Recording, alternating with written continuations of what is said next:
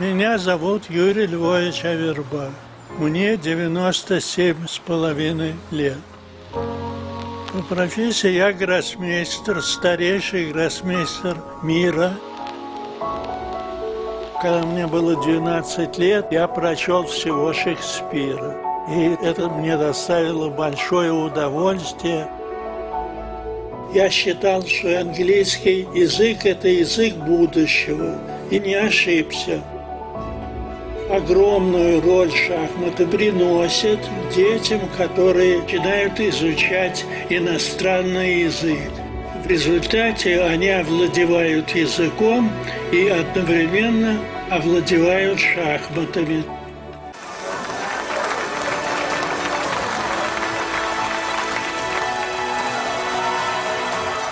Если ты хочешь оставить след в жизни, ты должен создать что-то. Надеюсь дожить до 100 лет и издать еще 2 книги.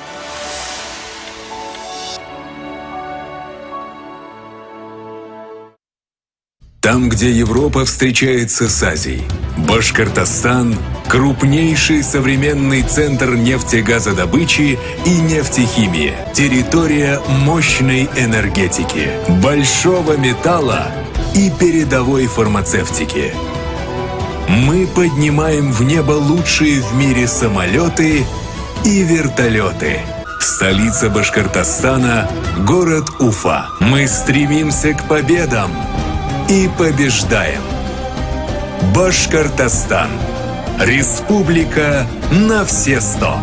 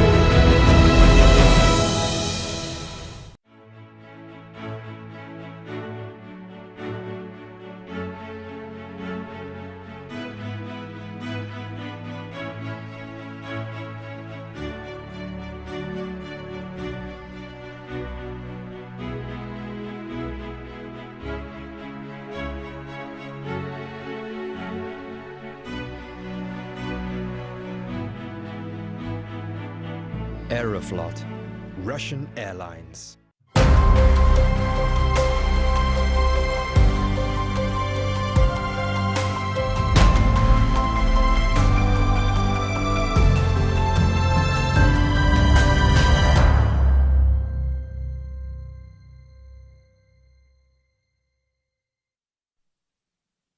Hello and welcome to Russian Superfinal Round 3.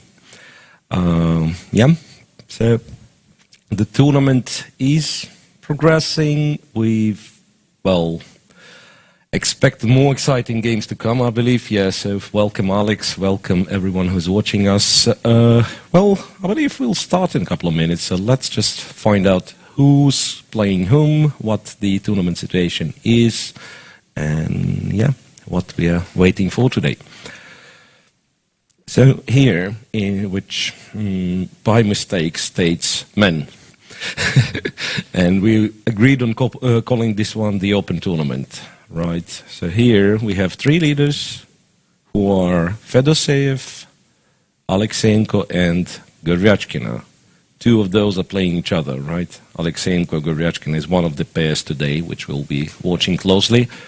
And the only player who didn't score half a point yet is Aleksandr Motilev, whom I just thought perhaps is the oldest, the most experienced one. Yeah, he is for sure. But I think in terms of the most experience, at least speaking of the Superfinals, I think Nikita Vitugov actually has played every single one of them. Could it be the case? I mean, except maybe the very first one. Yeah, Yeah, well, Nikita for sure. I mean, in terms of times one participated, right? Nikita certainly comes to mind as one of the most experienced players in the Superfinals. But not just, he's played a lot of them, but I think every single one of them, starting from 2005 or something. 2006 that's impressive. Right, so the pairs for today: Pavel Pankratov with Maxim Motilev, actually, Matlakov, pardon, not Motilev, we've just discussed, that's what we are expecting to be one of the interesting games today. Pankratov known for, let's say, aggressive approach, everything, and the opposition very classical, knows theory very well, Maxim Matlakov, Motilev with white against Andreikin, and then once again, a bit of speculation that this will pretty much decide Motilev's tournament's destiny, right? With white, I mean, some people would just try to make a colorless draw. He seems to be not that type of a person, but who knows, right? Yeah, I don't really expect him to do that, but I actually think this could be a smart decision to make. Then, perhaps the game of the round, Aleksandr against Goryachkina. I mean, in terms of curiosity, just find out how good Aleksandra Goryachkina is. I mean, we've already found out she is pretty good. She is pretty good, and to be honest, so far I think she is the best player in the tournament because she won a very clean game yesterday, and in the first round she was also winning at some point, I believe. So, very, very impressive so far. Yeah, Vidyugov, Fedoseev. So, Fedoseev, once again, one of the leaders, but today won't be that easy, right? Won't be that easy with black against Vidyugov. Once again, a game to keep an eye on. Andrei Yesipenko against Alexander Pretke. Could expect, Yesipenko trying to win with white. I mean, why not? And then finally, Alexander Rakhmanov gets his first white in the tournament against Maxim Chigaev. I expect something like A3 from him at some point. Really? Since he likes to move A6 as white so much. No, not on move 1, though. Maybe on move 3, Yeah, okay. In the women tournament, we have 3 leaders. Absolutely the same situation. 3 leaders, same result, 1.5 out of 2. And, at least here, all the players scored at least half a point. We don't have anyone with no points. Right, so Kashlinskaya, Gunina and Ovod leading the tournament. On -1 we have Alisa Galyamova, Bodnaruk, and who else? Natalia Pagonina, that unlucky endgame yesterday. Right. So the pairs for the ladies, Giria facing Ovod, Guseva with Shuvalova, Kashlinskaya Gunina is something to watch. Garifulina Bodnaruk also could be quite interesting. Alina Bivol with Alisa Galyamova and Natalia Pagonina with Daria Voit.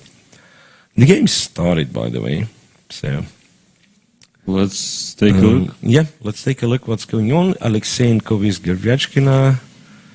No analysis board yet, but I can tell you 1d4 was played, and it's already maybe not a huge surprise, but quite a bit of a surprise from when we are talking a move from Kirill Alexeyenko. And only 3 moves played, and already quite a bit of a dialogue. D4, knight f6, c4 e6. Alexeyenko says, no, I'm not afraid of Nimzo, so he goes knight c3, and Goryachkina spending a couple of minutes went d5. Yeah, if this move order, bishop e4 is, I think, by far the most popular move. But right, if you play in the QGD, I think it's. There is some difference, but not a huge one, right? So if you find in this type of position, you can still play d5, of course. Yeah. It's just interesting that, to some it would seem like, a bit of concession. So I was trying to scare you with bishop b4. You were not scared, so now I'm scared myself, right? I didn't play bishop. But seriously, to discuss, the only benefit of kind of straightforward moves order would be that you could play bishop e7 or, Rachmanov a6, of course. A6, that's by far the strongest. But this is Goryachkina who played knight f6, e6, right? Yeah. So So knight f6, c4, e6, knight c3, and yeah, she played. She was the one who was trying to scare white, right? So c takes, bishop g5. So now we are talking. By the way, so one more thing to mention, that knight d5 is still a move, right? I mean, I don't think it's refuted. I mean, there've been some really interesting games with rook b1, I think. Yeah, that's what they do, and so on and so on. a3 is a move as well. Yeah, a3 is the move. So basically, white is trying to make a difference compared to the usual semi-Taras, right? So that is like rock solid already. Some people know how to make a draw in every single line. Here, rook b1 after c5, rook b1 or a3 looks kind of more ambitious in a way. Yeah, c takes, e takes, bishop g5, c6. Nothing wrong with this Carlsbad, really. Not at all. I mean, I guess sometimes the move order is the first move d5, second e6, and then the third move is bishop e7, just to avoid this kind of stuff. Yeah. But yeah, I mean, this is obviously fine for black, so... Yeah, so what they do nowadays, e3, right, bishop e7, or... I mean, you can still go this bishop f5 thing, which I don't think Goratkin is going to do. Probably not. I mean, that endgame is too passive for black in my opinion. I don't really get the popularity of that bishop f5. Yeah, the endgame we are talking about is that, right? The bishop takes, queen takes, exchange, and I think at some point there were a lot of games, and most of them draws in correspondence. I mean, in so strangely, it was. Sometimes it's really interesting. I mean, the way they are picking the openings in correspondence chess, because there is quite a number of guys who are looking for, very unbalanced position when you can kind of trick the computer, right. Long-lasting attacks, long-lasting compensation. And then you have a class of players who still play like a boring, solid stuff. I mean, which is probably good in terms of results, but come on. Yeah, what's the point, right? yeah, you use the computer and you play, basically to neglect any tactical possibilities. So c6, e3, h6, which is, okay, I wouldn't say something really unusual, but... I think it's been a trendy move recently. Ah, really? Yeah, and actually, Firuja played a bunch of games. What do you do there? We just go bishop e7. I mean, there are some other lines as well, but the point is, yeah, bishop e7 is on the board. Black's setup is actually... He wants to castle play knight d7 and b5. All right. So the one that we were talking yesterday, that some people apparently never heard of minority attack and stuff. Yeah.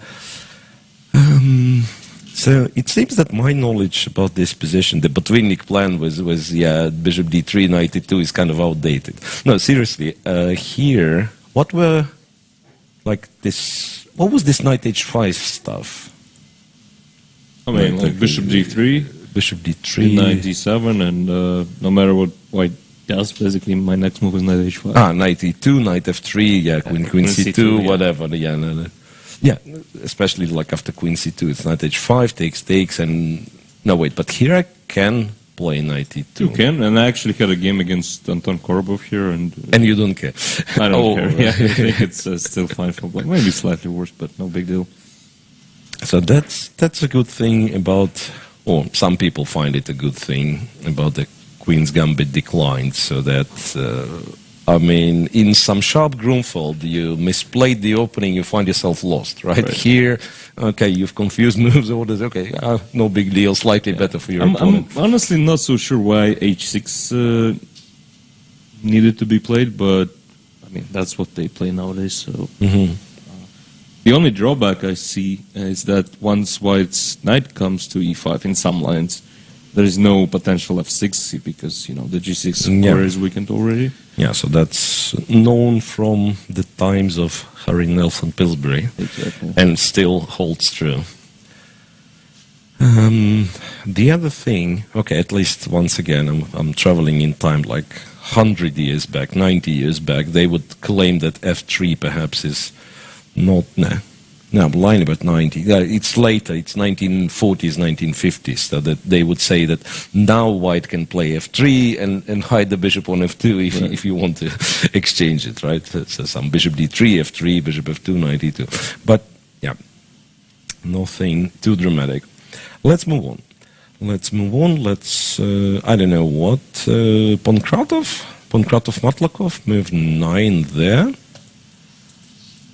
And I said it'll be something sharp, something crazy. Not yet, or not on Pankratov's side at least.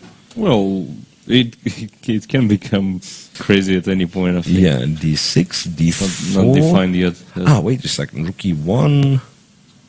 a4 is what they do, right? I think so, yeah. a4 is what they do. a4, so. rook b8, a5, right? This is Yeah. 4, rook b8, a5. And I still don't know why you can't take why you the can't pawn. take. Yeah. I think bishop takes. I understand that d5 wins. Yeah, this, whenever we whenever this position comes about, we keep discussing. Yeah, what happens if knight takes? What happens if knight takes? Right, always. Right. Okay, rook e1. What's there? Well, actually, it looks very logical, right? What's the problem? Why can't I play rook e1? Matlakov though did not respond immediately. So. I mean, this is interesting because if you castle, I think bishop g5 could be annoying a little bit. Mm-hmm. Right, and then. Yeah, typically you're not very happy with like playing h6, g5 when you've castled. Well, I think recently it's changed as well, but I mean, maybe here we can actually consider taking on g5, and it would be in the Pankratov style to sacrifice that piece. But even bishop g3, you know, so... Yeah, I mean, we can mention that those sacrifices, it's very common, like in the Italian, in Rui Lopez, and it all looks scary, but in fact, it's very, very concrete. I mean, you have to know. In some positions it works, and in some it just doesn't. In most positions, I don't think it works. So I actually played it once against Darius Verge, who represents the US nowadays. And yeah, from my side, it was like a pure gamble, and I quickly got a much worse position. So yeah, you need to know something if you want to sacrifice the piece. But here, if you go bishop g3, yeah, then I guess g4, knight has to move. And you'll have to take the on pawn. d4, and so that's the mess we actually wanted to get, right? Yeah, so if you take this, they take that, you take this, and then, okay, you can play queen takes, you might as well, can you do this? Because sometimes that's also the case. Like, they don't want you to take on f3 with the queen, and if you take, I mean, then you probably have to swap the... no, you can take on f3. No, that's nonsense. I mean, knight e5 is the move in some lines, but apparently not here. Apparently not here. Maybe bishop g4 was the same. This doesn't look good, to be honest. Even though, yeah, that's a bit of a stretch. Okay, Matlakov does castle. Yeah, I think bishop g5 is about to happen because I don't really see what else can win. Yeah, like e4 pawn is not hanging yet, so you can play bishop e3, but you don't need rook e1 for that, right? I mean, bishop e3 is kind of a move anyway. Knight d2, you drop the d4 pawn for no particular reason. I mean, h3 is a move probably, but h3 probably. Then I play h6, for example, and he's still struggling to make your next move, right? But logically, yeah, bishop g5 is by far the most straightforward continuation.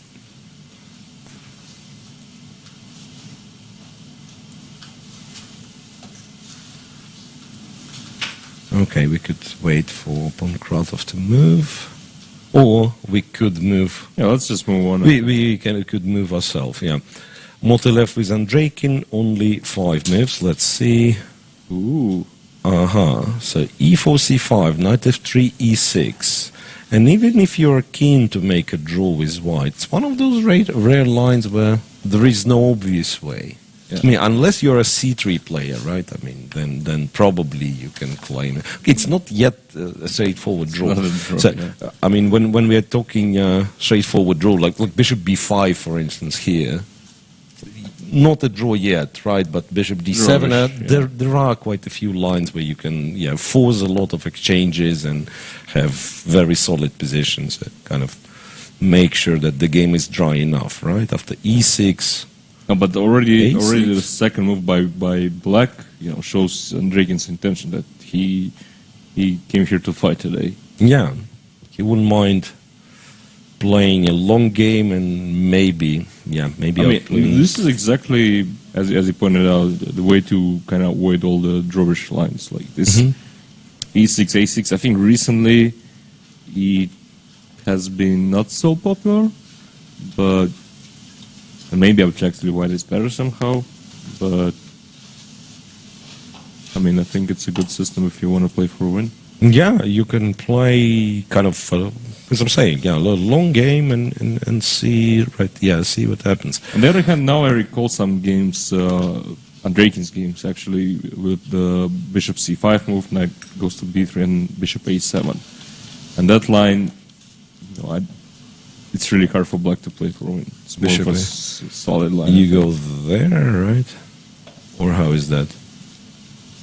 No, then knight f6. I'm always confusing. Here you don't go queen g4. Yeah, After bishop e7, yeah, you go queen g4, g6 back to e2. Here you just play queen e2 and bishop e3, right? Right. And this is considered to be slightly better for White and also quite solid, yeah. But knight f6. Knight f6, Knight f6. Is another indicator that no simple draw for White today. Yeah. Knight f6. What does White do here? I remember myself as a kid once playing e5 in this position, regretting it after a check. Yeah. Not a great move. Not a great move. Yeah. Yeah, I think the theory. I used to play this line like 10 years ago. So you can castle d6. Castle d6. Somehow you can keep this guy here. You can do some rook e1, knight f3. But if they play b5, yeah. Yeah, so not here. instead of d6. Yeah. Yeah, if they play d6, And instead you of knight probably f6 see. Yeah. C4, g6. This is how they usually play it. Knight c3, bishop g7, and then queen e2. Castle, rook d1 for some reason. And then you put the knight back to f3, bishop f4, and try to put some pressure on d6. It's a very strange kind of hedgehoggy position because, usually, I mean, this kind of Sicilians here doesn't matter. I mean, if it's opposite castles, if it's castle kingside, you typically look for something connected with kingside initiative. Here, no kingside initiative. Hold on a second. whatsoever.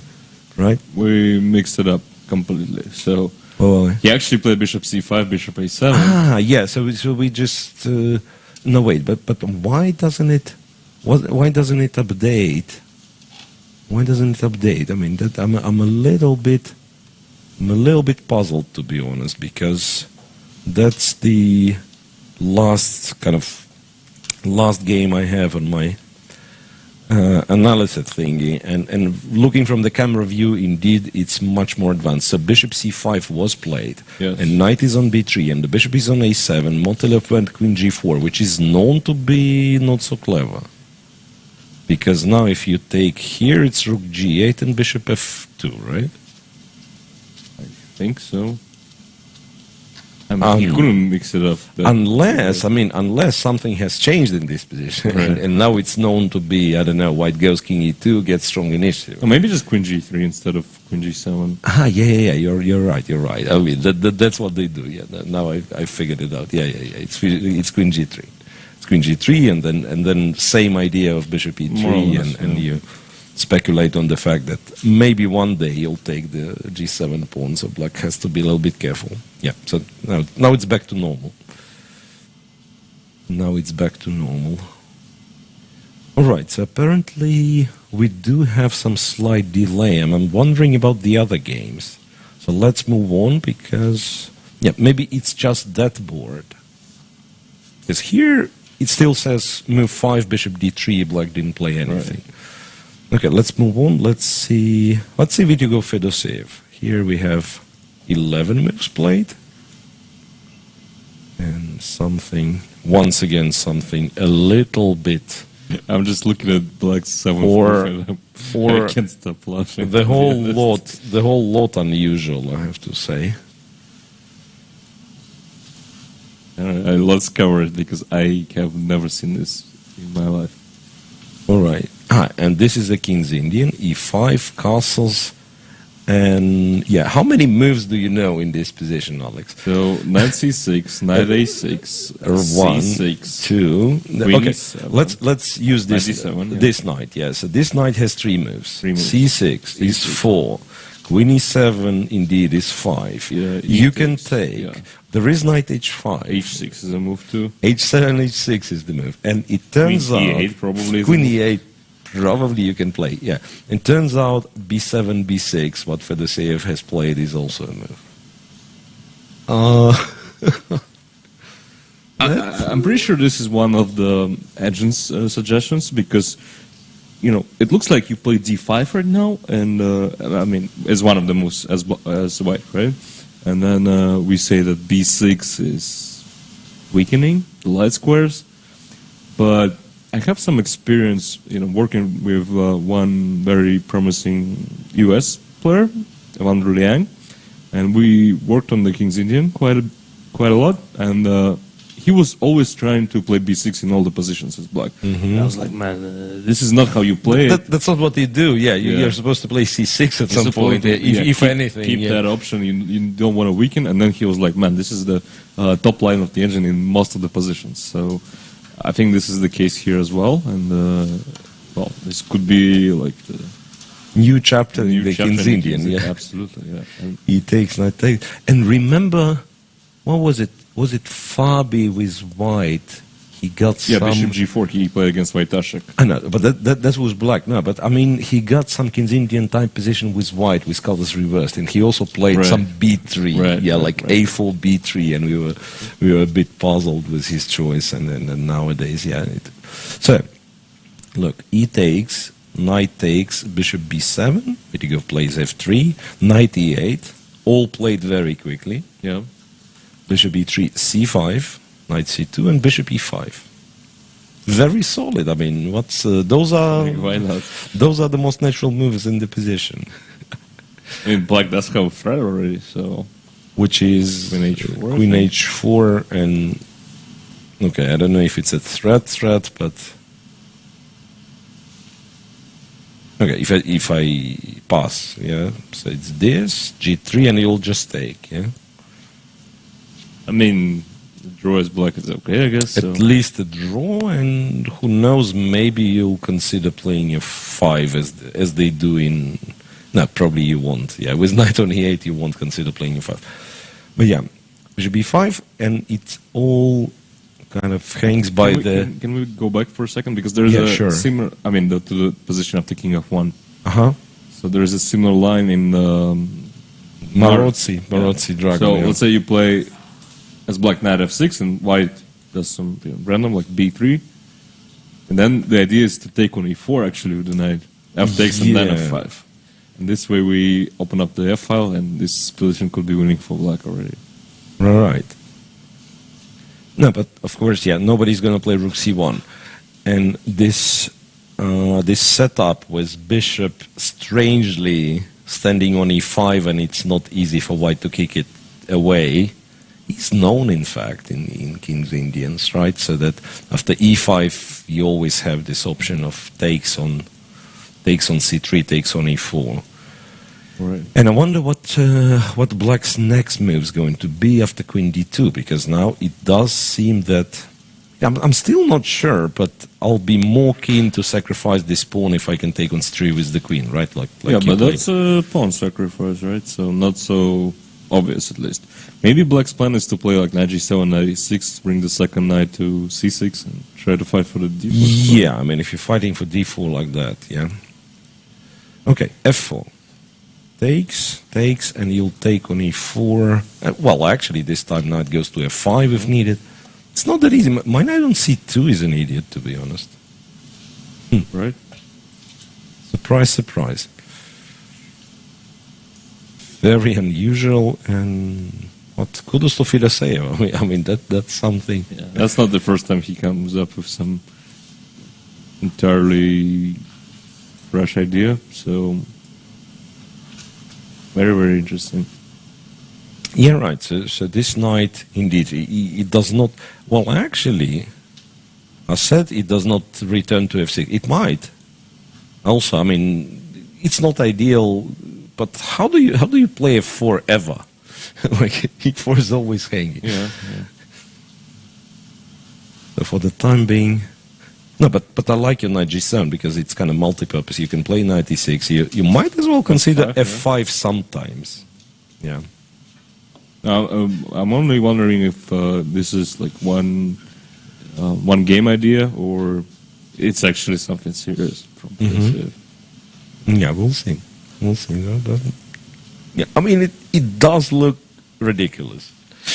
I mean, the set of move Black's playing.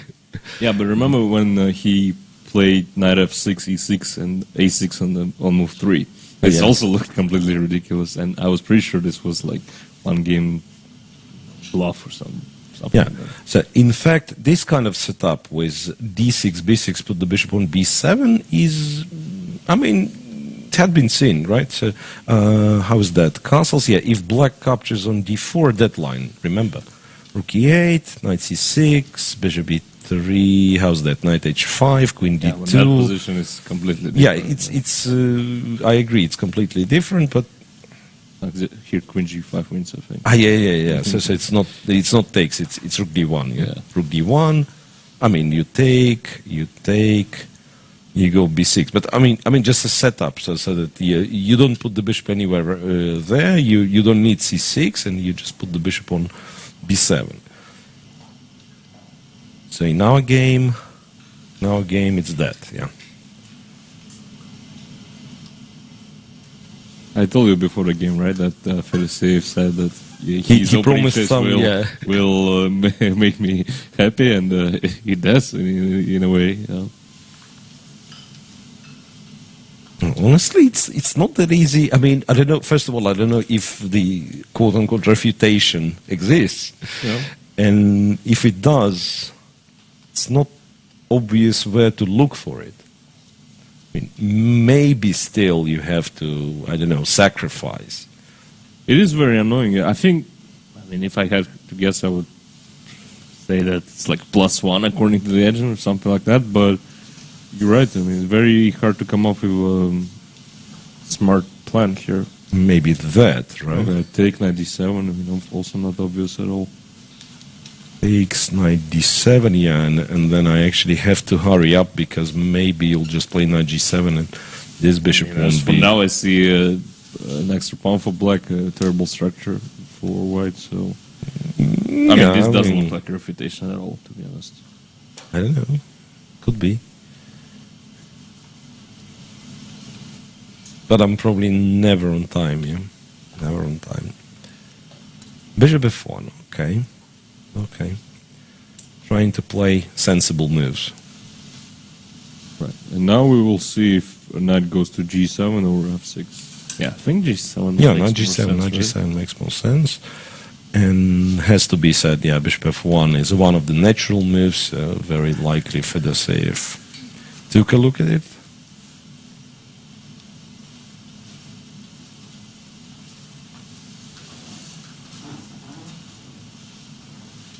Yeah, but once again, it's already a success, this opening choice, right? Nikita is known to be well prepared and everything, and to surprise him in such an early stage of the game with black is already a success.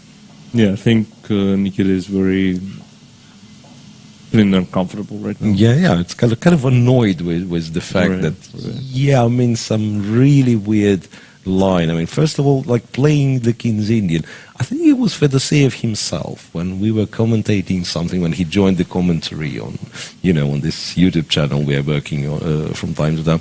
And he said himself that there are quite a few options where white gets almost a winning, mathematically winning position And I against, think I was against the arguing King's with him, Indian. actually, that- Against the King's Indian. And yet the guy plays the King's Indian, one of the weirdest King's Indians I've ever seen. It is extremely, like, everything black does is really weird, but maybe you can play like this as well. But yeah, but I mean, when you see b6, you're like, what? And then 98, and you're like, double what? And now it, And then all of a C5 sudden, is the same. all of a sudden, you see some kind of pattern, right? So that if black gets quite a few more moves in and plays what we were saying, like f5 or just gets the knights there and gets to d4, it's just a good position. Well, I'm a bit surprised that Fedoshev is taking time now, because bishop f1 feels like one of the most natural options for white, right? Yeah. So after bishop f1, you at least one would expect you to be prepared. Probably not the top line of the engine. Yeah, a bad move. Yeah, bad move. All right, let's move on. We still have 2 games that we didn't touch yet. Yesipenko is Redke. Could you guys play something a little bit more entertaining? Again, this. Bishop to g5, h6, bishop h4, bishop back to e7, bishop g3, both spending like tons of time. Castles, rook e1. I will never understand it. Why would we bring the bishop to g3? Where it can be exchanged if white wants it. Yeah. I mean, yeah, I know it's kind of popular nowadays, but so weird. Yeah, okay. So this we don't really touch till let's say someone plays something in the center. So it'll be. No, really, I believe we've probably both seen this line, yes, kind of early bishop g5. But what exact is the point? It's really hard to tell, yeah. a4, and who surprised whom as well, right? Both castle and rook e1. No, really, I mean, what happens? Or is he just trying to prove that... maybe knight c3 going here, right, and try to prove that this this bishop is not such a great piece. But it's not obvious.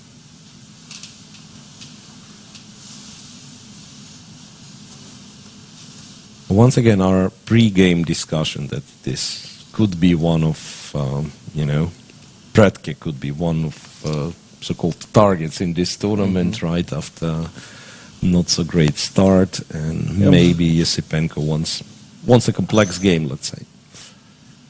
That's still, I mean... That's... Bringing the bishop to g3, well, I mean, he actually spends like 1, 2, 3 moves, right, on that maneuver. And you know what? I'm an idiot. Knight h5, knight e5.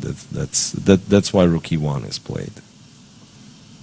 That's why rook e1 is played. Okay, yeah. I mean, even if not knight h5 immediately... Doesn't work, yeah. It doesn't really matter, I think. I mean, the bishop on g3 just looks... Not like it's doing much, right? Right. I mean, no, it's not like it's doing much there. Okay. So let them play.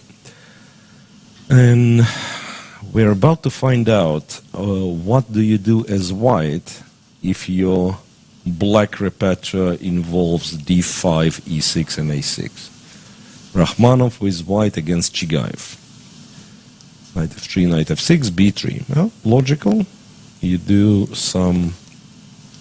develop some bishops on long diagonals, and so does your opponent. c5 for c5. And that's kind of a crisis because you don't know what to do next. Your opponent is able to repeat your moves unless you play d4, which has happened. Queen takes, d6, knight c3, knight d7, rook f, d1. That's a very, very, very strange position. What? Why it's a strange position? Because, I mean, maybe there's nothing strange. Maybe you just go back to d2. Let me try to...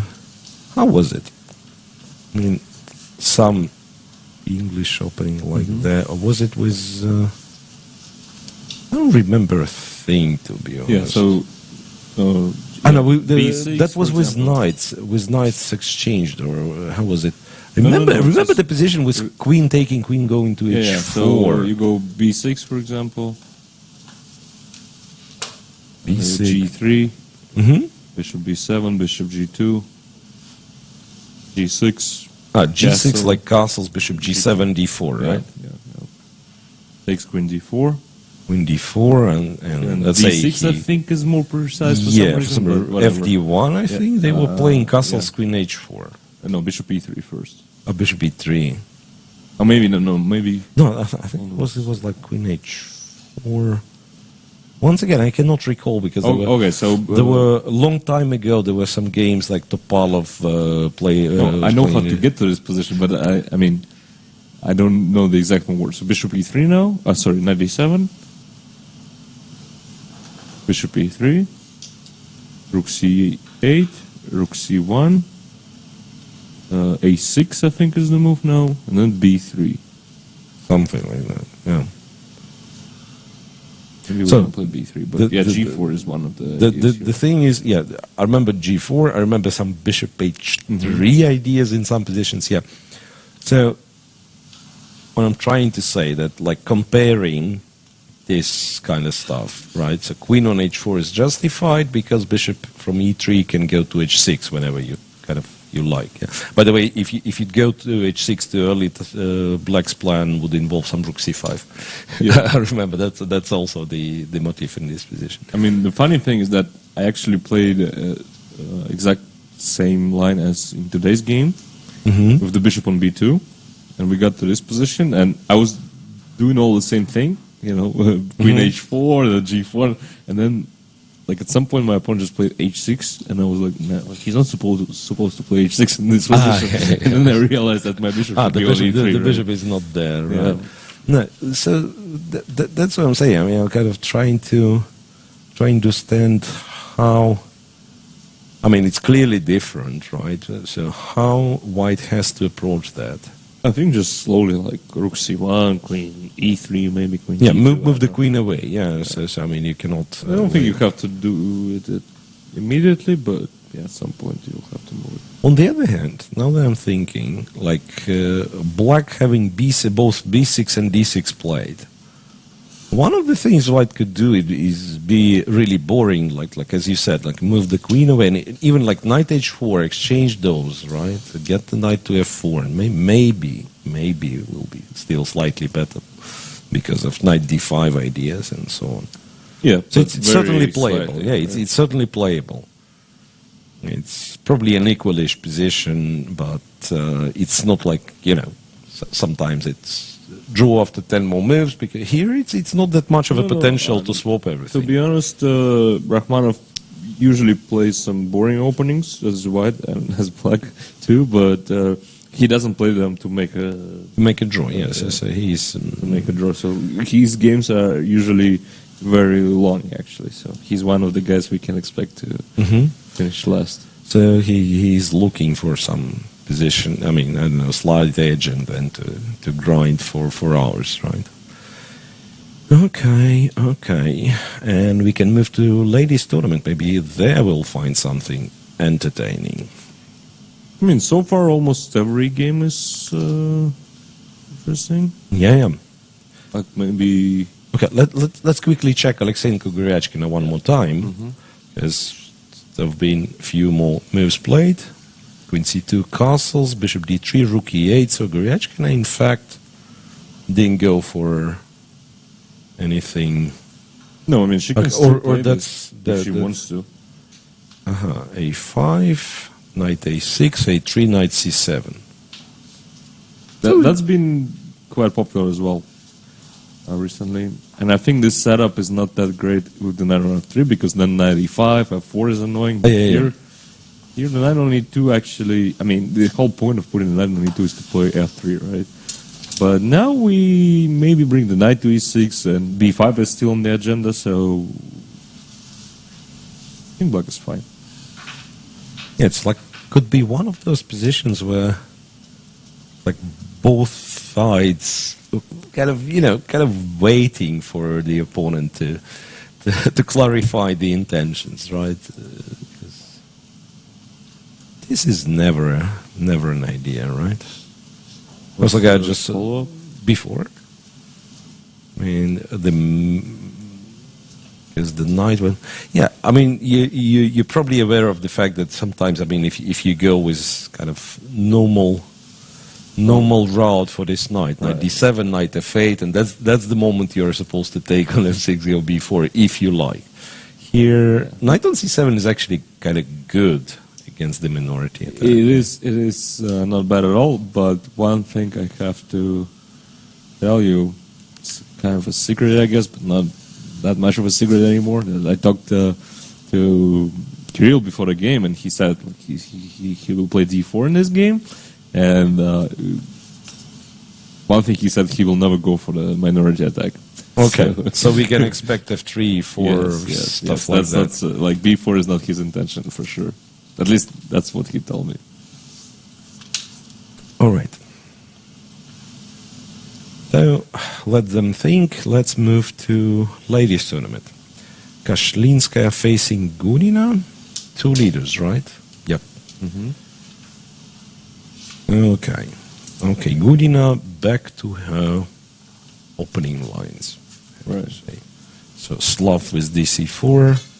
I remember Valentina playing it already like 10 years ago or something like that. Yeah, that's the main had a lot of success, and then in recent years she was trying different stuff, and it was hit and miss. I mean, some games were okay, and some games were not that much of it. I mean, somehow this line became one of my main lines as black recently. Like, I don't have that much experience, but this knight h4 stuff never really felt dangerous. Bishop c4, castles, knight d7, h3. Yeah, but black needs to be precise, and already a move like a5 might be not so precise, to be honest. Like, yeah, it's standard, but h3 is a clear sign that g4 is coming. Yeah, so a5 feels kind of something slow. that you want to do. I don't quite remember where you were supposed to be doing this, but there was the line where you either kept the knight on b8 or maybe go knight b6. Point being that after queen f3, yeah, I know the bishop's hanging. Not to play g6, but to go queen d7, to be able to go queen d7, because kind of, you know, g6 sort of weakens the king's side. Not sure. Okay, a5, queen f3, g6, g4. Swapped here, queen e7, king g2. Because now it's quite easy to imagine, right? Give white a few moves, and white will be much better. I mean, a lot of kind of central influence with all those pawns, the h-file. So black has to react here and now. This is some prep from Wojtaszek, I guess. Quite likely, yeah. Quite likely, and looks very, very unpleasant for black. Yeah, well, actually, I'm looking for a move, and I'm not sure. Like, already a5 feels wrong, so.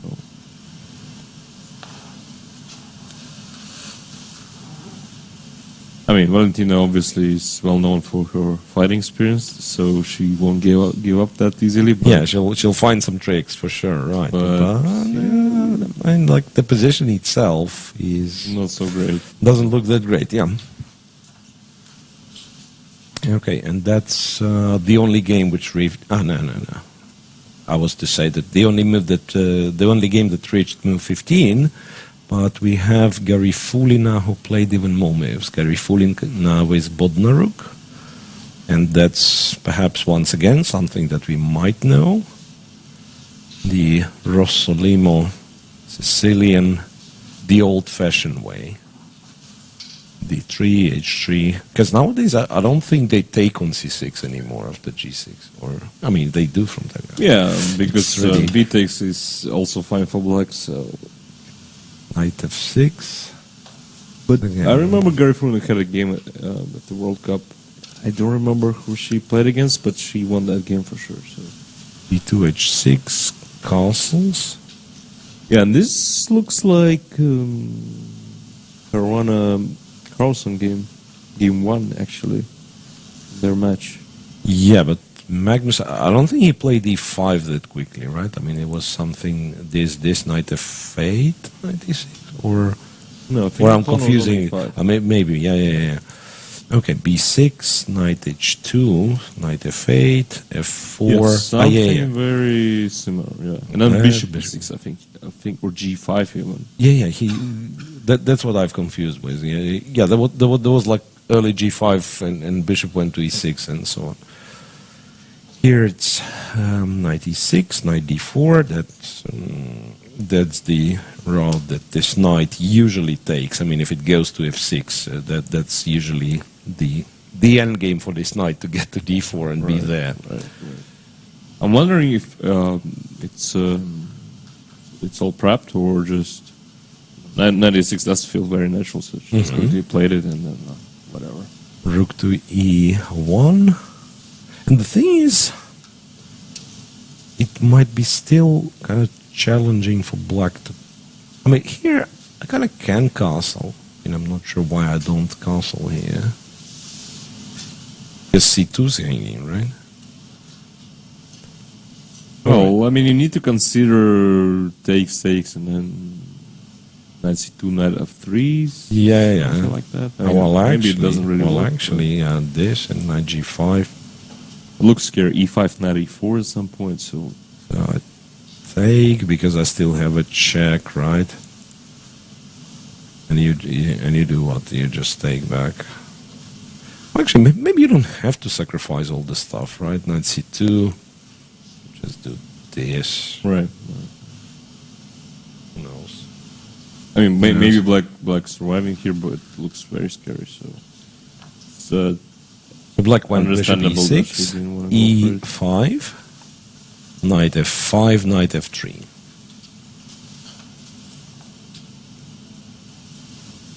All right. So dumb question: what was wrong with bishop takes e5? Maybe not so dumb. The answers, I'm not sure. Yeah?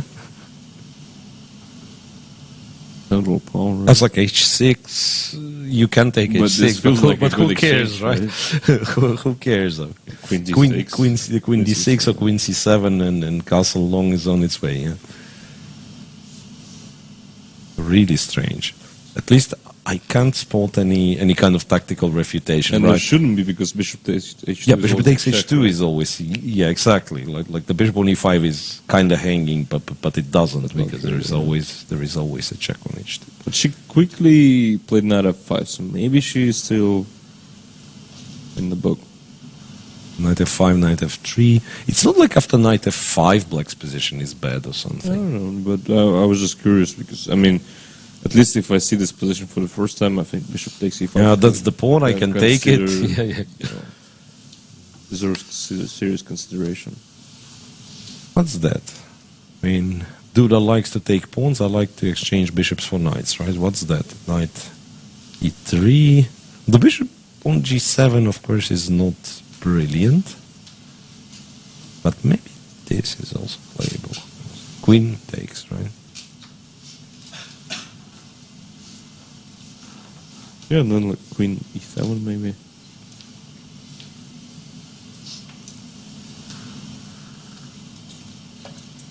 Yeah, I got a feeling that after I've exchanged the bishop on e3, I can more or less safely castle Castle short. long as well? Castle long, yeah, depending on what white does, like very next move. Castle long might be an option. Let's queen e7, knight e4. I'm not sure Castle how good castle long is. Yeah, and after Takes knight d6, you just take twice and say that you don't care, right? compensation. Yeah. Might be right, yeah. Bishop to d5, and even this is, I mean, I don't know. Perhaps the engine would say that We don't understand it. I mean, I'm not even sure if the engine dislikes it so much for black. Pawn and bishop pair, so the only tricky move is 95, but you don't really have a threat, right? So. Yeah. Yeah, and then, you know what? After this check, you can also just go, because bishop e5 is sort of a threat, and if something, I don't know, something, if this knight goes away, there is also like queen d6, bishop d4, swap the queens, and then win the d6 pawn. So maybe king b8. I mean, not sometimes, but very often, you cannot really tolerate the knight on d6, so you have to take it immediately. Here, I'm not so sure. Right, and anyway, we are looking for some extravagant play for black, right, like for with castle long. Yeah. Okay, so that'll be interesting, and perhaps it's already clear that it's not prepared. Now Bodnaruk start thinking, and Garifulina, if I remember correctly, she was playing very fast when in general, yeah, when she knows the line, she plays very fast. So she's also out of book. Yeah, I mean, feels good for black, right? Mm-hmm. Yeah, I'm still surprised with this e5 thing. Okay. What do you actually do? I mean, we know that knight e6 wasn't the main move, but I don't really see any problem with that. Maybe knight d1? No. Would it be an idea? It's strange. It is very strange. Yeah. It's a very strange position. The feeling is like the whole f4 thing. It makes sense where black is already castled. Then at least I know what to do, right? Right, I mean, but that's been the main plan for years, and I don't think white has anything else actually. I mean, another idea is to play for a3, b4 somehow. I mean, not here, but like a long time ago. You could. Sorry, not a. I mean, a4 is just a move. I mean, you can if you like. Yeah, a3 here. Probably black just doesn't pay attention, right? But I mean, instead of playing for f4, you can play for a3. Yeah. But that's another story. That's right? another story. A3. And yeah, and I think 96 before, and some. Is the like a 5 here? I think that's what Magnus played against Van Gaal. Yeah. Looks. I mean, once again, looks familiar. Mm-hmm. Yeah, it's very sharp and very often could be. I mean, it is a double ace position. Yeah, but recently, I think, as you said, they don't really take on c6 and try to do something else as white. Okay, so the bishop on e3 is taken, and now Garifulina will figure out next. Okay. So let's just go check other games. Giria is Ovod. Interestingly, Ovod, I'd expect her to be like one of the underdogs, but so far she is on 1.5, and also the game that she made a draw, she's close to winning. And, I mean, she's actually one of the most experienced players in the field. Maybe the second. I mean, do you know her age? I mean, could you guess, maybe? Because I was really surprised to know her age yesterday. I learned it yesterday, and I was really surprised. No, I'm not sure. Like older than 30, I would bet. Yeah, but 38 actually. Oof. Yeah, so I was thinking she's like 32 or something, but she's been there for a very long time. So you have Galamo, obviously, who played as we discussed. I mean, she was like 25 plus rated before most of the players were born. Yeah, right. And then Owen must be the second most experienced player in the field. Yep. So she knows what she's doing.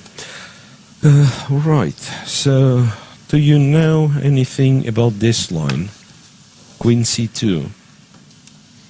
Well, that was played in the game Dubov Isipenko from the previous Superfinal. c5. And d takes c5. And why do they play d4? Well, because I mean, Queen A5, I think, is the main move. Yeah, that's exactly what I wanted to say. Yusupenko also played D4, I think. So This, right? This. I mean, some lines like that. like should be equal, but I mean everything it should be equal, right? After C5, you also have this, this, this, this, this, and I mean, it's not like this position matters or something, but there is a game in database Miro with Anand. I mean, I just want to mention I've played it something 15 years ago against back then the world champion. So you must know this line. So I know a little bit. Yeah, no, but strangely after DC5, I don't really remember anything about D4. So it wasn't around. This move, I mean, obviously, it does look kind of natural. I think. I mean, at least very principled, and I believe Dubov played B4 in this position. Yeah, that's what I'm thinking. Like you have to be very ambitious, very aggressive with white, right? Because what was done in this game, knight c6, bishop g5 captures, e5, a3. Why exactly white is happy with this position? I don't know. Not clear, right? Don't think she is, and judging on the time situation, looks like. I mean, she must have prepared Queen C2, but did she forget to prepare Against D4? I mean, I don't know. And hang on, how's that done?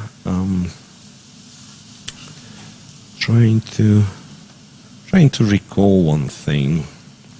Castles C5 takes A3. Is it? Yeah. The line? Yeah, knight C6. Because there is also some position when you allow D4. No, it's not knight C6, it's A5. Yeah, but then you can go knight C3, and after D4 you put it on A4 or B5. So it's a lot different. Yeah. So now with the knight on D2, A3 and A5 was just played, by the way. Yeah, I mean, feels very comfortable for black.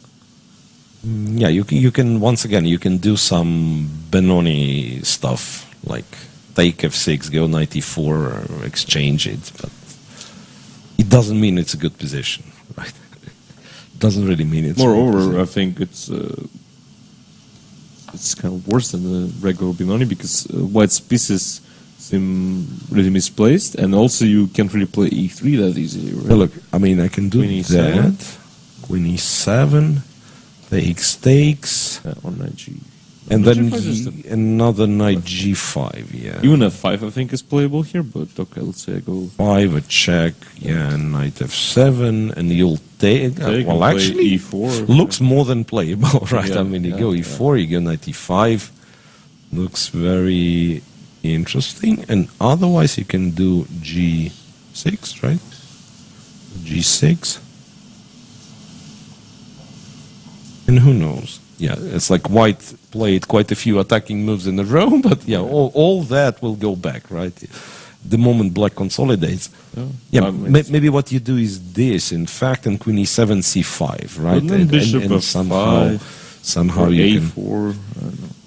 Even this position feels fine Yeah, for black, it's kind of a no, but I'm not questioning the fact that position is fine for black. I'm just trying to find some play for white, because if you give black a couple of more moves, you'll just gonna be steamrolled without that. But this does look very natural. This line. Yeah. All right. So Gira thinking actually, clearly not. Not in her book, but she does play bishop f6. Kira impressed us yesterday, spending a lot of time, but seemingly finding kind of a computer line to which Shabalov was prepared. Yeah, bishop f6 played. Any chance you take with the pawn? No, even here it doesn't seem to be like a good idea. Right. Yeah, queen takes already played.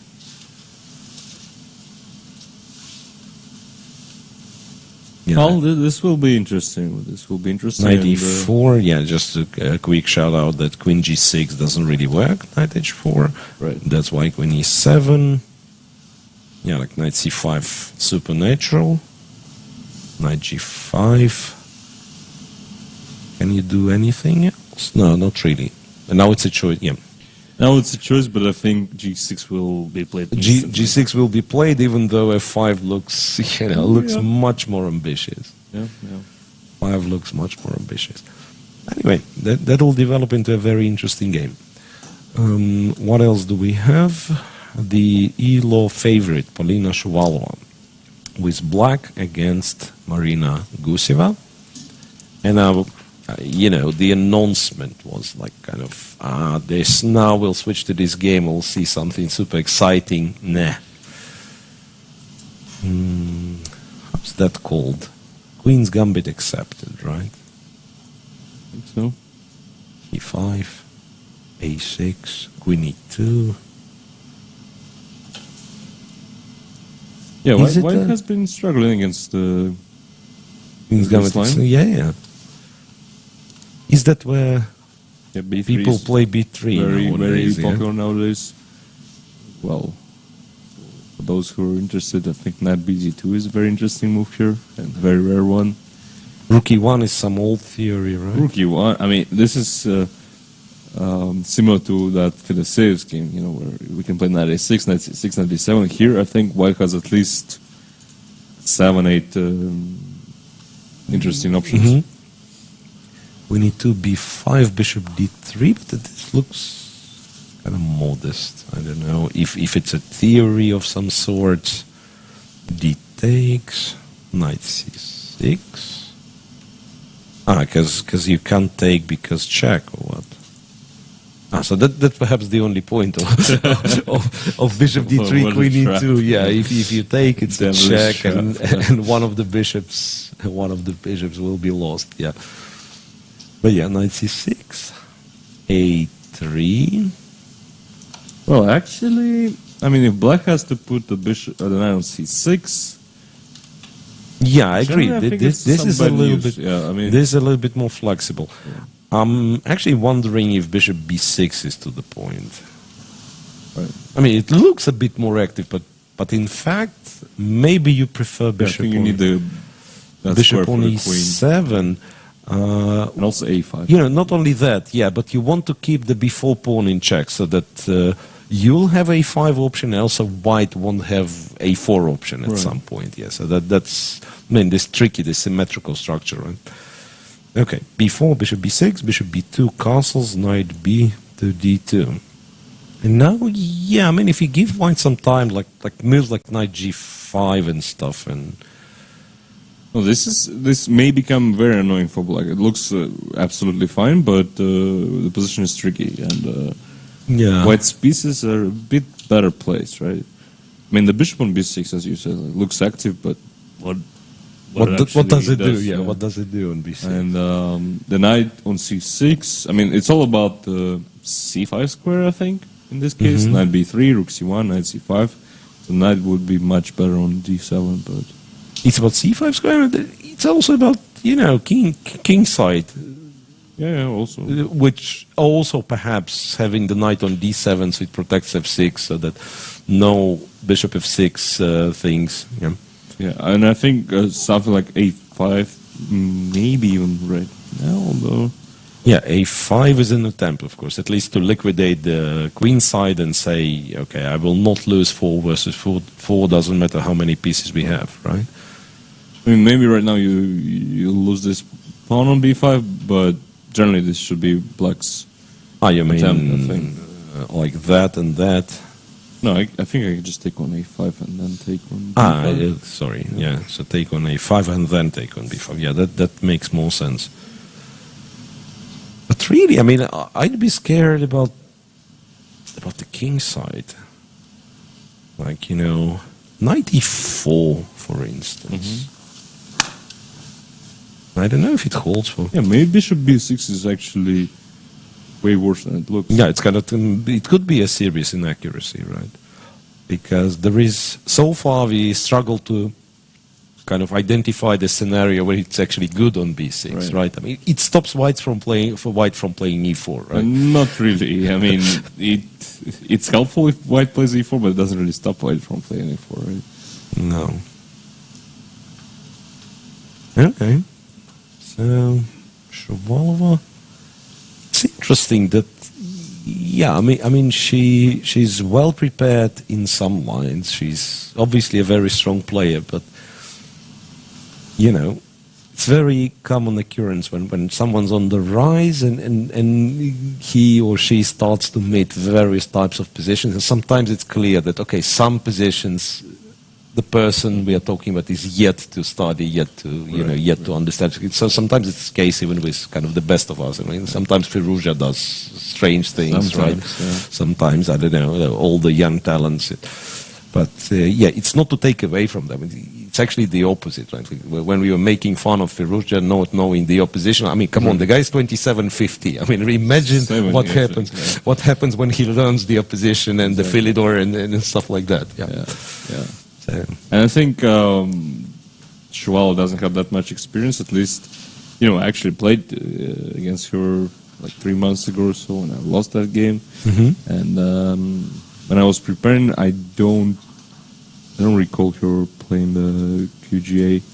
So yeah, maybe she just doesn't have that much experience. And Bishop B6, I guess, kind of looks more natural than Bishop B7. So that explains her decision.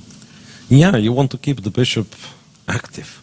Yeah, right. And only then, when you know what's coming, maybe you reconsider. You go to E7. It's one of the few positions where actually those subtle differences, when you end up with the bishop on E7 or D6, the knight on C6 on D7. The other one is with hanging pawns here, hanging pawns there, and also like some people put the bishop on E2, knight on D2, some bishop on D3, knight on C3, and all makes difference, and you have to act accordingly. So that's one very subtle but very interesting position. Okay, we can move on. Kashlinskaya, Gunina, there have been moves. Not impressed. Rook F8, Rook H1, Knight F8, so black switches to some sort of defense, which doesn't necessarily mean it's too bad for black. Yeah, but not ideal, right? This is what I want to play, but it doesn't work, yeah? How about G5 first? 5. Knight E4, I just take on F7. Knight H5 is what I have to do. And then just play E4, right? Not to mention, right? Not to mention, this is kind of attractive. Wait a second. Can I? No. Okay, what if I just develop Bishop D2? Just add the rook here, yeah. or maybe Rook H3, Rook H1, just double on H5. Where's the counterplay? Where's the counterplay? Maybe the knight goes to E6 anyway. Yeah, and maybe to G5, and maybe I'm hoping that something will happen on this squares. Yeah. Alright, so a little tricky. What's worrisome for black is the fact that Alina barely spent any time, and she's very serious, very responsible player usually. So that means she knew it till, I'm afraid, till that moment or something. I mean, for sure, she was aware. And if she knew it till that moment, that means that probably she knew it further on if black would play. No, I think she just sees the +1 evaluation after King G2, and she's this is the move where you usually stuff, King G2. Yeah, King G2. I understand the plan. Yeah, rook goes here and everything. Right. So I expect her to spend quite a lot of time here, because this is basically the first moment she actually has to think. And there is something to think about, right? 5.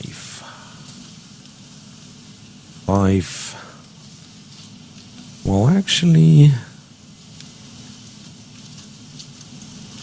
I mean, this probably is a playable position. Rook h5, queen h5. It's just that, do you really need a playable position with white here? You probably want for more, I mean, you want more, right? I mean, you don't want to give up the exchange for some unclear compensation, I think. Do you want to give up a pawn for some unclear compensation? If I take? e4, you take this first, right? Otherwise f7 is hanging. So you need to take this. And then Queen takes. knight takes is... I don't see how to refute it immediately, but it is Rook e1 pretty scary. Yeah, rook e1. There's also bishop a3 thing. Yeah, so you have to take with the queen,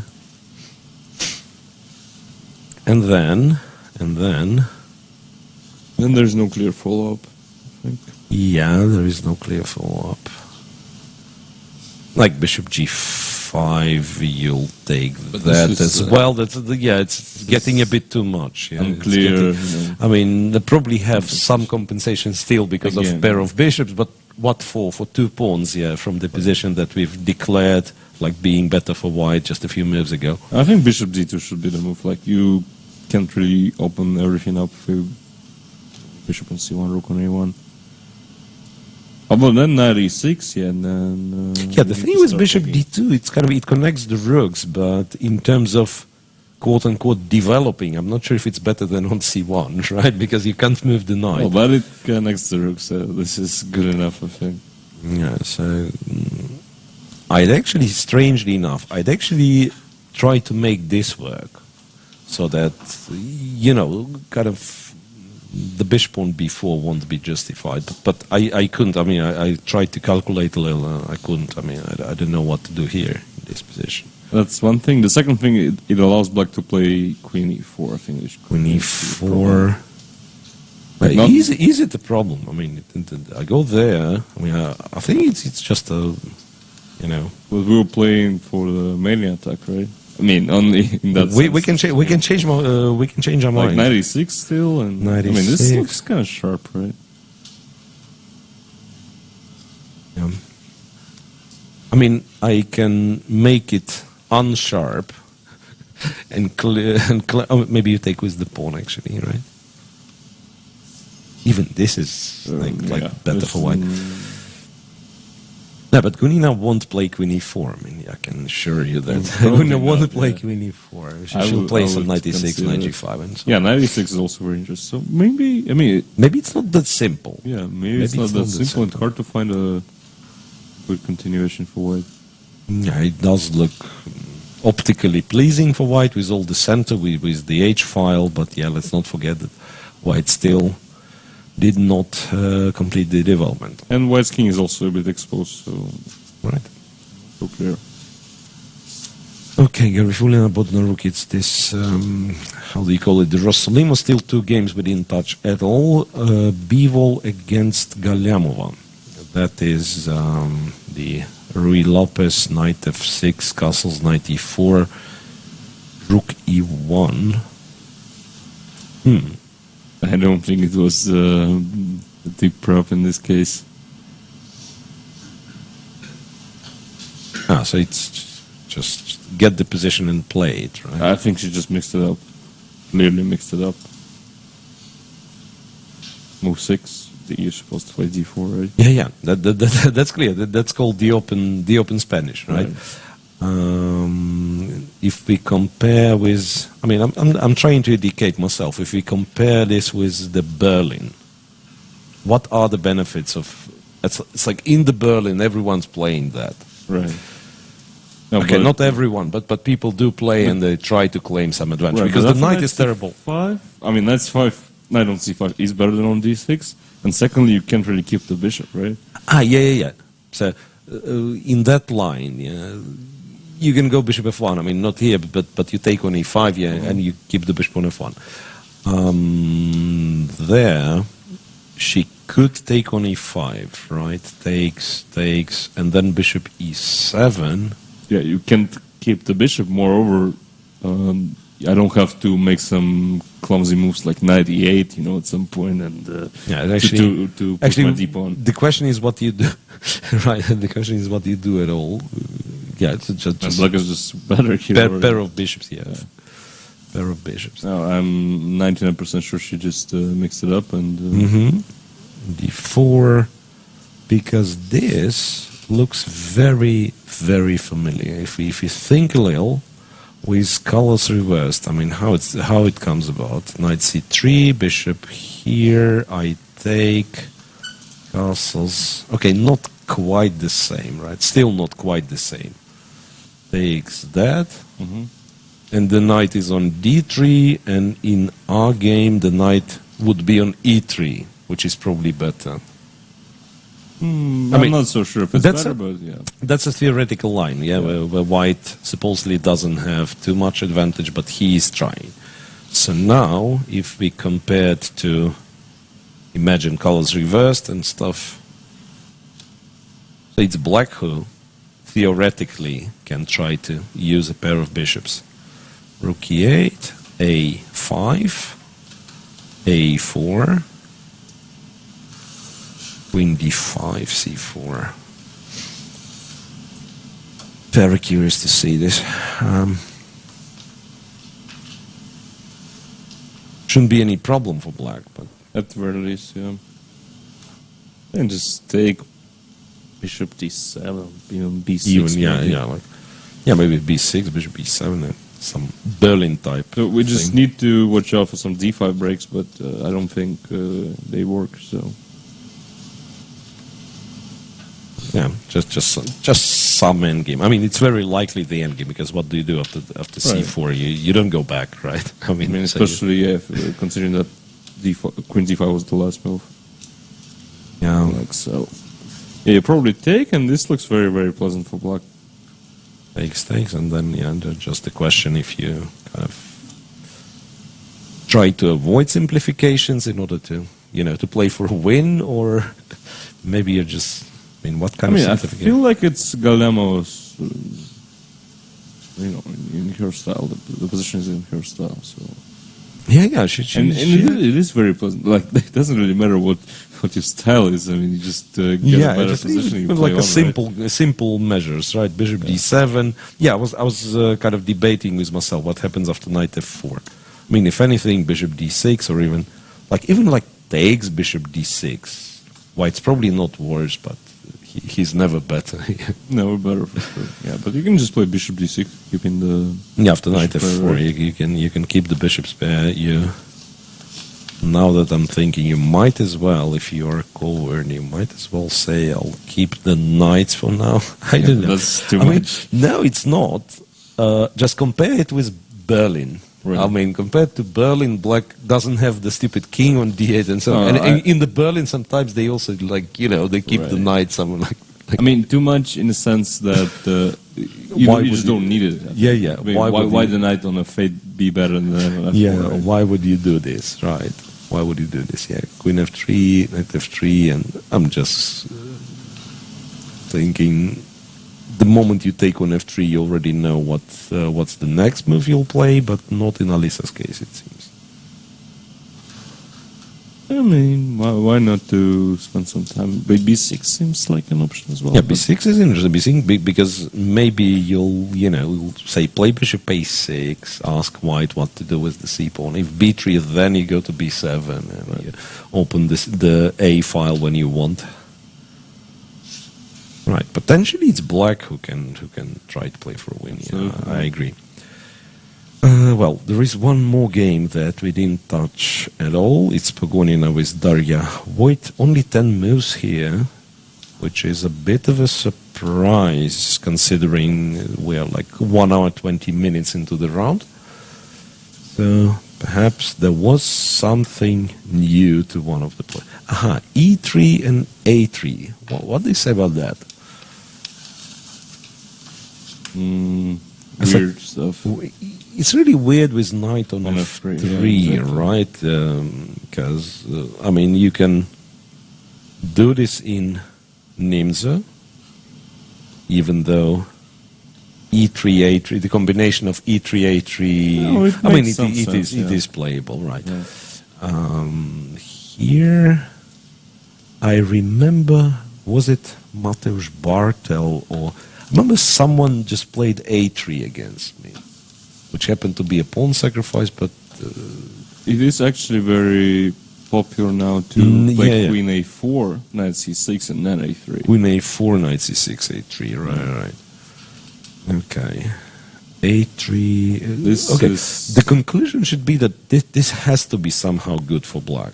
I mean, good in a sense, not like black's winning or something, but black should get a comfortable position without too much effort. But isn't it just transposition? I mean, if white plays sort of A4, bishop D3? 5, bishop D3, transposition 2. Let's say Queen C, like the old main. Yeah. So we are talking, wait a second, bishop B4, as a E3, castles, bishop D3, C5, castles, knight C6, A3. That is Yeah, and like that takes- all takes the Queen C7, yeah. Botvinnik, Capablanca things and so on, yeah. But with this specific moves order, it seems that could it be that black could do something a little bit smarter than that? B6 comes to mind, right? B6. There is also the thing I was really amazed. I mean, it comes from the other line, but C6 move, which looks ugly. The point is like I'll play B6, Yeah, bishop yeah. A6, and whenever you take CD5, I'm planning to take CD5. So this kind of things. Because C5, yeah, C5 is probably a transposition. Nothing wrong. Queen to A5. But A4 already also. Yeah, A4 is ambitious, yeah. Queen to ambitious. A5, bishop D2, Queen C7. I'm not sure if bishop D2 was needed or forced or whatever, but if white needed to play bishop D2, then I wholeheartedly support Queen A5. Okay. Yeah, the bishop, because this bishop goes to A3, I don't know, if the C takes goes to B2, never seen it on D2. Queen C7, Queen C2, B6. Yeah, as we said, has to be good for black. Has to be very good. I mean, especially now with bishop T2 and Queen C2 is also Yeah, like kind of a weird. really weird mix is what white has played. Yeah. Yeah, A4 is not a bad move per se, but yeah, like the combination of A4, bishop on D2, queen on C2, not doing much. Yeah, Yeah, I think white is fighting for equality here.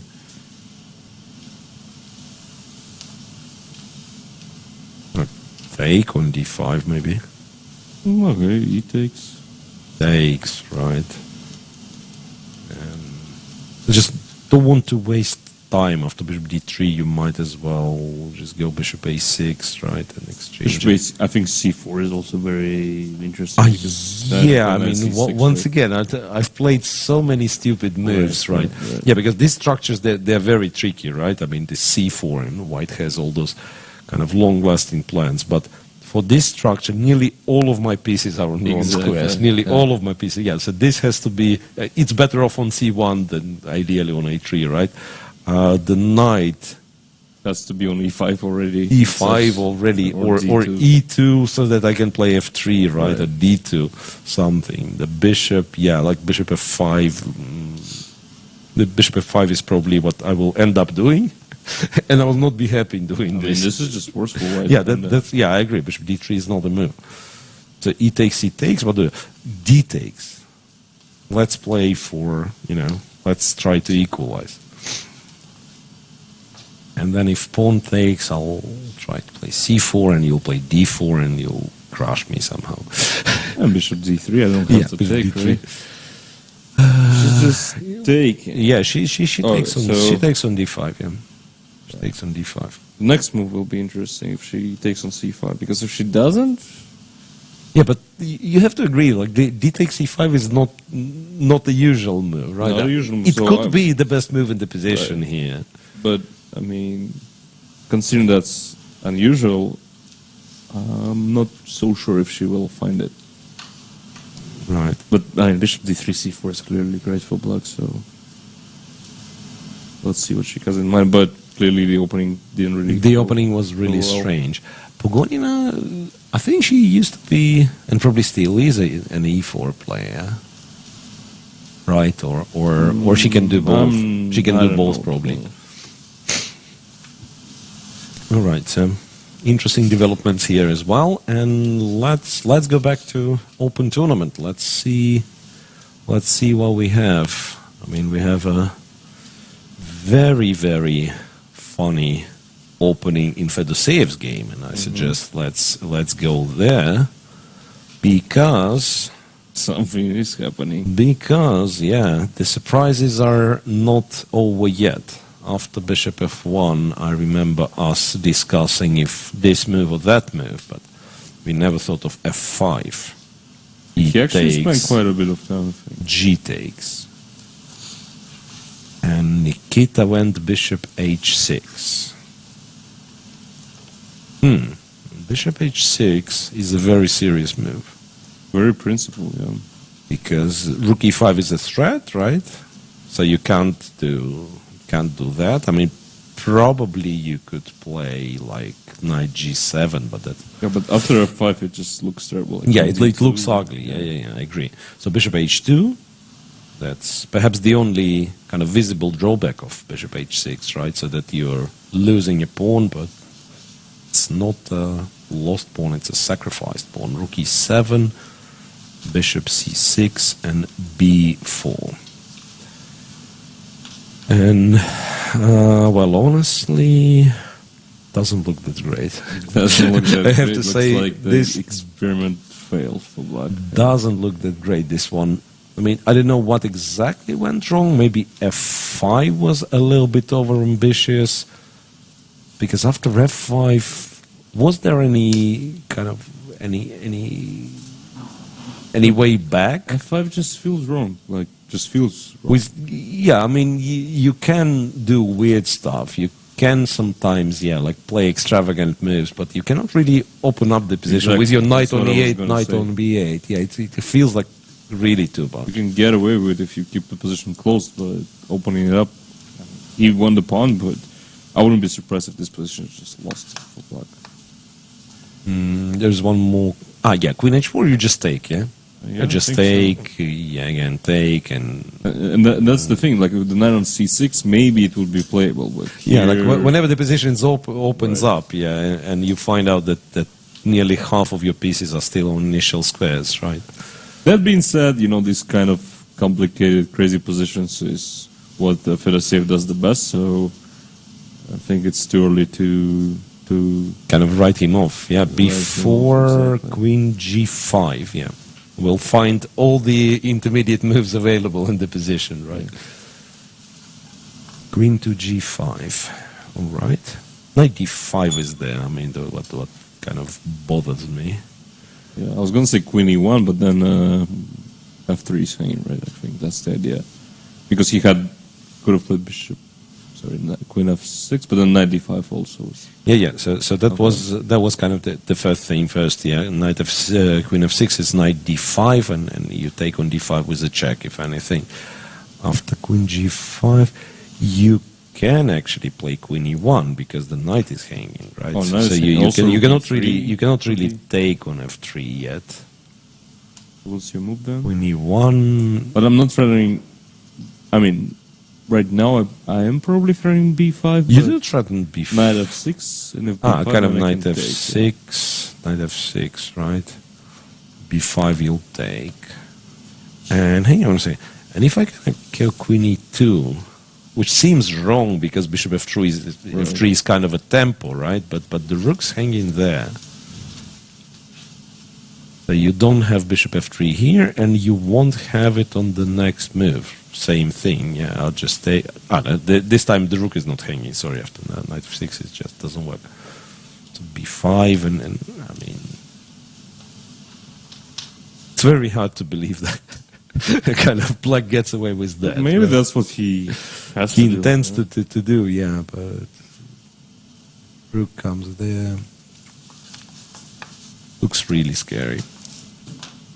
Looks really scary, and regrettably, I mean, I don't know how this game finishes, but if, let's say, it goes bad for Fedoseev, we can't even say that Vitigov refuted the line, because everything, any damage that Black done to his position was done by himself, f5. I mean, starting from move 3, I guess. Move 3. Move 2. Move 2 is you okay, mean, move 3, yeah. d5 is still very solid, yeah, it could be. But Fedoseev can play the ground foot, right? Or I don't think he has much experience there. He has a great experience in the King's Indian, actually, as Black. I mean, we played countless games. When I was white, he was Black, and King's Indian struggles, but he hasn't really played it recently, and I don't really recall a lot of Greenfield games from him. right.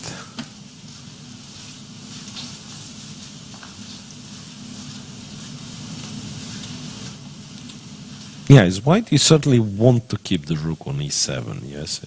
Right, but your move knight d5 also seems Knight reasonable, right? d5,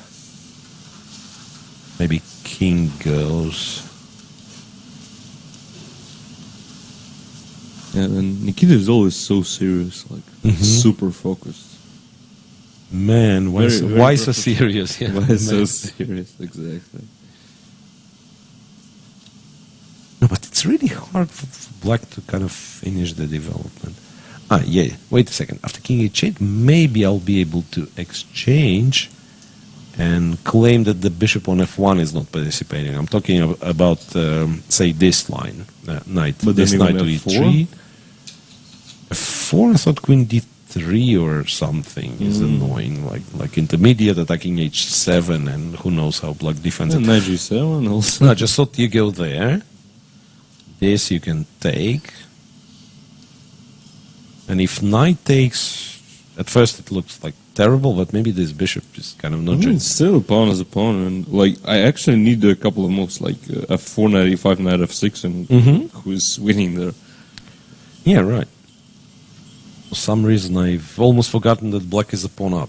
Yeah, so Black is a pawn up. So white has to we be- do have a feeling that this is much better for white, but you know, finding the right way is not that simple for sure. In a way, you can claim that Fedoseev, maybe not the way he wanted, but he actually got the position, the type of position he wanted. So it's Absolutely. unbalanced enough, right? It's unbalanced enough so that his opponent, that the pressures on his opponent, and It's unbalanced. Unfortunately, it could be lost, but it is unbalanced. that's kind of the part of the process. That's Yeah, the you drawback, want the yeah. you want the unbalanced position with Black. I mean, it might be lost. Who cares? All right, so that's one of the few interesting games. Motilev has played queen takes g7, so I suggest we go to Motilev and Andreikin. I don't know what position is that, what kind of pawn he has taken. Okay. Is this queen getting trapped? What's going on? Well, I'm guessing it's not getting trapped if Motilev spent a lot of time. In Something actually very original. Look, queen g3, d6, fine. Knight c3, knight c6, bishop g5, back to d2. Andreikin is a kind gentleman, I have to say, because this is sort of a silent draw for knight h5, knight f6. Maybe not. Who knows? Maybe he was just Cancels. Knight e5, queen g3, b5. King goes here, b4, knight e2, rook b8. But yeah, once again, how do you figure this out? Look, knight e5, queen g3. The pawn kind of hanging. b5. I mean, looks like you can take. King b1, yeah, b4, knight e2. Yeah, here you probably couldn't take, yeah? So it's only the second time that you can take the pawn here. Yeah, I thought it was hanging for quite a few moves, and I thought, I just wanted to kind of logically establish what changed in the position so you didn't want to take on g7, and all of a sudden you want. So queen takes g7. Rook g8 is what one expects to be played, right? Queen takes h6. Knight g4. One of the knights to g4, right? Say this knight. And then knight f2 will happen. You probably do this, right? Mm-hmm. Perhaps not afraid of bishop f2. Still, like pawn up after g3, for instance. Unless the queen gets trapped somehow, but I don't see how. Right? Yeah. And if knight takes... It's actually very messy. I mean, I can, say, play rook or this rook. I just thought, like, not recapturing the knight, but trying to take on but f6. knight e4 is a problem, I think. Knight e4 is the... I mean, if you go rook some d, point, yeah. say, right? Yeah, and if bishop g5... Actually, can play bishop g5. Have to And take, I guess. have to take, yeah. Queen takes. And knight. I mean, H1? you're not in a not in a hurry maybe for a move, Maybe. but still, yeah. Let's imagine like nothing dramatic happens. I don't know. You play something. I move the rook. But I don't have to move the rook as well, right? So maybe. Yeah. Okay. Let's imagine this, and if it's very important for black, probably he could, play one more move, some clever move. But on average, does black have enough compensation? It's not clear at all. Mm-mm. Not clear at all, because, the h-pawn will start running, and the bishop on a7, which is usually good with castle short. Here, I'm not sure if it's placed well. Rook f1 just wins the game on the next. Yeah. Not sure if the bishop on a7 is placed well in this position. But that's something very sharp and potentially quite dangerous for Andrake. These things never work, or do they? Yeah, rook h7 is a trap, right? No, I mean, you do that. Here you can take queen takes, right? You don't need to go fancy. It's a little bit annoying, yeah.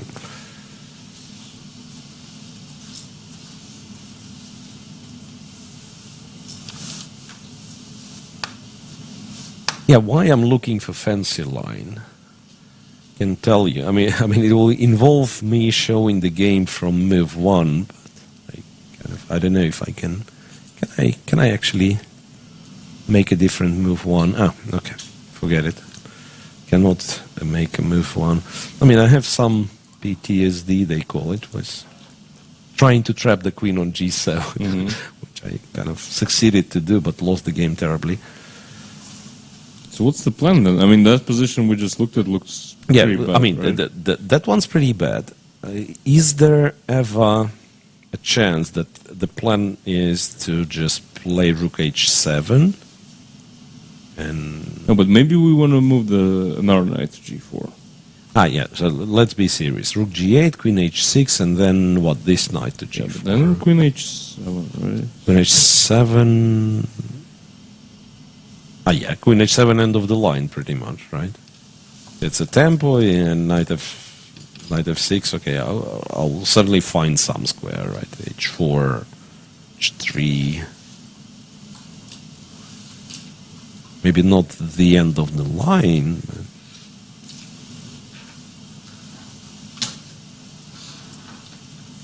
So again, that and what we are doing, queen h4, right?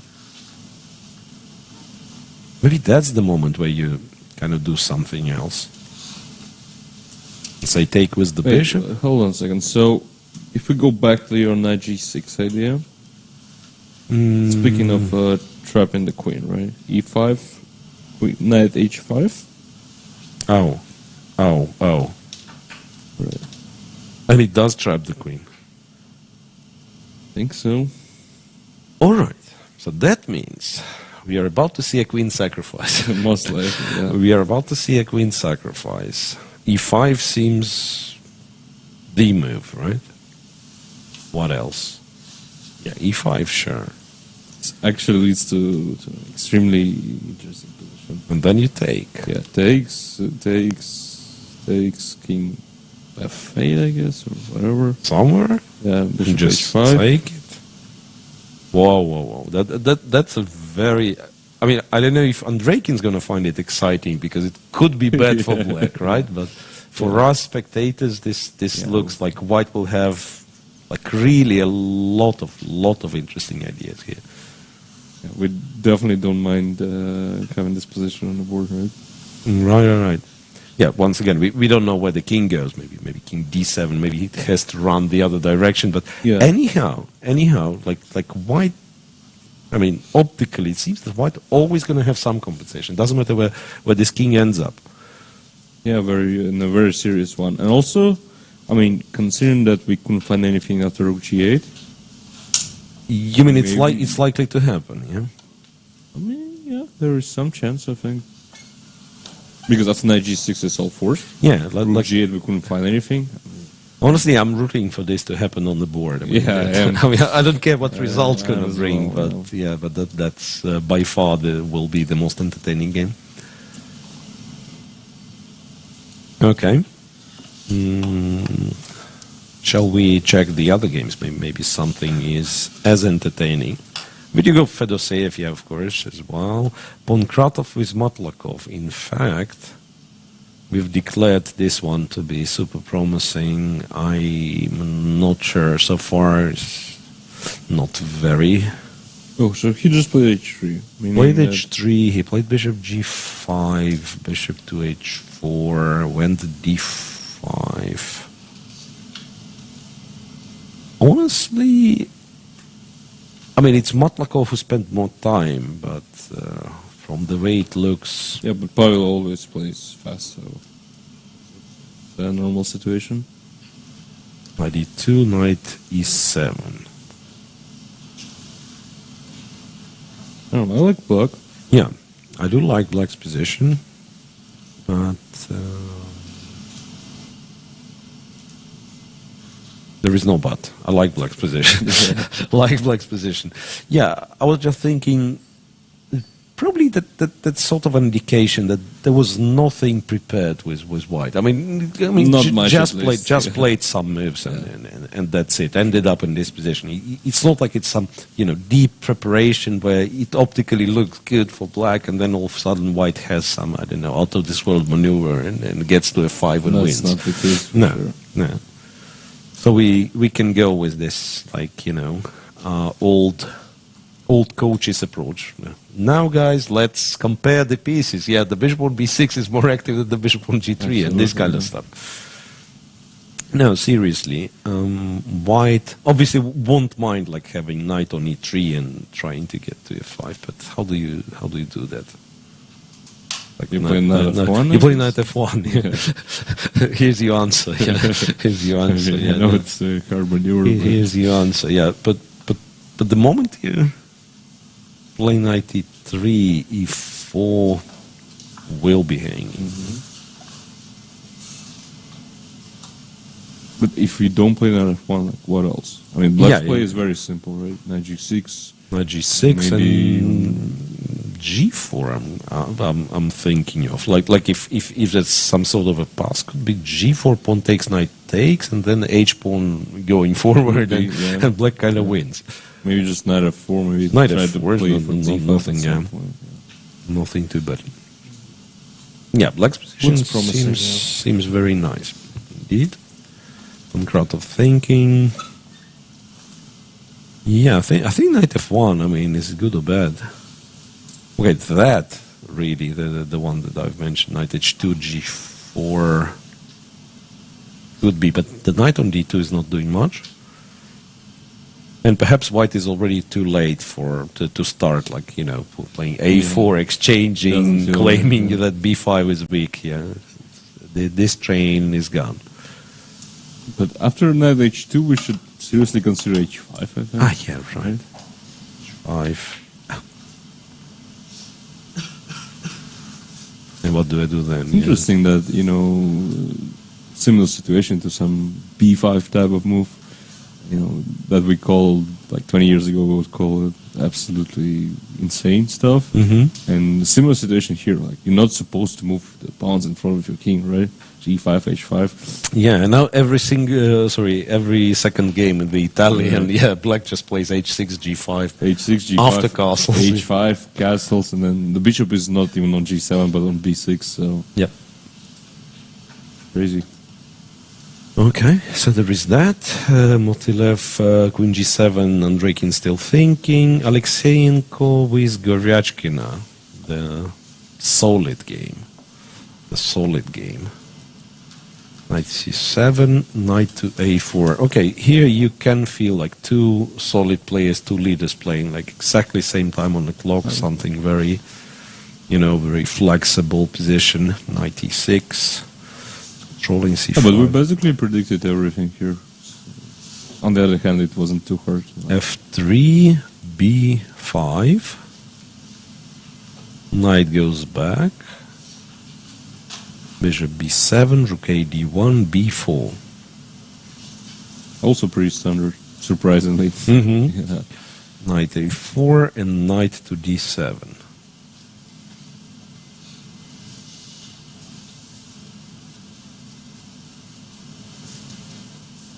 Okay. Do we take or? I think we have two options. We can take Or not take. Yeah, exactly. Yeah. What black's going to do? What is some black doing? C5, right? Yeah, but I mean, since- first of all, C5. Secondly, A3 is hanging us for now. Yeah. So, and what is white? E4 is what I wanted But, to. yeah, but E4.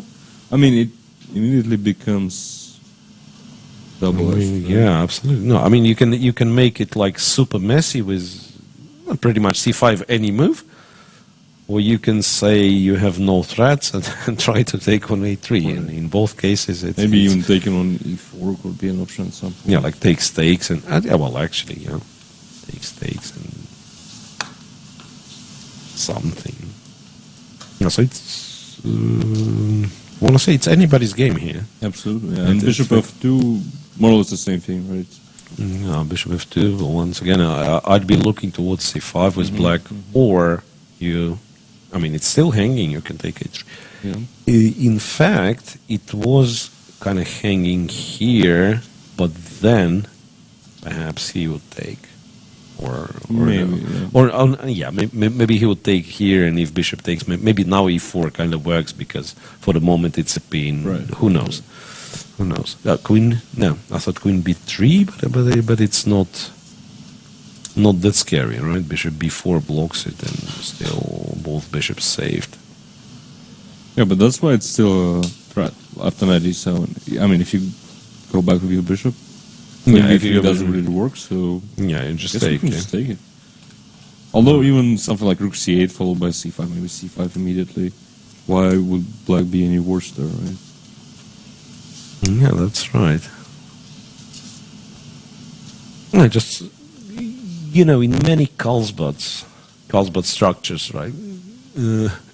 The way black plays it, it's like he can never win, right? He's very solid, but can never win. And this is like all the pieces are on the board after all. Yeah, I mean, All this pieces on the board. is some fresh setup, and It's a very complex kind of I've seen strategic. people. I mean, I think Firuja beat Wesley in this position as black, and actually very convincingly. So it's kind of unknown territory for white, and easy to mess it up somehow.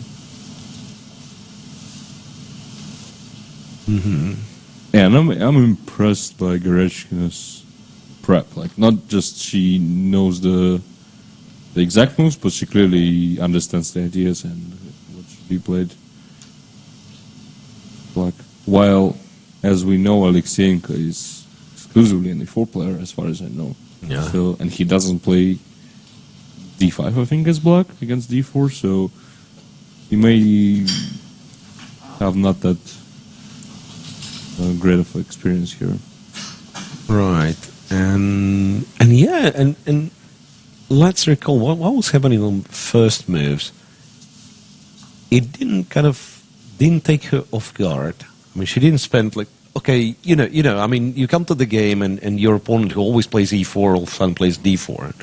And there is a type of players who would spend, I don't know, 15 minutes, half an hour figuring out like on move 3, on move 4.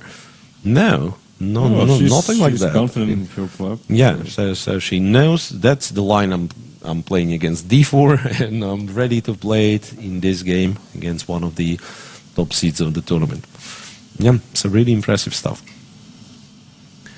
All right, so quickly jumping game after game after game. Yesipenko with Predke. That's the game that I said looked boring somewhere around this point, at least to me.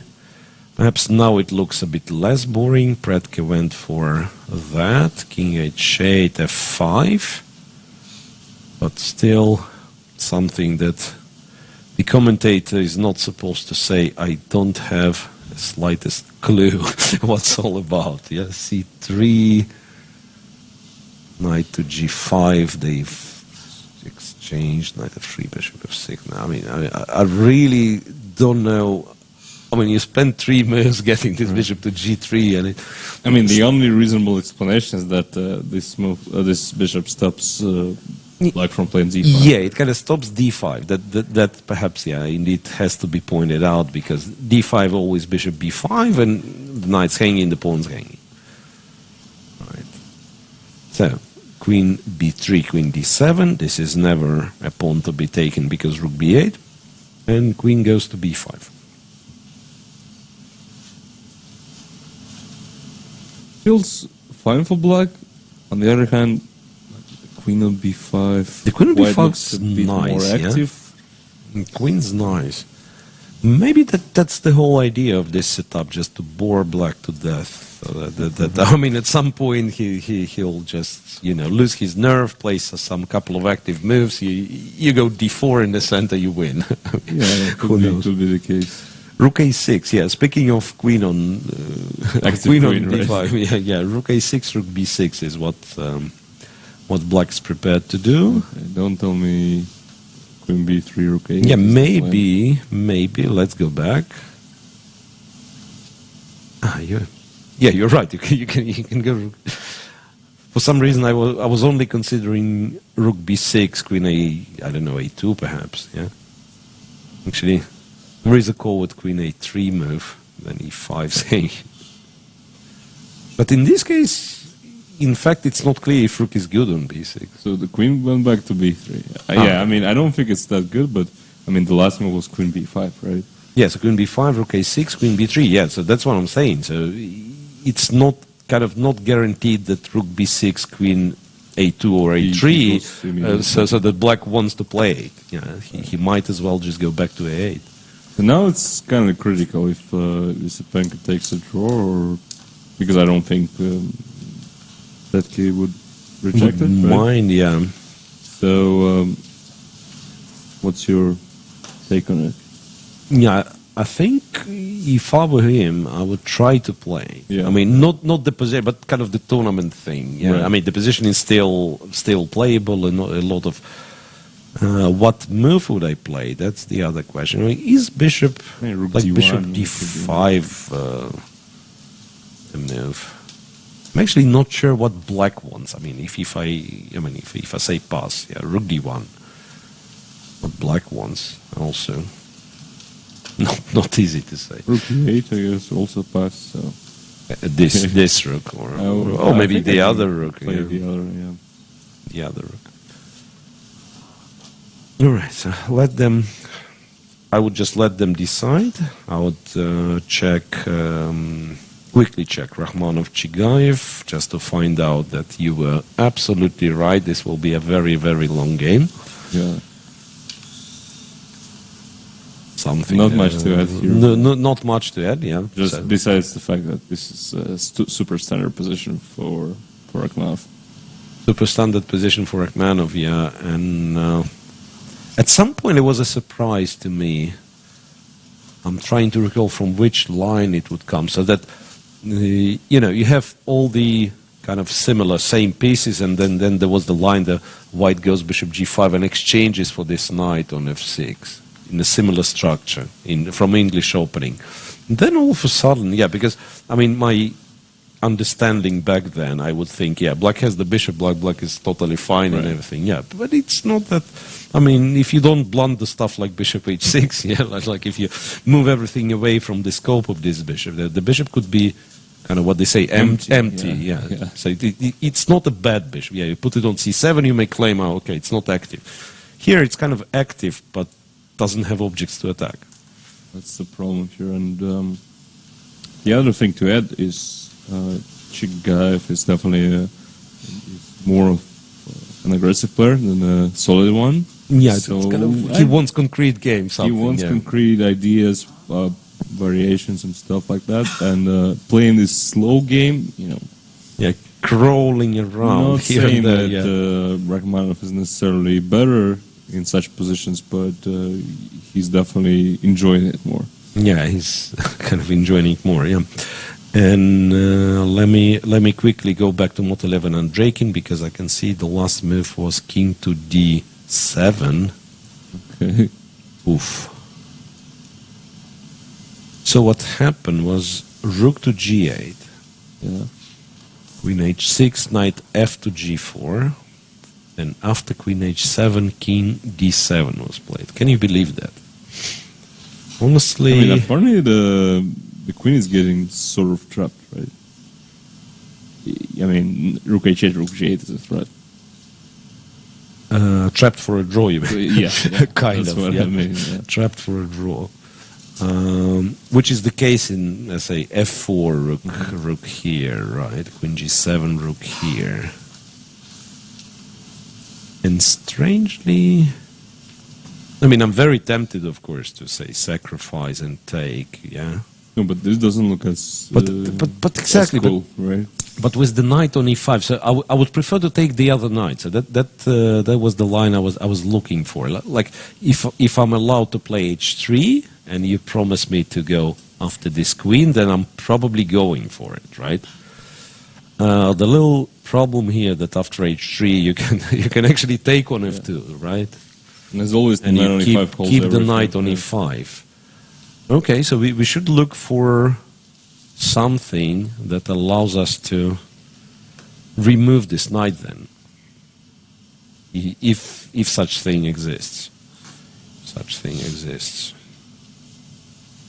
Even like f3, rook h8 takes, or maybe you still go knight f2. Very confused. Really. Well, f3 actually feels like the only chance for white to continue. f3. Yeah. Right. Because knight f2, then I always have some f4 ideas, right? So if that, we take this rook somewhere, right? Not sure where we do it. Okay. I mean, here we would Now- have queen takes g4 if we take it, the rook on g8. So Uh-huh. I think we better take it on h8. Did we take on h8? Yeah. But I'm not sure at all if this position is better for white, to be honest. Yeah. The knight kind of survives on e5, and it's not clear. Yeah. It's not so much time needed for black. I mean, sometimes needed, but it's one really messy position. I'm afraid the problem for Motolev is that he's on half an hour, and in order to decide, well, he plays f4, so it's either a draw immediately, or he's ready to sacrifice it here. I don't think it's the latter, so I think the draw will be. Wait a second. Yeah. Like, could it be that black's not holding the blockade? Like bishop f4. King e7, f6, king c7 maybe even.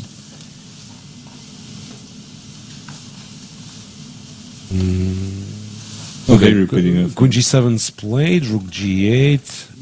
No, Queen g7 you play anyway, perhaps. So now that's the key, kind of the key moment. And it all breaks down. He's not playing for too long. So.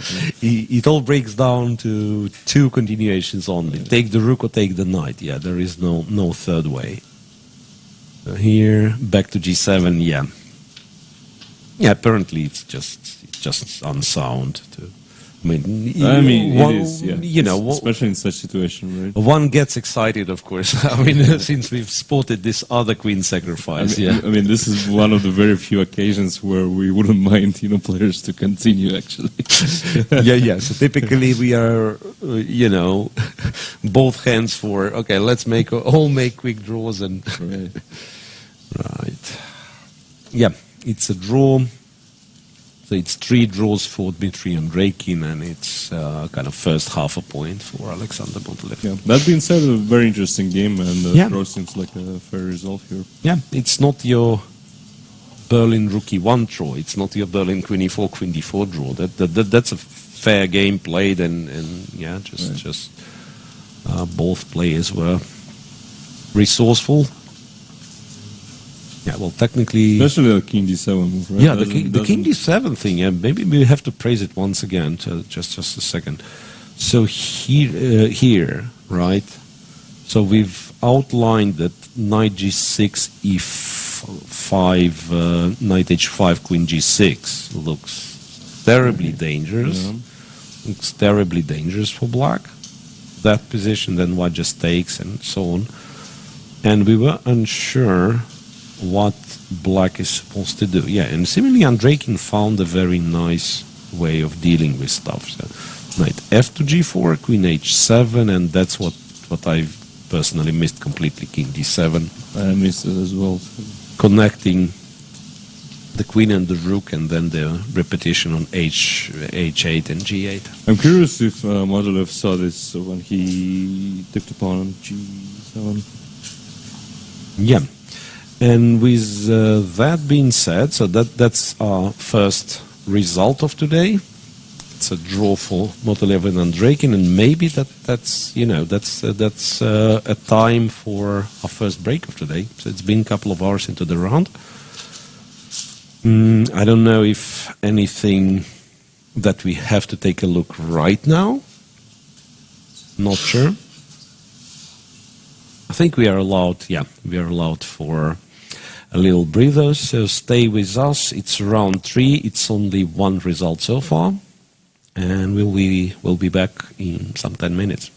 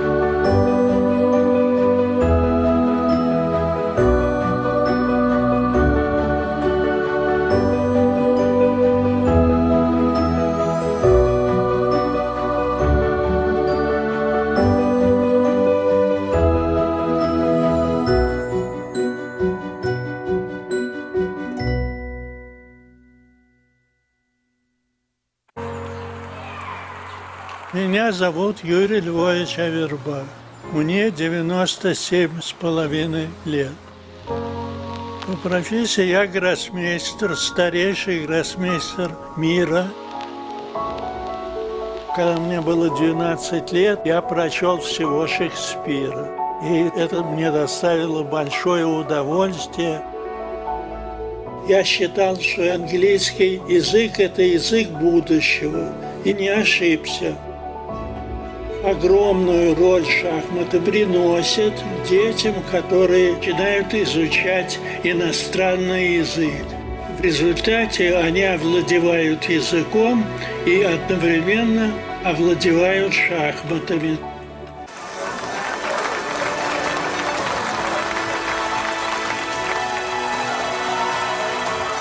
Если ты хочешь оставить след в жизни, ты должен создать что-то. Надеюсь дожить до 100 лет и издать еще 2 книги.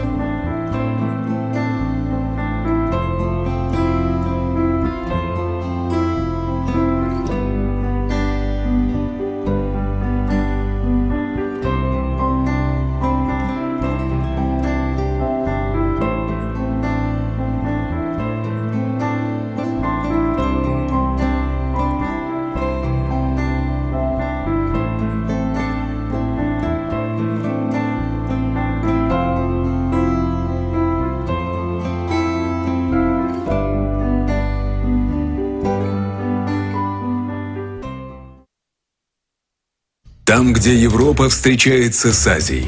Башкортостан – крупнейший современный центр нефтегазодобычи и нефтехимии. Территория мощной энергетики, большого металла и передовой фармацевтики.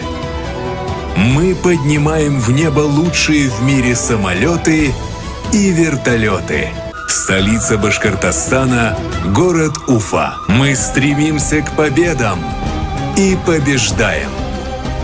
Башкортостан. Республика на все 100.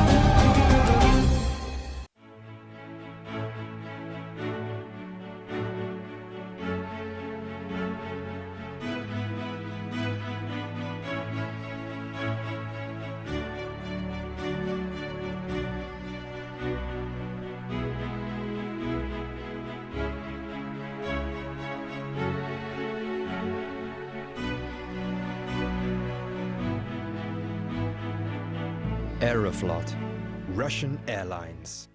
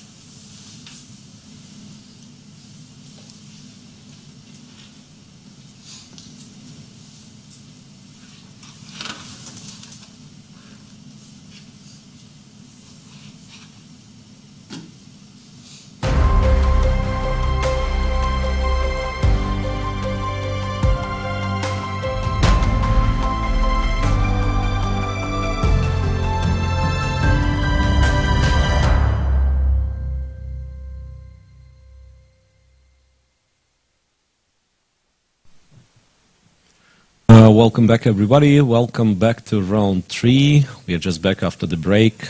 Only one game has finished. It's a draw for Motilevan and Drakin. So let's check the other games. We have a lot of exciting positions today.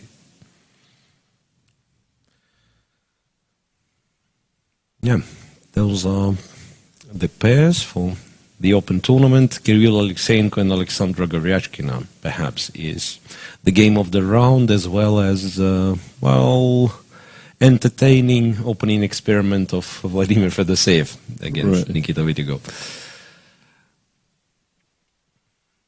Right, and then we are reminded what's going on in the women's section. Not a single result, which is kind of normal. I don't think. I don't think they ever make like quick draws. Right, but I'll start with the Open Tournament with this Aleksandr Goryachkina game, and yeah, once again, your hosts are very interested in this game in particular, in chess in general. So we kept discussing what's going on. Right, looks like. Yeah, well, maybe it's too early to say Goryachkina outplays Aleksandr, right? But she does have a very promising position, it seems. Black has played c5 and bishop b5 with the idea perhaps to take on knight b6, win in exchange, was met with bishop a6. Yeah, but I think we need to refresh the viewer because there's been plenty of moves played.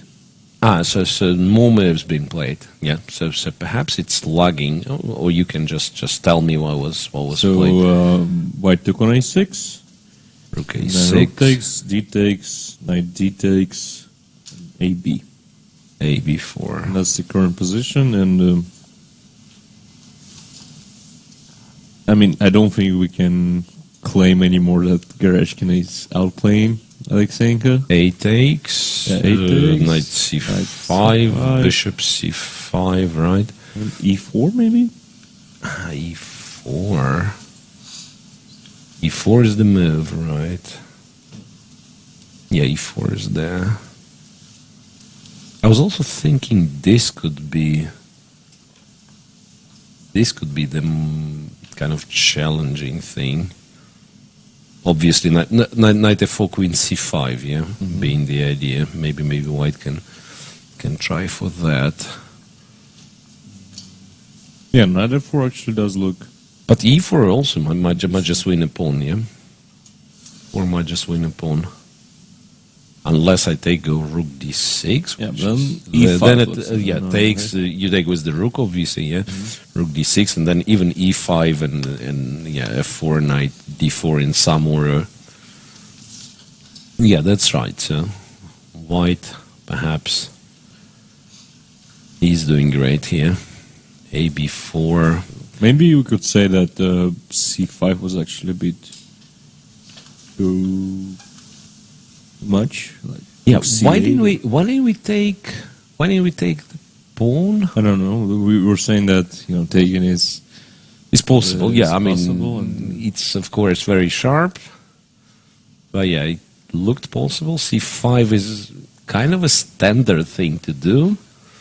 But absolutely, but bishop b5. Maybe bishop b5 is a strong move that could have been missed, right? Yeah. So. Yeah, the board is not updating. I don't know what's the thing is. The board. There's that red thing on the left top. Yeah. So we've lost connection to the PGN file. It seems, right. So we'll ask for some assistance. Yeah, we'll ask for some assistance. But yeah, knight takes e5, and Goryachkina is thinking to recapture with the knight. But then e4 is much stronger, right? Yeah. Like taking with the knight doesn't make all that much sense. You want to take with the bishop so that you control the d4 square.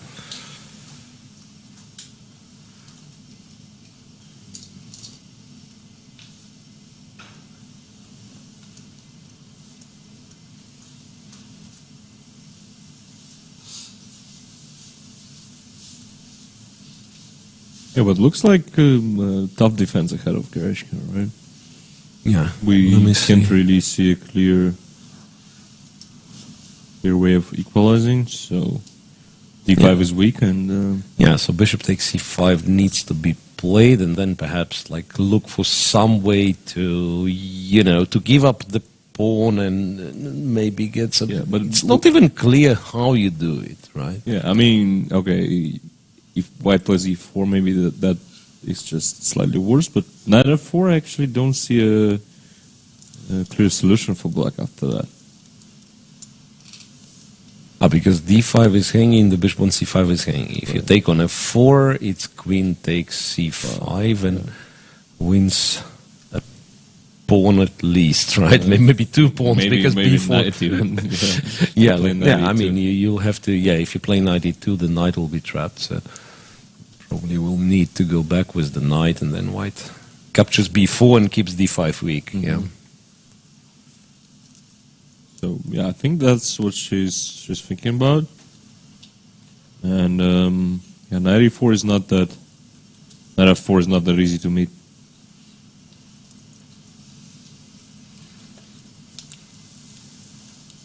If Kirill wins this one, he's almost for sure will be a sole leader, right? Because we don't really expect Fedossev to win that position. Yeah. I mean, we didn't check it for quite some time. Didn't check it for quite some time.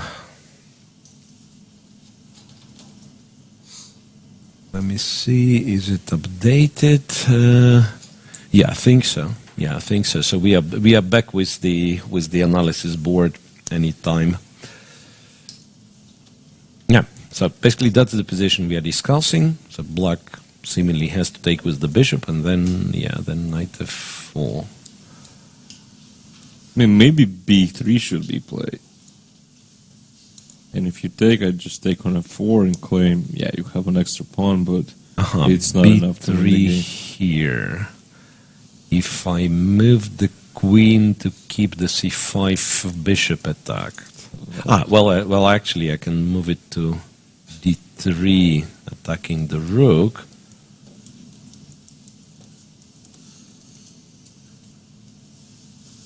What did he? Yeah, he just played knight f4. Yeah. He just played knight f4. So we're about to find out.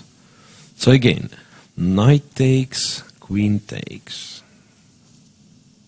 I mean, with bishop on f2, it doesn't make any sense to consider like sacrifices and just not that the rook is on 6th rank, and that's just one check. Right? Yeah, that's kind of one check indeed. So that just seems to be a very bad position. Knight f4 is out of the question. Sacrificing, losing the d5 pawn. Like going queen b6, knight takes, queen a7, or throw in b3, go queen a7, or maybe go queen a7. That doesn't feel like enough. Yeah, like a pawn down for good. Even like in a primitive fashion, can go e4, bishop takes, queen takes, and it's still like it's a huge struggle. Maybe just a winning position because that's weak in 4 versus 3. And apart from that, there should be other moves. Yeah, so I'm taking it back. The part when I said Goryachkina seems to outplay because those new moves, they really changed the evaluation. I think she missed bishop b5 or underestimated it. Mm-hmm. So perhaps c5 deserves some criticism, or who knows, maybe here black could have done something else, which is e4 maybe? Which is not clear. Yeah, like c4 kind of thought a bit, but and just play this position, right? Like go queen c6 and no fancy stuff, just take it. Maybe with the, I don't know, rook, bishop, whatever. Bishop kind of would be good on a6, right? Maybe rook takes. Then e4.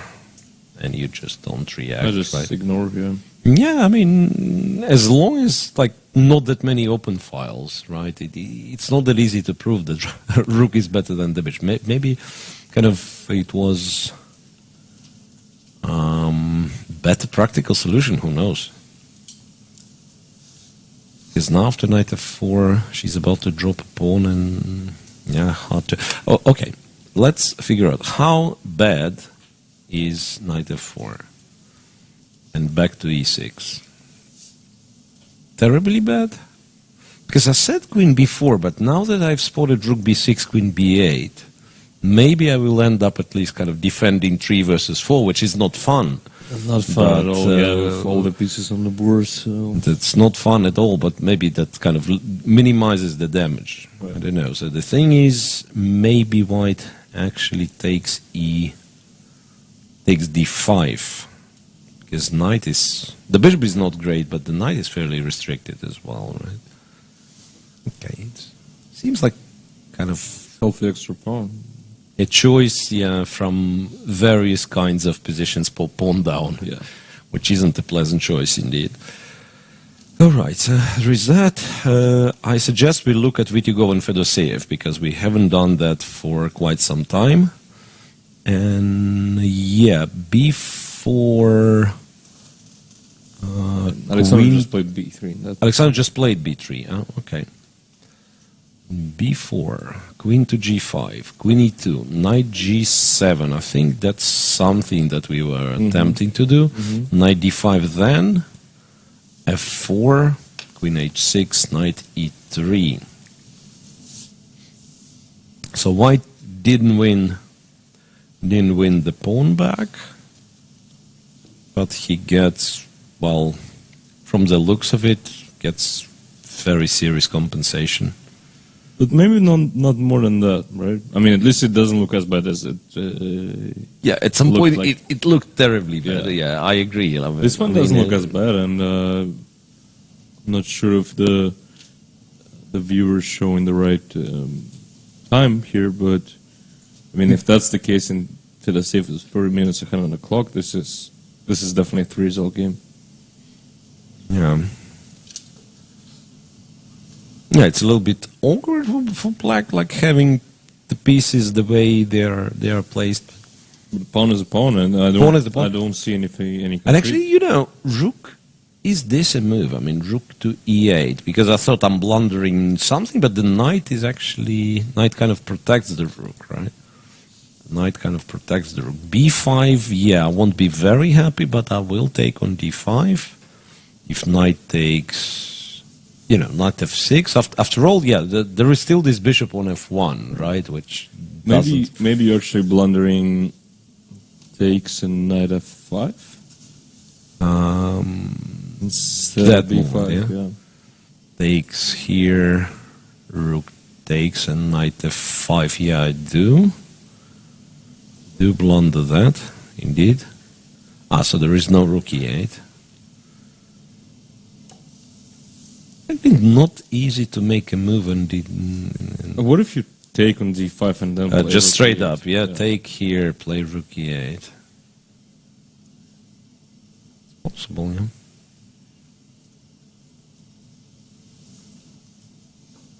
Yeah, the bishop on f1.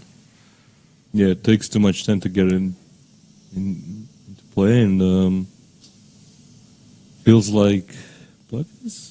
Yeah, black might have some hopes, and that's maybe for the first time that I'm looking at this position and actually getting the idea of capturing on b4. I mean, b4 was played some 5 moves ago, and it was kind of always out of question. You never wanted to. It was on c2, right? Never wanted to touch it. Yeah, and now somewhere around here, I might consider taking it, not for the sake of winning the pawn, but just to get the square on c5 for the knight, yeah. And also knight f6. Knight f6, yeah, if you exchange the guy, yeah. Yeah, maybe the worst. It feels like it's easier for black to play. And that is what we've done. Bishop d5. Maybe he takes d7 then. Bishop e4. Yeah, but then you have the e4 is a very good square. Yeah, e4 is a very good square. f4 is attacked as well. So yeah. Well, actually, bishop d5 is reasonable. Bishop d5 is reasonable. Will Fedoseev be that guy who makes draws with white and then wins with black? That's interesting. Yeah. Okay, Yesipenko and Predke. I'm checking the other games. Yesipenko and Predke certainly did not repeat the moves the way we thought was possible to repeat the moves. It was possible, but we didn't really expect him to repeat, right? Yeah. So Queen B3, Rook A, A8. Queen B5, Rook A6. Just a reminder, there was the possibility to make a draw. Rook A to D1, Rook E8. Exactly as you said. Knight D2. Knight E7, Bishop F7. Funny move. Just to disrupt this rook from the E file. Knight D5 was a threat, right? E4, yeah. Knight G6, he captures on G6, goes D4. And then black takes on E4, and Yesipenko is thinking, perhaps considering this capture. And then bishop C6, right? And you don't care, right. Right. And if you take that, what's... Take on E4? Take on D4. Even B5, I think, is a serious take option. on D4 and some... like B5 and try to... Still. Oh, looks like, yeah. Still this guy on G3, right? Yeah, I mean, it feels like only black could be better here. Yeah, I completely agree. I mean, look, it ended up being on G3 on move 7, and in our line, he takes B5. It's move 27. The bishop is still on G3 and still does nothing. Still terrible, right? Yeah, still does nothing. That's really, really strange opening line. I mean, I'm guessing this is again one of the top choices of the computer, but to justify it, you need to play very precisely, right? You basically have to play like the computer, Yeah, true. Right. So perhaps, if White wants to be kind of on the safe side, he can, right? He can find. Yeah, but then, I mean, if by the safe side you mean D takes, just A4 takes, is in, right? So takes there, but you probably take back. Yeah, I take back here. Do you? On the other hand, can you just take on? Maybe. I mean, I know it's kind of bold, but He's taking the bishop. He takes the bishop on E4. Yeah. No, because I thought if you take back on F6, that may be some rook D4, Queen D1, and it'll take me enormous amounts of time, but potentially I have like 3 versus 2 on the king side, and sometimes it may work. Anyway, none of that will happen. Rook takes E4 plate. Yeah, and none of those lines that we were discussing are hard to find for black. You your E5 pawn's hanging, just take. Right, just take on D4. I mean, I guess D5 could be an option too. But that is the problem. Then it's not an option. No, you take. I thought like D5 here, but why would you do it? Yeah, so now you fully justify the G3 bishop. Yeah, B5 looks very strong. B5 looks just strong. B5 and what White's supposed to do, really don't know. I think it's time to bail out and play something like takes. Does Bishop E5 exchange? Nah. Take the pawn. You take on Queen F5, yeah? Or I can just take on A4. Queen C2, yeah, I mean, I accept a pawn up just to get rid of this idiot. But the pawn is the pawn. Pawn is the pawn, and yeah. Yeah, okay, so Yesipenko decided not to repeat, but he might, honestly, might regret it. I mean, after I think B5. he's regretting it right now, yeah. After B5. Unless we kind of miss some simple move, but what kind of simple move could it be? Okay, I mean, you can take, and then what? Rook take, and queen takes. Queen takes also makes sense, yeah. Queen takes because this endgame, like B2 is hanging, D5 you won't be able to play for quite some time. I mean, even if you might play it, like, what's I mean, you might just lose a pawn here because Rook B8, yeah. Black is better, plain and simple, right? Mm-hmm. Just go B5 and be better. Rakhmanov Chigayev, I don't know. I mean, I'm somewhat scared to go there and check. I will, but it didn't change much. Well, Black played F5. As we said, Chigayev doesn't like to Just stand and sit and wait, yeah. So, but I'm not so sure, to be honest. I mean, I've played many games against Maxim, and very often, you know, this kind of activity backfires. Yeah.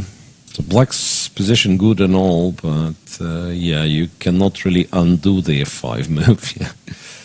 And still. Well, I feel like this will be a torture for Black. Not like the position is really bad, but again, stylistically, this is combined with his Rachmanov, player profile that he is looking for an active counterplay, which is non-existent in this position, right? And Rachmanov will enjoy himself like triple on the d file, right? Go knight h3 at some point, provoke something, go back, yeah. That's a specific type of players who enjoy it a great deal. And there's more. Yeah, Pankratov is Matlakov, yeah, that's the one. Pankratov is Matlakov, and here also some things happen. After knight e7, indeed, knight h2 was played. The position that we were discussing, the move that I was suggesting, and you've rightfully pointed out, h5 is there. Knight goes back. So that's the clever thing. I'm actually not sure if it's that clever. But you need to protect the pawn somehow, right? I thought to sacrifice it, but probably it's not the case here. Yeah? h4, bishop goes, whatever. Knight h7, knight f1, knight g6, knight e3, and he takes on e3. I mean, the knight on f5 would be really annoying, right? So. Yeah, in this position, the knight would be really annoying. Plus, you can make an argument that, yes, white has pair of bishops, but the g3 bishop is not yet very active. a4, knight f8, rook e1, rook d8. If anything, I must say white kind of improved the situation for himself. Does feel like it, right? Knight e2, h4, bishop h2. I mean, probably still okay for Black, but looks very promising. And now it's, I would say it's actually looking promising for White now. What if I just play knight f1? Yeah, that's what I thought. Knight f1, and I'm not taking on f4. I'm just going knight e3, and too many juicy squares there. That's unless you have some move after knight f1 and some move being like d5, which is very unlikely because you're opening both bishops, right? In a way. And if you don't have that, then you'll have to deal with knight e3 on the next move. You know what? Like let's say this knight to f4, knight e3. I mean, just to show that this... now it doesn't work. I thought knight f5 and you might have some funny stuff. Mm-hmm. But the bishop on b7 is hanging in the end. Yeah, queen f5, so the pawn's pinned. The bishop is hanging. And I don't see anything. Knight f4, just bishop f4. No checks, no nothing. White wins. Very unpleasant position for Black, plus no time. Yeah, so he's down to 10 minutes as well. Yeah. Still move 28, so still quite a few moves to reach the time control. Looking very promising for Pankratov, who, by the way, I think this is his first ever Superfinal. Which is a bit surprising, but I think that's the case. Yeah, as well as for Rachmanov and Miroshnichenko, obviously. Yeah. For Gereshkin, it's not the first one, but first open Superfinal, yeah. First open Superfinal. Yeah, I'm wondering if Pankratov ever... this last... where was the last Superfinal? Moscow, yeah, obviously. And the one before that, Izhevsk... Izhevsk, there was something in 19, or maybe... I mean, I'm just thinking that... Seems that maybe Pankratov played once, but... I'm not sure. Okay. We've been told that Daniel Yufa is representing Spain from now on. Whoa, big news. And it is actually sort of big news even for this tournament because he's a second of one of the players. I mean, I'm not sure if I can reveal the whole information, but that's the case. So we have Spanish Grandmaster you for helping one of the players. Exactly. Okay.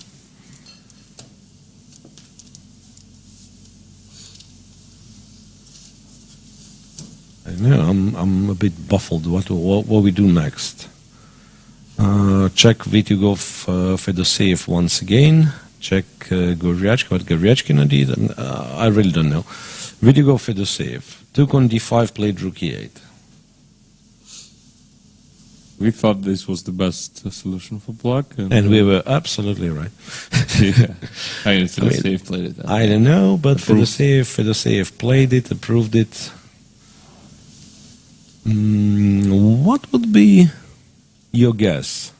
What's the objective valuation of that one? We've already said that kind of perhaps in this particular game, in practice, now it's, I mean, if there is anyone to bet on, it's black, right? I mean, it changed from being like very promising position for white to unclear position. But what do you think objectively? Does white still kind of has equal position? Does white still have slight advantage, or it's already all gone? I don't think if it matters at all, like the objective evaluation. If we said that practically white is not doing that great, a fair point. I think objective evaluations should include the practical aspect of the game as well, right? Yeah, fair point. Like, I mean, what's the purpose of finding out after the game that it was still better for you, right? The moment when you were desperate to actually kicking yourself for not playing something else. Right, I agree. Rook a8. And that's why I suggest not to analyze your games at all, because if you won, it's all good. If you lost and you had a winning move at some point, you'll just get frustrated for no reason. You are already frustrated. You've lost the game. Then why get more frustrated? Right. Let's move to ladies' tournament, right? Because here... Oh, wait. No, Vitugov just played something. What was that? I honestly don't... Oh, just rook a to e1. Okay. A to e1. And here we said knight f6 is... I mean, it looks possible, yeah? Mm-hmm. 6 looks possible. Rico in the chat is saying that our mic level is too high. Whatever it means, but we'll try to fix it during the break. Mic level's too high. Yeah. Okay. Try to set the volume down then. I don't know. Would be my guess. I'm looking for kind of a sensible way to continue after knight f6.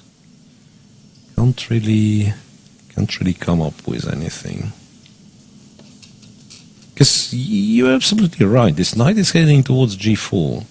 So I don't have moves like knight c7 and stuff because, knight c7 kind of loses to knight g4. Plain and simple, yeah.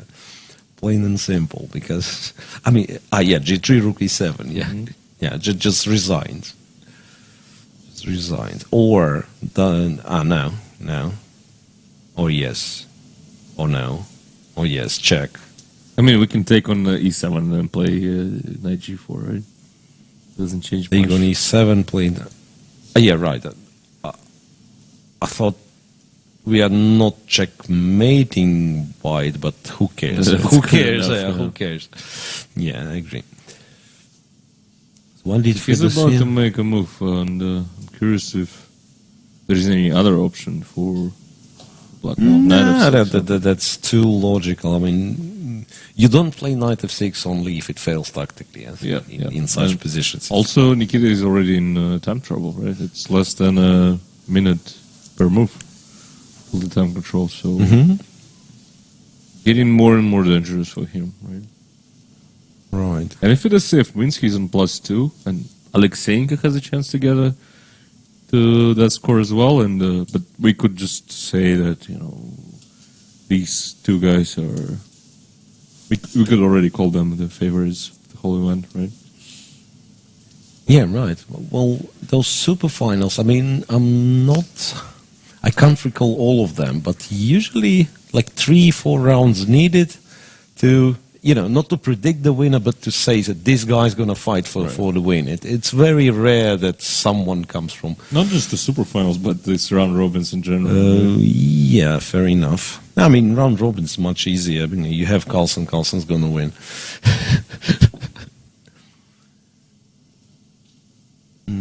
So the only exception could be, I don't know, was it? I mean, it's hard to judge. The one that we were talking about yesterday, the superfinal, when they shared like half of the field shared first place. Right. But then I don't even remember what was happening. I remember Swidler having 50% all of the tournament, winning the last game and still tying for first. Yeah. Then Andreikin won. Andreikin won the tiebreaks, yeah. Okay, so knight f6, we think it looks better and better for black. Fedoseev stood up from his game, and Nikita played Queen f3, yeah, to have Queen g3 as the response to knight g4. Okay, makes sense. Also he's planning to take on d5 with the queen, yeah? Fair enough. Guryanchkin and Aleksandr making moves. So b3 indeed was included, and Aleksandr went Queen c1.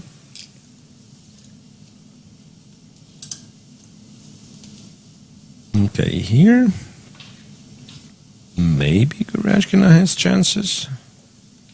Well, I mean, if she gets to that 4 versus 3. Yeah, 4 versus 3. That's what I'm. That's what I'm likely to happen, right? I mean, still very, how do we hard to guard? defend, right? How do we guard this one? Rook d2, Rook d2. Say c8, or yeah, that's not clear where this rook's going. There's also like rook a. Yeah, rook a8. There's no benefit for me to exchange a pair of rooks, right? So probably I do this indeed, and want to play rook c2. Actually, can you stop rook c2? I'm not sure. Maybe not. Yeah, and if not, then all right. Maybe I have to play rook b1 instead. Yeah, after rook a2, and if you play rook b1, I thought then rook. And this move kind of... Why is it any dangerous? You're king f1, right? I mean, I always have rook d1 if needed, or... Yeah. No, I mean, it's kind of not dangerous. I thought this, you'll have this, and then rook f1. Then rook f1. That's a funny move. Yeah, so rook b1 indeed is much better option. And then you actually kind of threaten rook b5, so black has to find something. If I just play like rook c8, rook b5, rook c2, you grab the pawn, and then I'll just play g5 or whatever. Claim that white can't. I mean, it's kind of funny that both of your rooks have to be on the b file, right? And also you can't move the b pawn. You can move the pawn as well. And maybe you have some bishop e1 ideas, but... Or g3, e5. Like knight c5, knight d3 maybe. Knight c5... Oh, rook a3 is the thing, right? Rook c3 is the thing here. Mm-hmm. Rook c3 still gives me... No, but then I think I can... Doesn't give me anything, right? Yeah, I can still take... It's kind of funny, but yeah, that's the case. Yeah, check, king h7. No bishop e5 thing.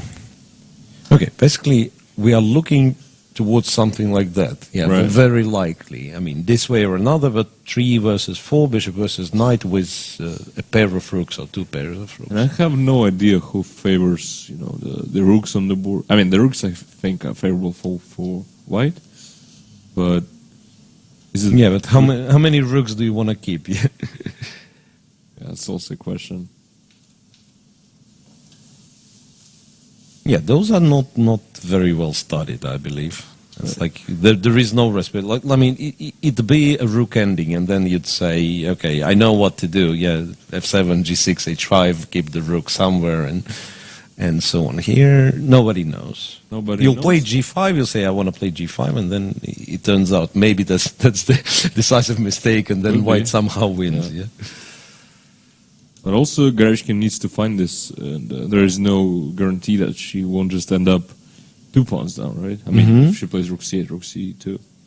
2 pawns down, or, maybe like positionally busted, like if she plays rook b8, so she can keep the pawn, and then some bishop g3, bishop gets to c3, and who cares if, your b pawn survives, but white improves their position and just wins.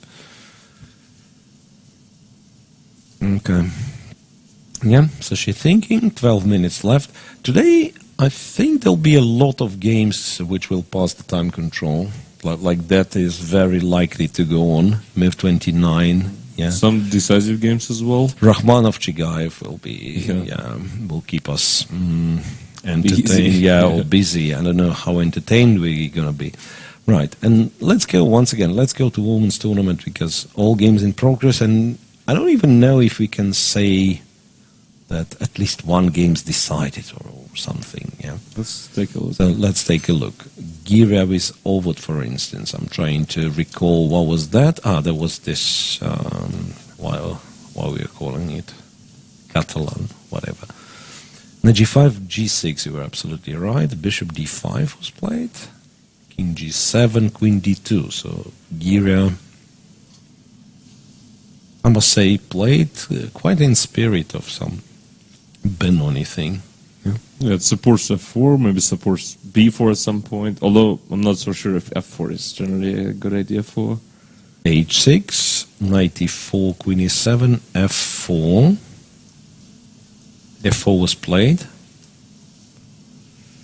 Bishop h3. See, I don't like what white's doing. Rook f2, e1. fd8. I mean, I don't know what was going on in this game. Takes, knight c5, bishop c8, bishop f3, took on b2, rook b1, rook c1. Hoping for a draw. Who knows? It's a very strange endgame. Yeah? It's a very strange endgame. No, maybe just hoping to put the rook on c1, and then after rook b2, maybe go knight d3. Why rook would be better on c1?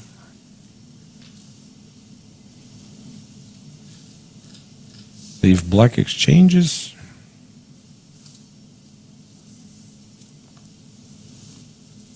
I mean, I guess any move is fine, more or less, right? g5 already. Yeah, like actually g5, g4, get some space, kick the bishop. Yeah, probably black is just not worse. I think it's around equal. Right, okay. And not too exciting anymore, right? So we can move on. Gusieva with Shuvalova, the symmetrical, remember the symmetrical thing with bishop on b6? You were saying it was pretty unpleasant for black. Yeah. Much more unpleasant than it looks. Queen e7, rook ac1, rook ac8, and knight went to g5. The fd8, knight went to b3. Changed. White finally went after this h7 pawn, it seems. Takes, queen d7. And I mean, I don't really see any compensation here for black. Knight f3. Changed, king e7, rook to c1. Well, opposite colored bishop, still maybe some hope. No, I'm not saying black is lost, but pawn is the pawn. Yeah, it's a pawn passed pawn, and actually you want to keep the queens, perhaps. Yeah. Below 2 minutes for 17 moves. That is quite a lot. Yeah. They moved 23, and white's down to 2 minutes only. So My prediction is Gusev will make some mistake, and Black will win. Black will make a draw. Black will make a draw. Okay. Can Black somehow win after Gusev's mistakes, or this kind of mistakes won't be made? I mean, it's hard to blunder that big thing in this position. Yeah, Rook C1. Yeah, depending on what Black's going to decide. I mean, if Black will kind of, I don't know, decide that, yeah, you can't really do much. Yeah, I was thinking like maybe knowing the time difference, maybe let's take a gamble, play knight c6, maybe try to go knight e5 or something. Yeah, you know, you're never better. And if you swap, you're giving up your chances of not like playing for a win, but I mean, hoping that your opponent blunders, right? No, but I think, I mean, at this point she should be fine with a draw. But yeah. At the same time, she needs to find the most complicated line. Right, but once again, I must say, kind of excitement slowly dries out from this one. It's very likely Rook's traded, and then, you know, Queen's traded as well. Somehow. Yeah, if Queen's traded, then I would not be surprised if Black saves. Yeah. If you somehow keep the queens, consolidate, like say, take on c1, get this to via e2 to g3, and maybe start pushing the h-pawn, who knows. It actually can become double-edged as well, because pawns are fixed on dark squares. And who knows, maybe, I mean, just recall yesterday's endgame, yeah, over to his Well, but that endgame was more complicated, I think. Yeah, it got more complicated, I'd say. Right, it got more complicated. Given what, I don't know if they're repeating. Okay, we'll find out later. Kashlinska and Gunin are two leaders. And this is interesting. Wait a second. Did she actually took on h5? She went g5, this position that we were not sure what to do. Went king f1, preventively. And after rook d8, she took on h5. And with the idea of knight e4. So that right? if you take knight e4, so that's why king f1 was played. Oh, that's clever. It's very clever, yeah. So rook h5, bishop c3, then he was probably okay to move the rook, but white insisted on this sacrifice. Takes, because bishop a3, right, and f7 is kind of pinpointed. That, rook to b1. It's kind of rook b1 could be a bit, you know, a bit slow. But then, what do we do? I mean, it all looks very nice. I know, king e2. Knight g6, and the other some jumps, and yeah, like not so clear. It's not clear if the king is that safe on e2, right? Okay, rook to b1, bishop a2, but what white started to do is a little bit strange, to be honest, because I thought rook b1 was played against b5, right. Yeah? And then very next move you go bishop a2 and you allow b5.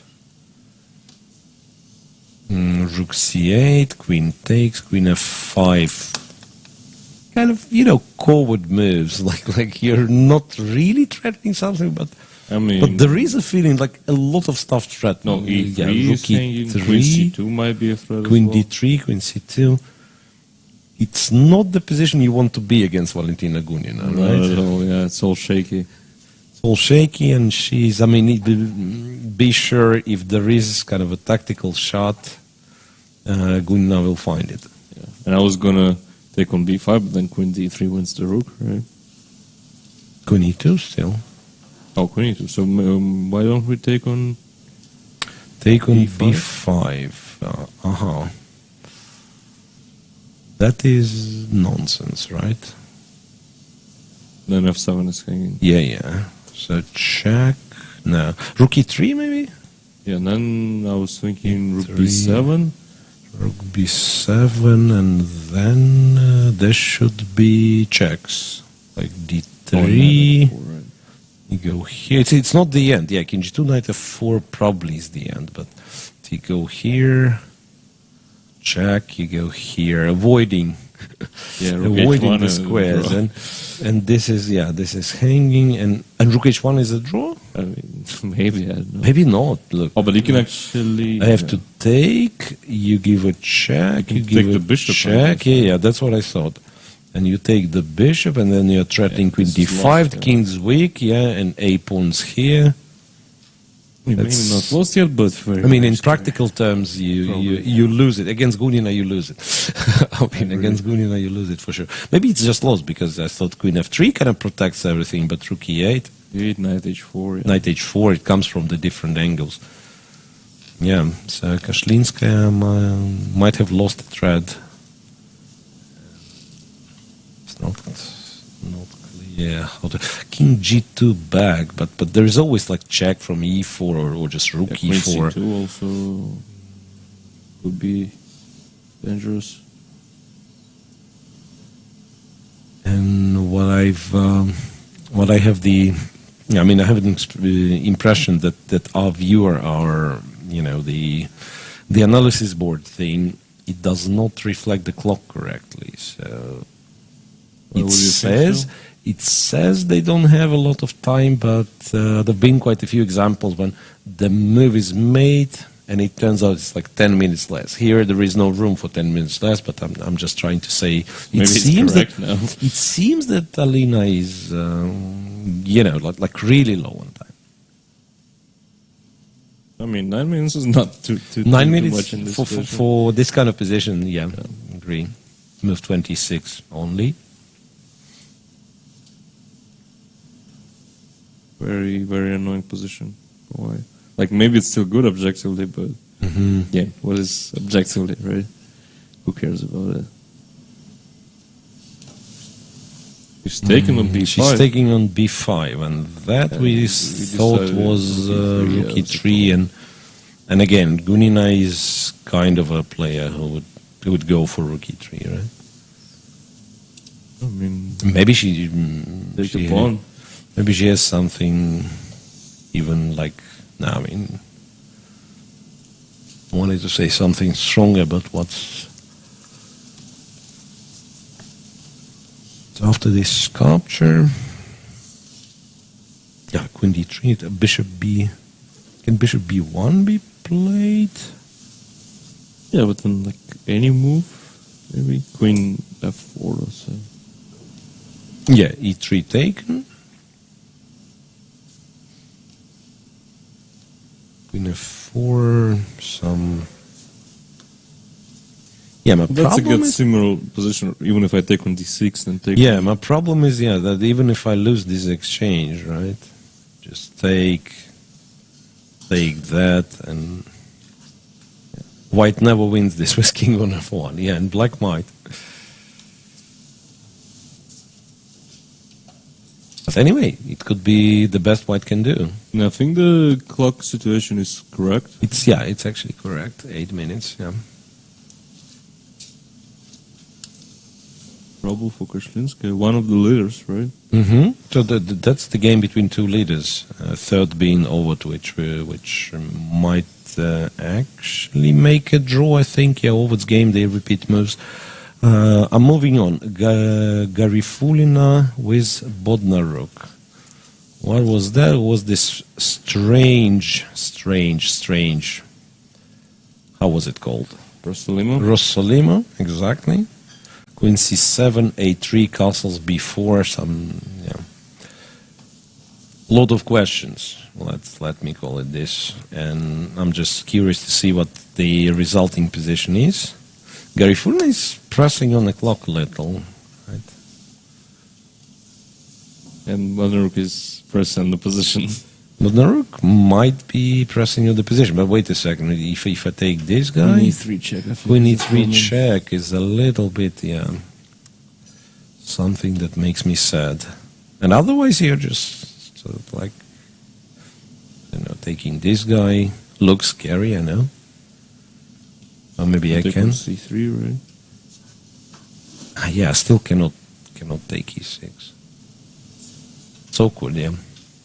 But even then, like, material is still Yeah, equal, material's equal, but the feeling is like white kind of got stuck a little. Yeah. right? King H2, let's say. King H2 and then maybe take. Yeah.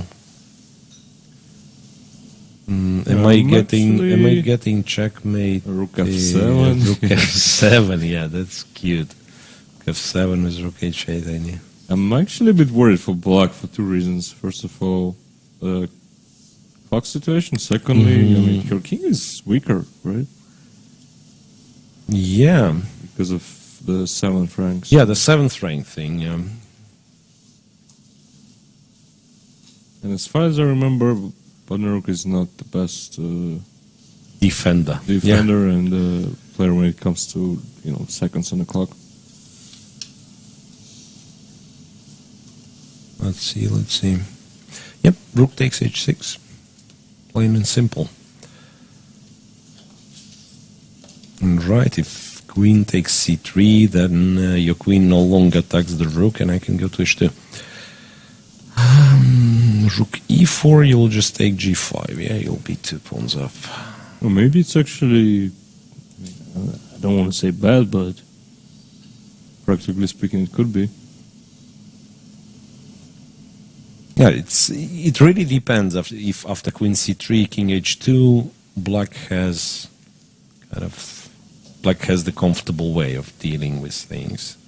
Because now Rook E6 is actually threatening. As well as probably some Rook H7. Yeah, Rook F7, Rook H7, always the case, yeah. You have the 7th rank for the Rooks, yeah. Right. And then what else? We have 2 more things. Bivol with Galyamova, Pogonina with Voigt. I'm not sure. Bivol Galyamova was some kind of boring ending. Yeah. I mean, it was an ending, but maybe it's super sharp at this point. Maybe by that point it's super sharp. Galyamova, we had kind of an idea that possibly Galyamova will try to outplay Bivol. And this is what happens, but the White is coming up with some tricky tricks. 95. What are the tricky tricks if I take them? Meanwhile, Rachmanov and Chigaev and what? Rachmanov decided not to torture. Chigaev, which we are okay with, but a little bit surprised, yeah? Yeah, but maybe White just doesn't have a way to improve. Could be the case here. He was on H3. Black played Rook D7 and apparently not afraid much of Knight F4. Bishop H6, Maybe Bishop H6, and then you exchange with only heavy pieces. You don't have all that much. So it's a draw, which honestly I don't mind. You were scared of this game, Yeah, right? I was scared a bit of this game, yeah, because, I mean, in terms of entertainment, we still have a lot of games going on, and here, like, waiting for these guys to shuffle around. So I'm going back, perhaps, to, is that the one? Yeah, Bivol with Galyamova, 95, I thought, you wanna take? Yeah? Why not? Knight C6, you don't really care, you're a pawn up and probably a winning position. Knight D7, maybe. Threatening this, but Rook E2, right? Or it's a little bit sad to play Rook E2. It's not sad, yeah? I don't think so at all. I mean, the bishop comes to D5, so it's sad for White. I mean, first of all, I can't even protect the B2 pawn. Right. And even if I somehow, I don't know, Bishop E5 and you cannot take it, still Bishop D5, Rook G1, this kind of position, this pawn is dead pretty much, King F7. And I do know that we can take the Bishop on E4.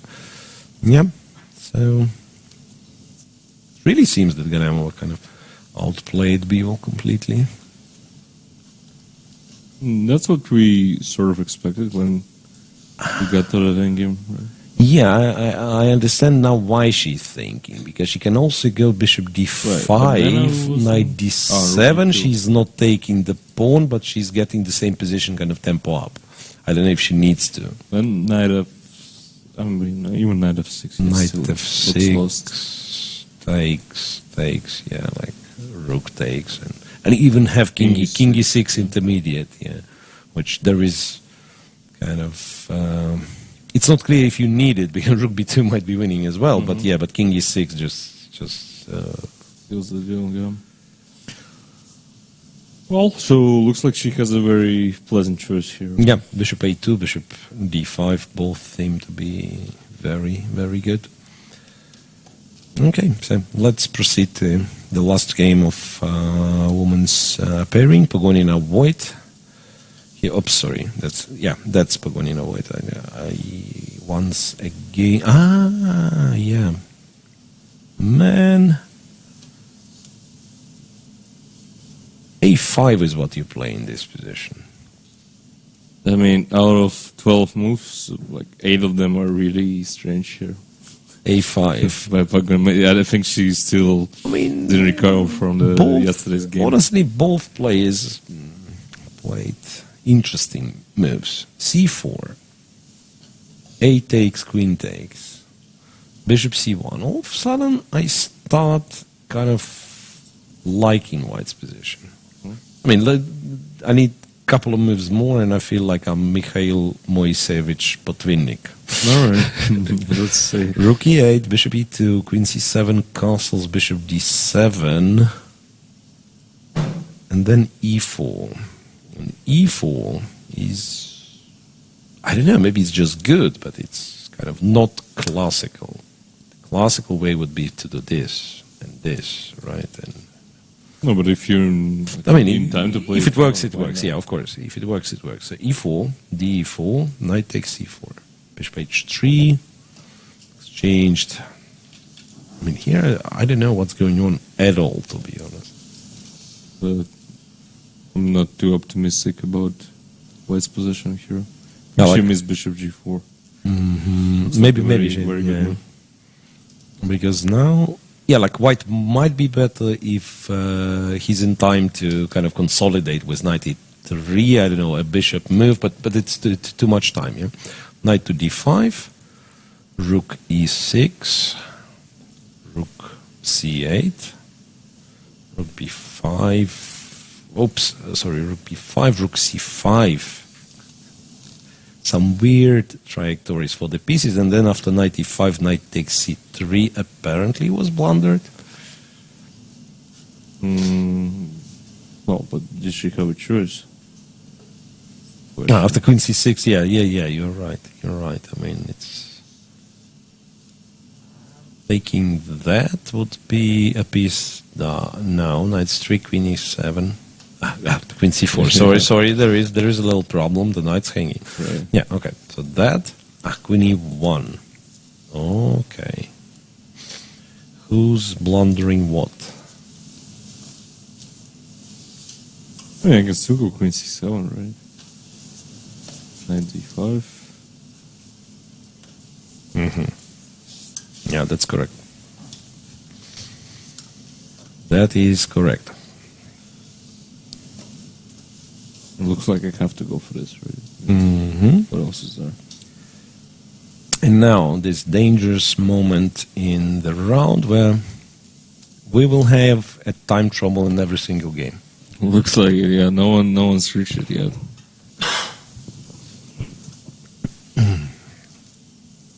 So what's the most exciting? Here we can say, okay, black's a pawn up. Black's pawn up. Well, this one doesn't. Maybe like the most yeah, exciting. maybe he won't be a pawn up after that. And what is black's king f8? King f8. She went back to c7. Meanwhile, Gunina, I think. Gunina just won. Gunina just won. I mean, made it. let's go through this quickly. So it was. Oh, but that's exactly our line, right? The line that we are looking at, and queen e4. That's how you play when you're Valentina Gunina.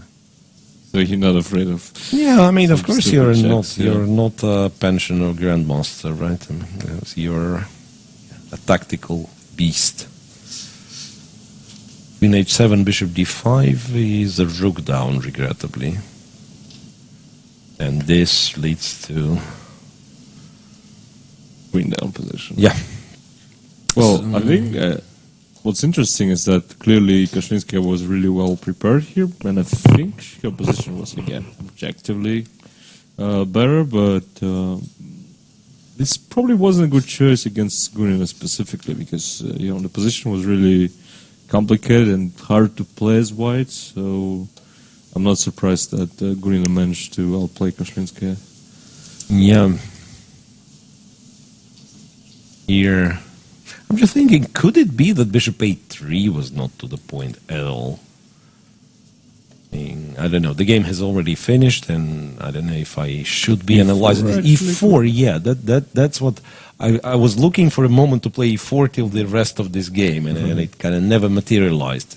So if e4 indeed was possible to play here, maybe that's what you had to do. E4, and I don't know, at least the center starts moving, you can put the bishop on e3 if anything, because if you connect, I don't know, say somehow queen straight, you connect the pawns, you don't need queens on the board. I mean, you can play it positionally, and that's something that was lacking later on. So that's, yeah. Anyway, that's finished. Let's maybe go back to men's tournament. Let's check. Let's check what? Let's check Goryachkina. Let's check Fedoseev. These guys. Yeah. Here. Actually quite interesting. Bishop e1, rook c4 and knight c5. Yeah, that's something. And if rook c8 now? If rook c8 no. If rook c8 now. I guess it's rook c3 and b2. I mean, I have that's nothing. He just played rook b8, so I guess let's just move on, but I think rook c8 was an interesting option at least. Checking h7, rook... so he played rook b8. In case of knight a4... Take, I guess. We also have bishop d4. Oh, yeah, bishop d4, because if you take... Bishop d4. And that's beautiful, right? Yeah, that's what... Knight c3 you'll have to take with the pawn. And rook c2 still. Yeah. No, that's why basically what I stopped, because rook c3 I kind of found this one, and that's just a draw. Yeah, Pavel Pankratov, Maxim Matlakov finished the game. I don't know what the Must result be a draw. I mean, was. they both look happy. happy. Both look happy, yeah. Okay, some knight d7, back to c5, rook b6. It's actually quite often happens, something like that. Then the position is, I wouldn't say complex, but kind of both have the reasons to be unhappy with the position. I don't know why. Or happy. Yeah, if both are happy, then both want to play. My argument would be... That's not necessarily the case, I think. Both happy with a draw is the other. Is the other argument. All right, so three draws and not a single. No, there is first result. Gunina won. 3 draws in the men's tournament. What will be the first, if ever, the first decisive game? Goryachkina seems. Well, this is a good candidate, right? Yeah, seems lost. Rook b8 and also at some point, yeah, the king might join. Bishop d4 is the thing. Yeah, I mean, you need to be fast as black, and looks like there is nothing, right? There is not much in terms of being fast, yeah. So it's that. Vityugov, Fedoseev. Okay, some things changed. Vityugov, Fedoseev. CB4, by the way. Swapped. Other rook went to e7, knight b6, knight f6. Swap the knights, rook a7, d5. And this is typical Fedoseev. Yeah. Although he has less time on the clock, which is d5. Very curious, because he was like half an hour ahead at some point. Wait a sec. Rook a5 is queen b6, right? No, d takes, I think, is the... Oh, queen b6, yeah, is simpler. No, I mean, Ah, rook yeah, a5 yeah. takes, and you can take Yeah. queen d4. But you can do this, right? Then it's a check, queen f2, queen d5. Maybe that's the argument. Because black is still a pawn up. Mhm. Now, it's much harder for me to believe that black's going to win. Right, the king is just too weak, right? The knight's not great. Yeah, the king is, maybe queen b6 wins the pawn back, question mark. Maybe not. Right, cd5 played. Yeah, cd5 played. Queen d4 check indeed. Queen f2 is strictly only move. It's very likely that this position will materialize. And if queen b6, I expect something like knight e6 maybe. Rook a5, queen d4. And Funny thing that you have this move, but I don't think it's great. it looks risky at least. I mean, it's asking for trouble. yeah. Bishop Asking for c4. trouble. With z4, you have queen d1 and checks. I don't know. No, let them play. I mean, anyway, that's a very exciting game, and both are very low on clock. So Aleksandr presumably wins, and Yesipenko Predke. I think we didn't. I know we did check. I mean, this end game that we declared better for Predke. Oof! Whoa. What is going on? Why? I mean, that's a queen, right? I mean, b5, yeah, okay, b5. We said that looks better for black. Queen takes b5, queen c3, played by Yesipenko, queen to d5, b7. Finally, Good, right? finally, this bishop comes back. c5, I don't like. queen b4, cd4. After rook c4, d takes e3 played.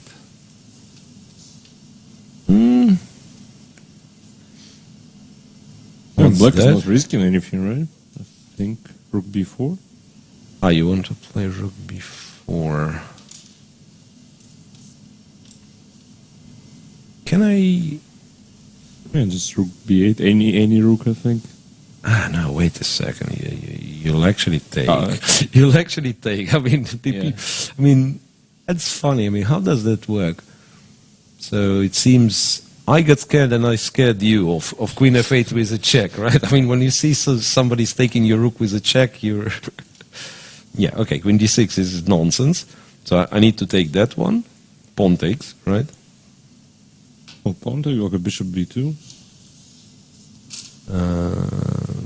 But now d6 is kind of...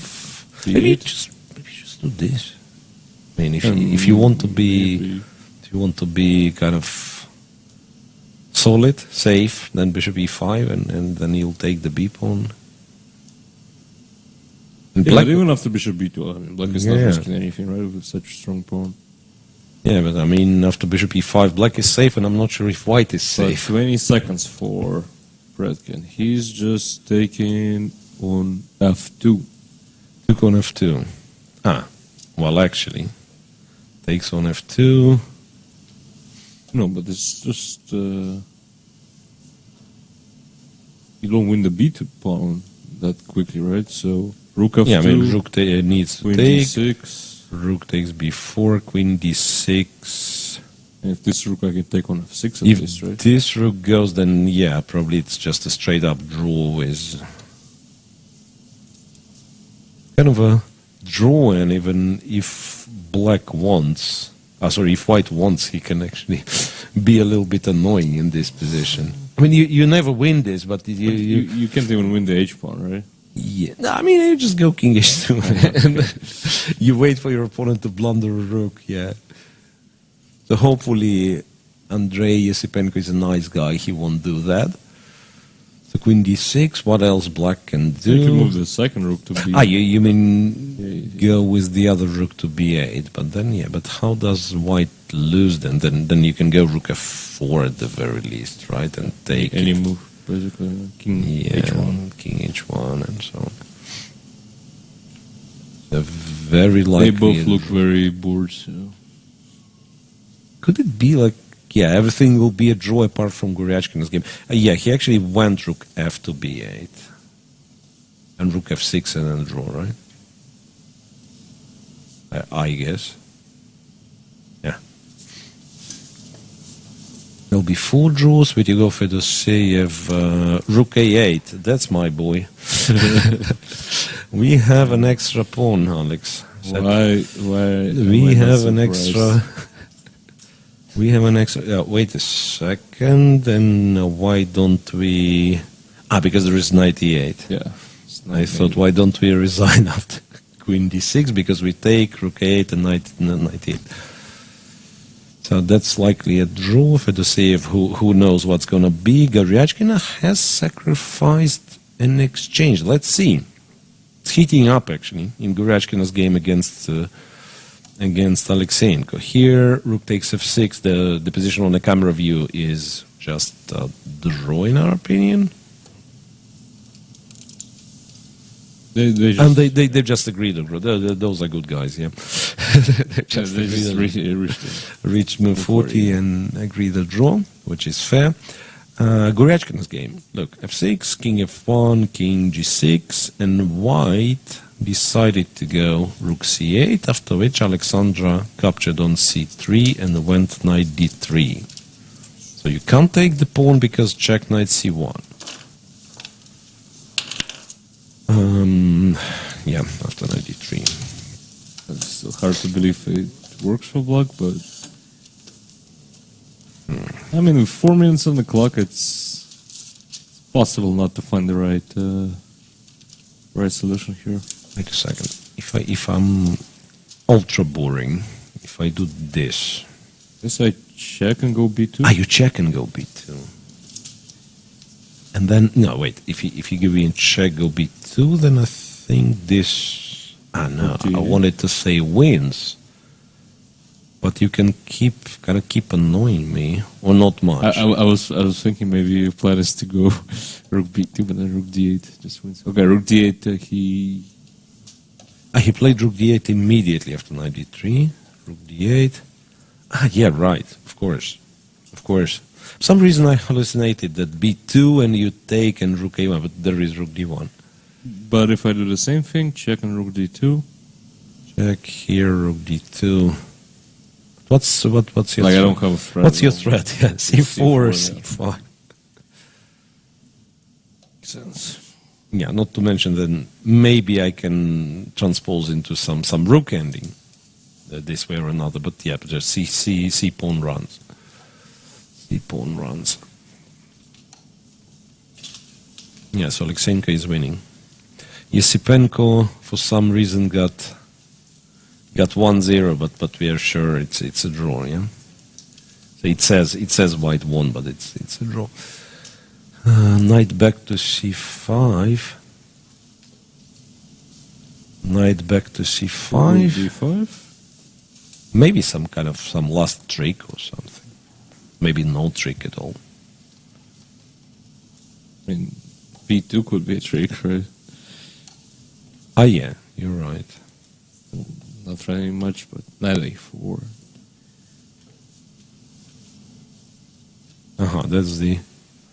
That's the idea, yeah. Yeah, makes sense. So once again, rook d5, b2, if you take rook a1, yeah. And here it doesn't look like you're winning. Yeah, you can get 4 versus 3. That's the maximum you can have. Yeah, takes that and rook c1. But he's not forced to go for it. Yeah.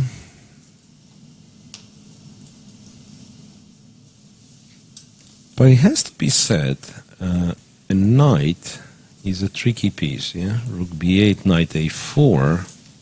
Then I can't play king f2 because knight c3. Yeah.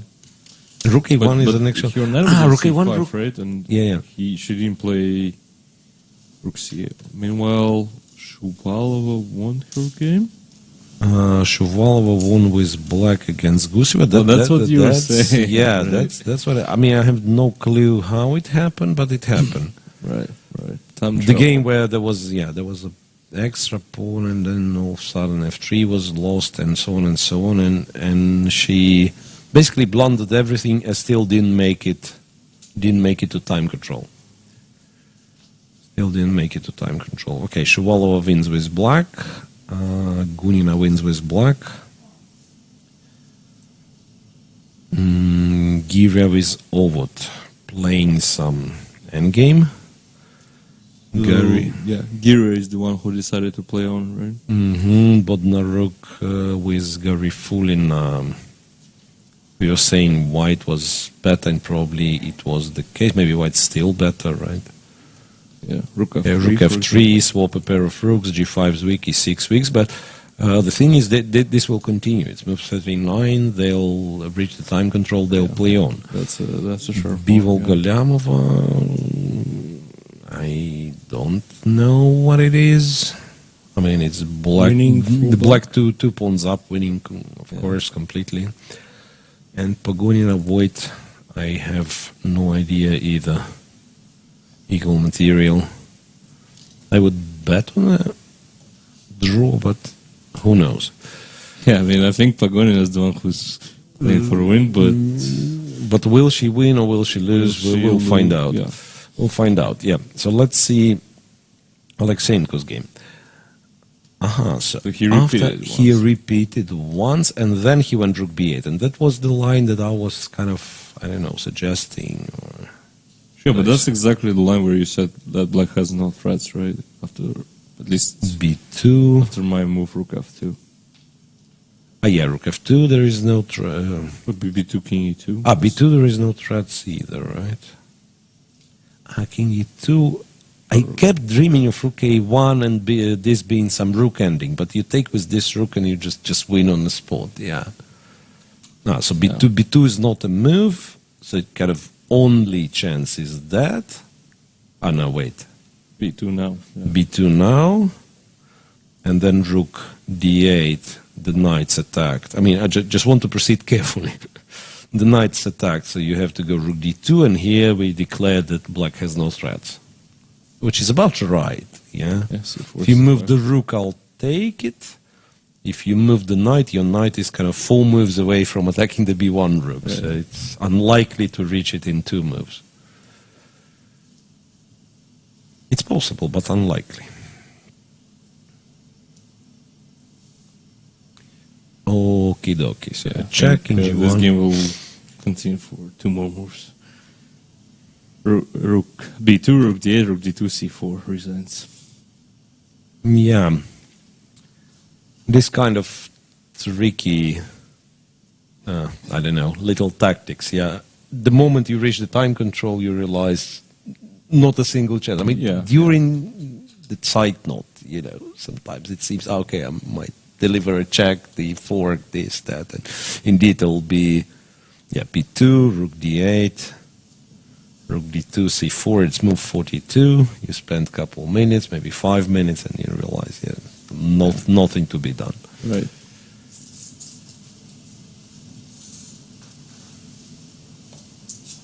So once this game is over, the only one left in the open section is Vityugov Fedoseev, yeah. Vityugov Fedoseev, where he still kept his extra pawn. Believe it or not, amazing. But he kept his extra pawn. Yeah, check on d1, check on h5, easy peasy. Take that.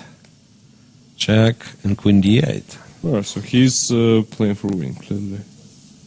Not sure how good are his chances with such terrible knight. That's the question. I mean, wait, g3, why do I play g3? If I do this, how exactly do you play for a win? I mean, you do have the perpetual immediately, right? But how exactly do you play for a win? I mean, how do you... That's a tough question. Yeah. So that's... Queen b8. Queen b8, and then you push king, push the pawns, yeah. g3, and then a4, and somehow you try this, a3, b3. All right. No, but what I'm saying, it's very likely, in fact, that it'd be drawn. It does look like a draw. Mm-hmm. And Galnamo just won. Won her game. Yeah. Nice tactics in the end. Rook takes e5, yeah, after knight e5, bishop d6, and black Picking up really everything. wins everything. So far, in a women's tournament, 3 results, all 3 games won by black pieces. Black is okay.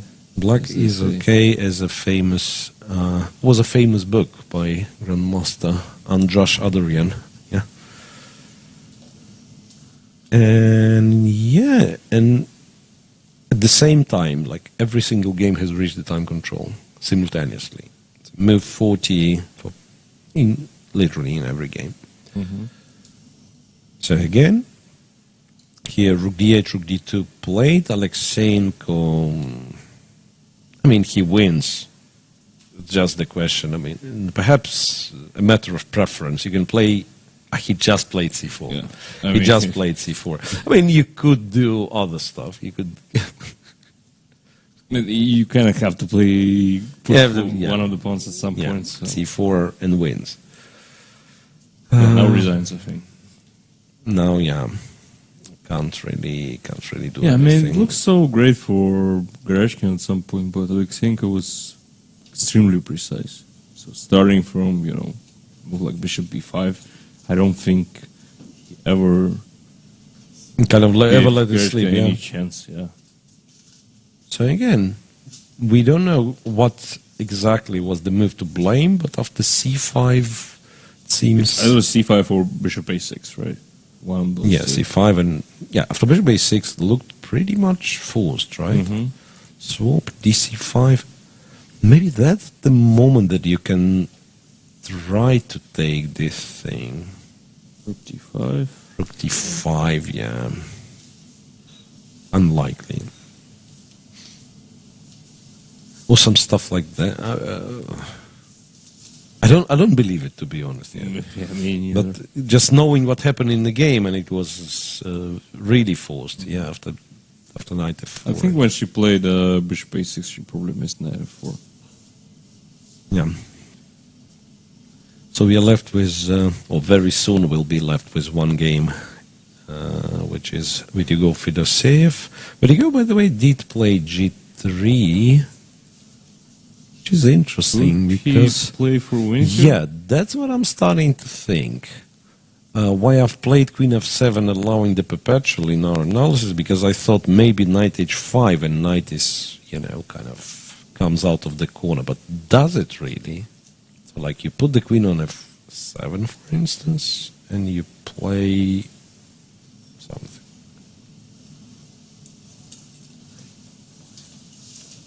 Maybe I can't make progress myself, yeah? So for black is not left with all that many moves. Queen d6, queen d8. Yeah. I mean, one thing for sure is that black is not playing for win Black here. never plays for win here. Yeah, Miroshnichenko resigns. So Kirill, Aleksandr, I wonder if Kirill will join Shipov or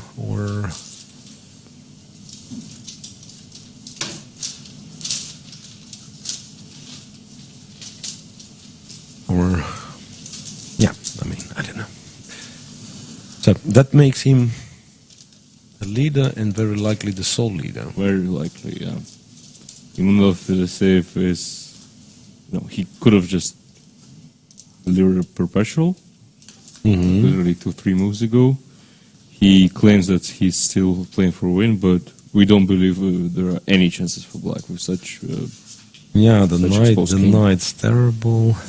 I mean, maybe you don't lose with black on the other hand. Now that I'm I'm thinking, not saying it's losing, but it's hard to imagine black, yeah, it's kind of a bit gets any idea. Yeah, it's a bit pointless playing. Yeah. No, you know what? I thought of a funny scenario that you swap the queens. Hang on a second. Okay, let's hypothetically. I know. So it's black to move. Yeah, you do this for some reason, whatever reason. This is a funny position. I mean, you probably save because you go A4 B3, you yeah. go a4 b3 and get rid of the pawn. But I mean, the setup on the king side, you can't really Untangle. You can't really go away from this. I mean, H5, so what? Right. I mean, this must be some kind of study, Study-like, yeah, study-like thing. Yeah, that's really funny. So if we just remove the pawns on the queen side, could it be that you're white's saying that- winning? yeah. I mean, I'm not saying that. I just found out that it actually is problematic for black. okay. So yeah, I mean, if king gets No, I think 5, who knows? Yeah, but mean- once you play king f2, let's say I go h5, h4, king h6, and then knight h5, and I want to take the pawn on f4. And the pawn again must be drawn, I think. Yeah. So it's but yeah, it's a funny position. So G3, Fedoseev needs to make a decision. I feel like he's not happy now, With the fact, yeah, and we can show, right? So here, basically, queen h5, king g1, black could just continue giving checks. The queen was on d1, yeah, the queen was on h5, and then he decided to trade, give another check, go to d8, just to find out that after g3, it's not like, I still don't believe that black loses, but same here. Why do you continue? It's if you- nasty, right? But Yeah. Why do you continue playing if there is basically no chance to win? Okay, let's just quickly check three remaining games in the women's section, starting with, I don't know, Kyria Ovod maybe, because Ovod technically, if she somehow wins, he'll join Gunina, who is the sole leader, right? Kashlinskaya and Gunina were both on +1. Gunina won, so she's the only one on +2, unless Ovod wins with black, which is not happening. Which is not happening, and nothing happens in this game. I mean, No, I mean I go B3. yeah, king e2. King E2. So you're trying to say that white. I mean, what do you do next? Okay, what do you do next? I don't have my next move. Right? It's not that easy. Yeah, I understand. It's not that easy to come to this conclusion. Maybe that black needs to skip a move. What's wrong with king f6? No, it's easy. It's fine. Yeah, it's fine. Yeah, but I mean, in such endgames, rook endgames specifically, first things that you look at is like how to liquidate, Right. right? And that's I believe that's why you said that after king e2 there might be chances, right? Because kind of first thing you check is that okay, you give check this, and then who knows, maybe c pawn is running faster than the h pawn. At least white is Yeah. pretending to be better here. Yeah, so you can try. But yeah, so that's very likely a draw, even though I believe they'll spend nearly all the time they've gotten after, after move 40. Garifulin now is Bodnar Rook. I'm switching there. Okay, that's a live position. That's a playable position. Long game for tonight. Yeah, We that's have to have one, right? That's our long game for today. The safe actually played h5, which with the queens on the board seems. I mean, he Pretty needs to risky, play a right? few more moves, and Nikita will reject a draw offer. I I'm mean, I don't afraid. think he's taking it even right now. Rook e3. Okay, so here, black to move. Black can try to be tricky. Play g4. Why tricky? I mean, it can be taken, in fact. For some reason I thought takes rook h7, but it's not important. I mean, even if you cannot take, like g4, h4 doesn't really change much. Yeah. doesn't really help. I mean, But if we come back to Fedosev's game for a second, Yeah, sure. how h5. about a move queen a6 right now? Creating a little threat of checkmate in one, you mean? And king h7, King bishop h7, f7 bishop creates- f7 creates a threat of Mate in checkmate two, in two. And black. Now look at the video if he sees it. I mean, there He is a sees check it on for g2, sure. but that's it, right? Yeah, it's only one check. So Fedos just lost it by his 41st H5 move? Queen A6 is on the board, yeah. Cannot believe it. I mean, it's just a terrible blunder. And that, honestly, that has something to do with psychology. Resigns. I mean, it has something to do with psychology. Really. For sure, yeah. That's such a blow for Fedoseev. I mean, he's laughing, but it's he's like a laughing, nervous, yeah, but laugh, right? That's I don't know. Maybe one could say after the opening, right, with Rook on E7, maybe White was winning and he kind of deserved to lose this game. But it was a perpetual 3 moves ago, right? It was H5 is like, even if you don't see Queen A6, which I mean, obviously he didn't, but it's just a suicidal move, anyways, right? Like. Your king is already in trouble, sort of. Like, why would you make it even more? But wait a second. But does it mean that H6 is exactly the same? H6 loses to Queen A6, right, and Bishop F7. That's one tricky position.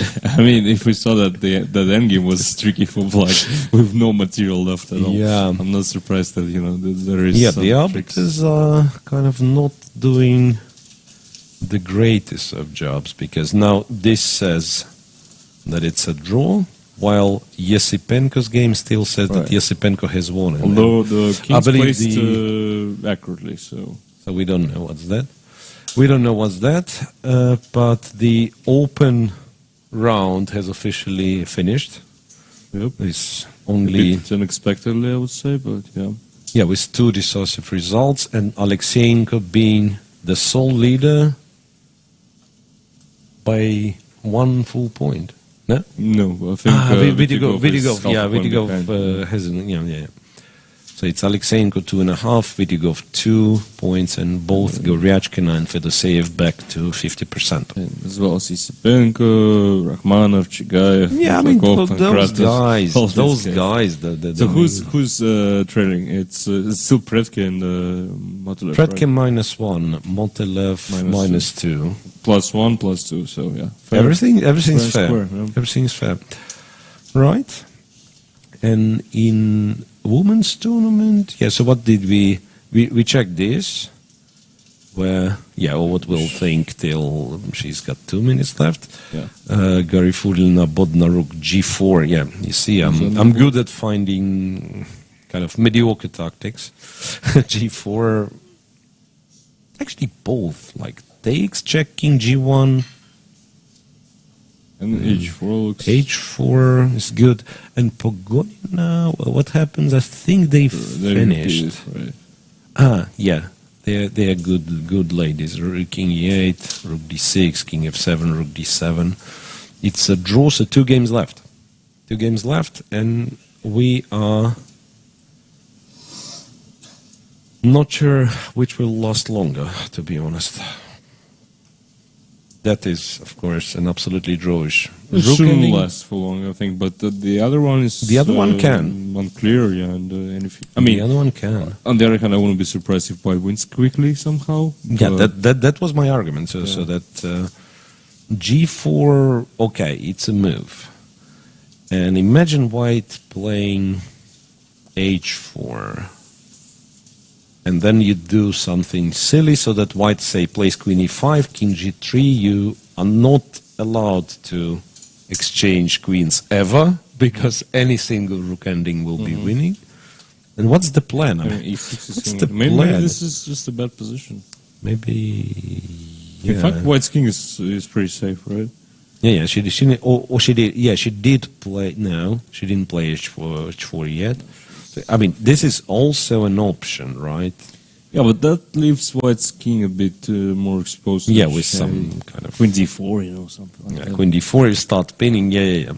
H4 is more of a classy reply. True. So this will go on, and Giria Ovud very likely to finish as soon as Ovud finds the way to. She doesn't have to struggle to find the right solution there. Yeah. So, what do we do? Any questions in the chat? Yeah. Not that many. Not that many. So today is the first working day. Yeah? On Monday, People are working. Yeah. people are working on Monday. So that's what we pretend to do. Right. Well, if you love what you do, you don't have to work a single day. That's how they say. So we're not working. Indeed. Right. Very fun, But yeah. we are left with 2 games, and once again, I like to describe it as a bit of an awkward moment of players realizing what has happened in a time trouble and so on and so on. If it would be more games, that of course we would look one position after the other, but now it's more or less perfectly clear. Girev is over, to us at least, looks like an absolutely drawish Rook-N game.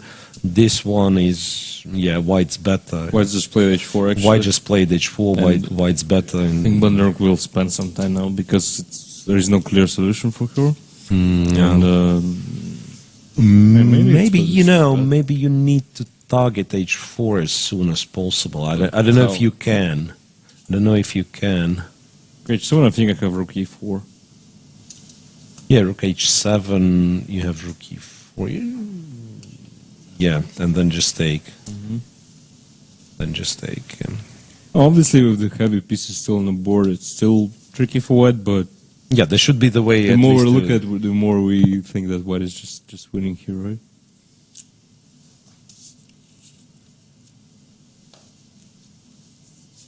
So let her think. Let's make a really quick break. Just cup of tea, other activities, and we'll be right back when they'll start making moves. Garifulina, though, is a player who would not spend 25 minutes out of her extra half an hour. She can play pretty fast. She won't, but Naruk. But the Rook will spend nearly all of find her a good time. move here. Yeah, I agree. That's a problematic position, so that's why. But Naruk will keep thinking. So what we do? Yeah, maybe. Yeah, so maybe a very brief break. 2 games are still going. In the open section, a reminder, Goryachkina has lost to Aleksandr, and then Fedoseev blundered right after the time trouble. Move 41 has blundered and lost to Nikita Vidigov. In the women's, 3 wins for Black, draw for Pogonina and Daria Voigt, and 2 games are still going. Maybe Garifulina fighting for White card. Yeah, Garifulina, exactly what I was supposed to say. So we are going for a break, and we'll be back in 10 minutes to find out what these other 2 games will finish.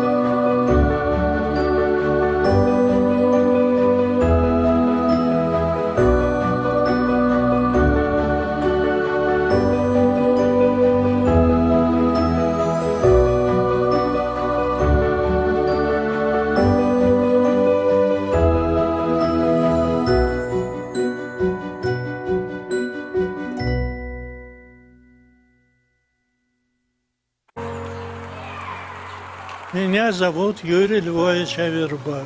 Мне 97,5 лет. По профессии я гроссмейстер, старейший гроссмейстер мира. Когда мне было 12 лет, я прочел всего Шекспира. И это мне доставило большое удовольствие. Я считал, что английский язык – это язык будущего. И не ошибся. Огромную роль шахматы приносят детям, которые начинают изучать иностранный язык. В результате они овладевают языком и одновременно овладевают шахматами.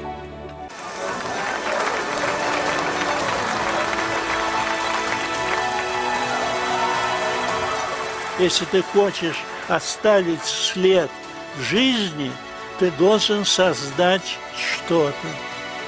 Надеюсь дожить до 100 лет и издать еще 2 книги.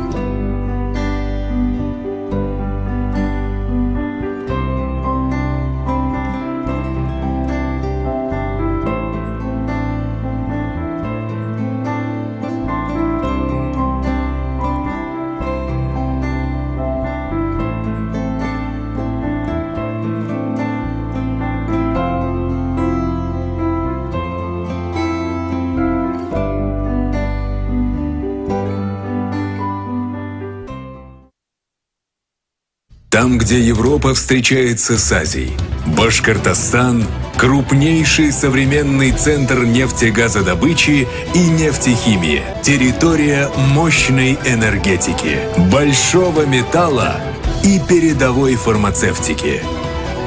Мы поднимаем в небо лучшие в мире самолеты и вертолеты. Столица Башкортостана – город Уфа. Мы стремимся к победам и побеждаем. Башкортостан. Республика на все 100.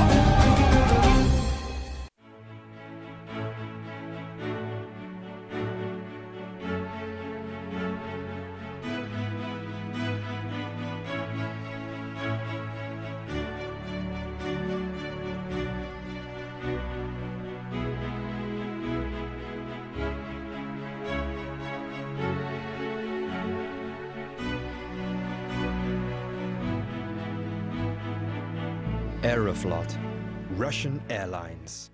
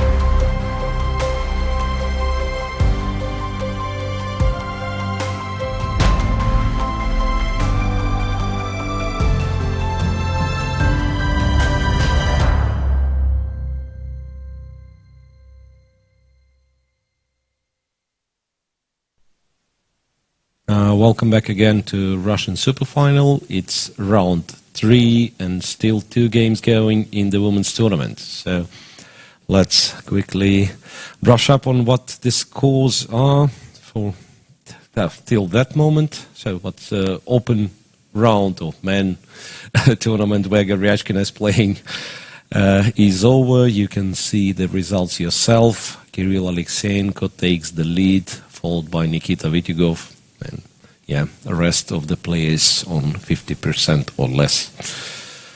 Right, and in the women's tournament, Gunina will be the sole leader, very likely, right? So she has won with black against Alina Kashlinskaya, black winning all the games till that point. Shuvalova beat Gusina, Gunina won against Kashlinskaya, and Alisa Galyamova won against Alina Bivol. So we have 2 games going. Leia Garifulina seems to be completely winning now, right? I think we've left it somewhere around that point. G4, H4, and we figured out, yeah, white is better. And it's actually much worse than it looks. Right? Yeah, and Queen C1 is understandable attempt to, I don't know, to create some threats, but after Queen E3 it turns out no threats whatsoever. One check. As I said right before the break, like any Queen's exchange means resigns, because this endgame with the H-pawn will be easily winning. And how do you avoid trading queens? I mean, you can give a check, it's king G3, and then if you move your queen away, it's rook E7, and actually you will be the one to beg for queen's exchange. Right. I mean, and white can exchange the queens if... Anyway, it's a check on E7, check on E2, right? There is no square on this board, right? Yeah, so white's winning here, and interestingly, Girev is over. The game that we thought, king f6, king d2. So Girev kind of insists on playing for the win. I mean, that's a nice try. We kind of missed this idea, right, of king d2. King d2. If you keep standing, then what? Rook b2 happens, and then king c3. Okay. So in fact, white was able to force this endgame. Check, king c3, takes, rook takes, h5, rook b6. So not necessarily white is winning or anything. But white is pushing. White is pushing. Here I'm not sure. Maybe moving the king back, avoiding rook h6, whatever. King e7, king d4, f6, check, king e6. That's the position. I'm actually not sure about this check. I mean, she can check again. She can check again. Yeah. Because the only logical follow-up, if not repeating the position, is c5, kind of. And then what? And then check. What do? You go here. And then to b5. You try to... Maybe it's not as simple. No, I don't think it's simple. I mean, pretty sure it should be a draw, but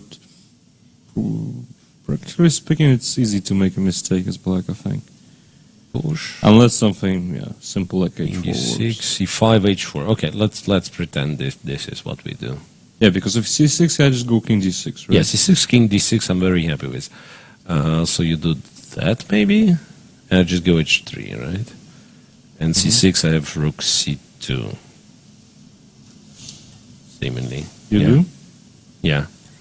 Yeah, and if you don't push, then I go rook h1, h2, right? Rook h1, this, h2. You're just on time to hide, actually. and you... Yeah, king c6. So I don't have to play h2, yeah, king right? d5 I think is good enough. Yeah, here I need to play king d5, but that's okay. I was looking for... King d5, maybe there's rook d7, then I bring the rook to d2. So check, and if let's say if I go back, you go to d2, and same thing, kind of. Maybe not the same thing because... And then rook c2. Yeah, I agree. I mean, black will... I mean, black might still make a draw here, right? But he will have to Maybe- survive a few unpleasant moments. Right, but maybe there's nothing wrong with king e4, right? In that line. Mm-hmm. Instead of King e6, c5, that. Here, that. We said king c4, rook h1. This, check, and king e4. No, because now you actually do threaten h2, Right. so I cannot go c6. Yeah. Then go c6, and I mean, there's no reason for black to be worse, I feel like. Right? Yeah. My king is as active as yours, and my pawn is even more advanced, right? Yeah, and there is like the worst case scenario. I take those two. Yeah, I give the up rook the for rook, the yeah. c pawn. Yeah, I can't lose, but it'll take some time. Yeah, take some time. Garifulina Bodnaruk. So Bodnaruk went queen c4 without a check. Makes perfect sense. So now after this check, she'll play king a6 at least. Rook e4, I think, is good enough, right? Yeah. Maybe without this check, right? Just rook e4 at once.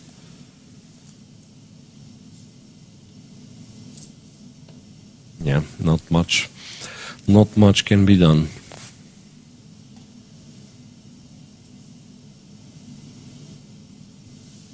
Queen e4. It's like, when everything is winning, it's hard to make a mistake, I think. Yeah, great. Leia just played rook e4.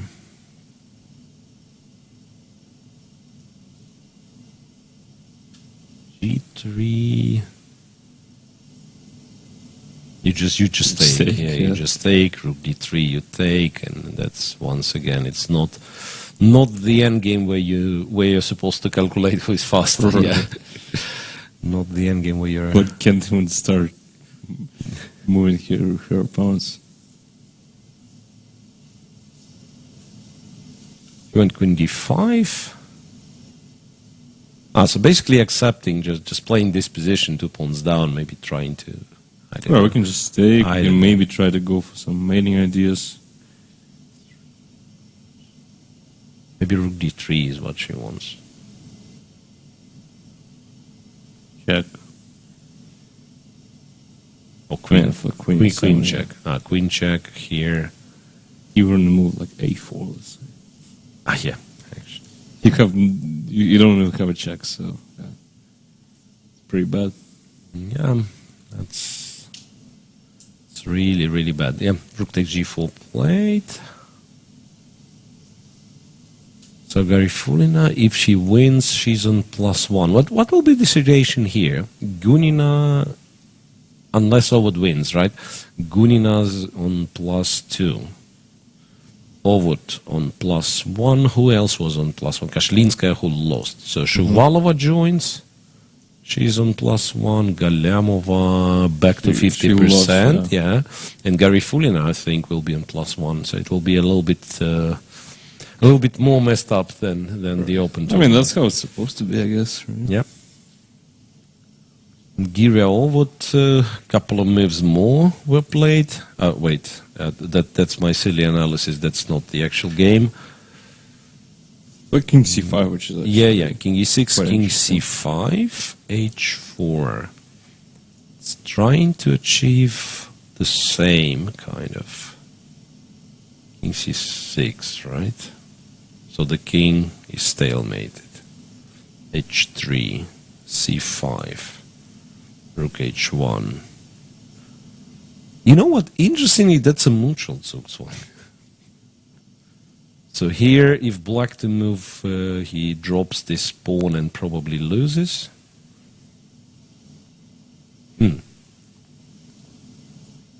It's a mutual Zugzwang. It's also a stalemate if black doesn't have rook and the pawn. So it's quite a lot of motifs in this endgame.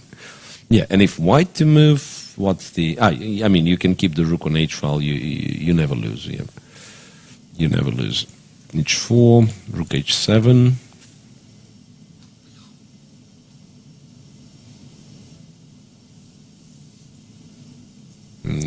there is no reason not to play h3. Oh wait, can I do this, this, and this? Some triangulation. I mean, this is actually Look, smart. rook c1, c5, back.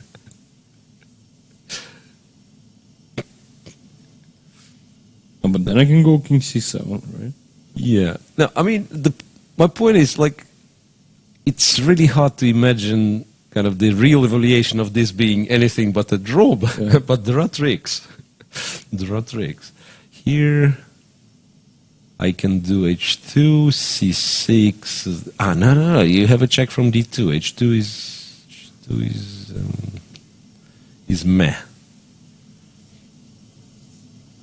So maybe king d5 is what I need to do. This, and then just rook c1. Check, king back. No, wait. Check, king back, rook d2, and again you can start claiming that you'll. I mean, I don't know if you win this, but again, you might. Well, actually, rook we h2, just pushed the pawn, and you can. So I keep claiming it's a draw, and I've managed to lose already for a few times with black. that just shows that there are some tricks in the position. It's not that easy.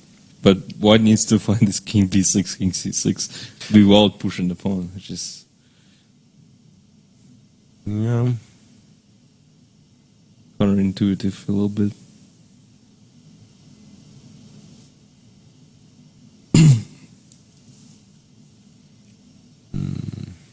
No, I was kind of debating with myself if like going e4 ever helps, but no. Helps black, yes. Helps black, yes. Agreed. All right, so here they have a bit more time. In the other game, Garifulina, Bodnaruk doesn't have any time, and Garifulina is not inclined to spend any time. So maybe that's the game that we should concentrate on more. Well, but I like my idea of queen e7 and a4 because it absolutely. introduces some mating threats suddenly. So that here and a4. How do you actually create a threat as black? Like any single one? Oh, wait a second. There was no check? Maybe rook g7 you'll start running with the king. Yeah, so that's why you need a4. That's why you need a4. Yeah, the question is what you do. Not much. Yeah, maybe just resigns here, right? I mean, she won't resign for sure, but You won't resign. Queen Okay. e4. Queen e4. also fine. Queen e4. Queen d6, queen f4. With the tempo, and then a4, right? Once again, any exchange just wins. Pawns up, not much to discuss here.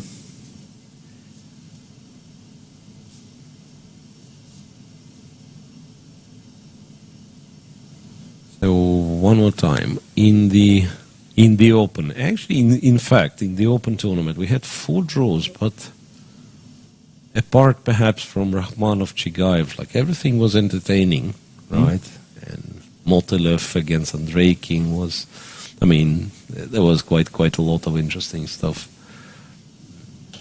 And Fedoseyev's loss obviously was painful, unexpected, but the opening choice was fun. I mean, the opening choice actually, it was fun and it went well for him. I mean, maybe at some point Yeah, it was absolutely. a very risky position, but B6. so he actually, I mean, I just talked to him briefly, right? And he said that B6 is the top choice of Stockfish in this position. Which is just B6. Amazing.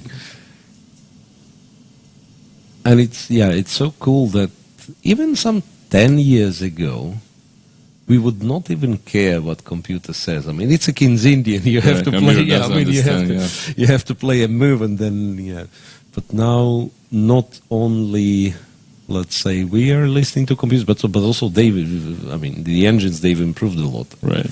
They've improved a lot. That's pretty cool that we thought we know a lot of this type of position, but apparently a bunch of new things which we thought were Didn't at least understand, dubious, or yeah. No, but exactly, like it was pretty dogmatic. Some positions, like here it's always, I don't know, always favors black. Like Right. this thing, if we come back to, I mean, not even the game itself, but let's say King's Indian type of positions, like knight c6, that, and what it was before a5, b5, for instance. Right? I mean, that's absolutely incredible. And now Carlsen plays it, and turns out to be one of the top choices. I mean, it's perfectly playable. And yeah, now it's I kind of understand that the knight on e7 is bad, and that's what they're trying to say by doing Space this. advantage. Space advantage, right? But maybe one day black will have the knight on d7. They will still go b5, and try to prove that even this is good. Fun times. Okay, so this game's going. Queen check, queen f4. Yeah, black keeps the queen. a4, rook d5. Queen g3 is the move. I would play. Yeah, queen g3 is a nice little move.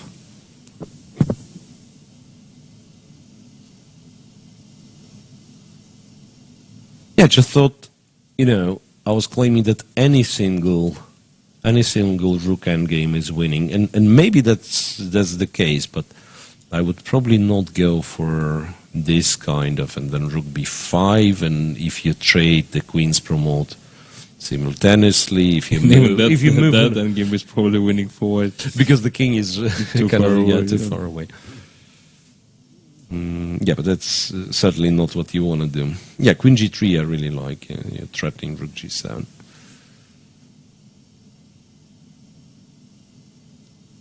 Yeah, I think the idea in this kind of positions is just not to be too fancy. Like find some, I don't know, some planned strategy to stick to it. Oh, and I think it's a very simple one. Just want to get the 7th rank in your hands, and that's it. Queen g3, rook g7, h5. Go h5, can go b5 as B5 well. makes Like sense. any pawn move here, opening up the king also helps.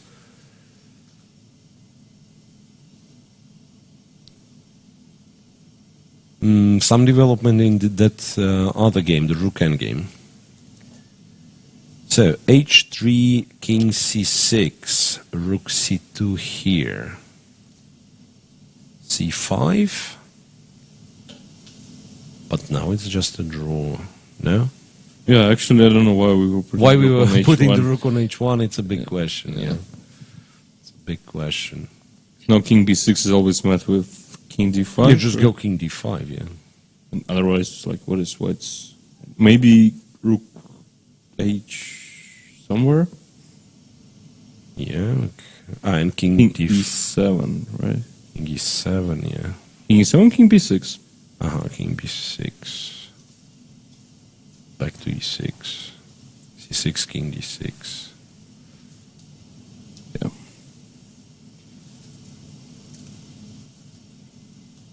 No, but what if we play? So rook h3, let's say, right? You go king e7.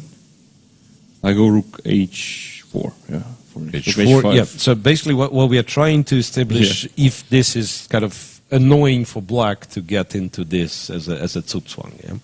And this might be Rook b2. king c6. Still king d5. c7, yeah, still king d5, c6, rook c2. How can you lose this? You never lose this. You might actually win this. I mean, if white's not. I mean, that's the similar scenario to the yesterday's game, right? Mm-hmm. Oh, so does it mean that I'm too hasty declaring Gunin as the sole leader? Who knows? Rook h8 was played.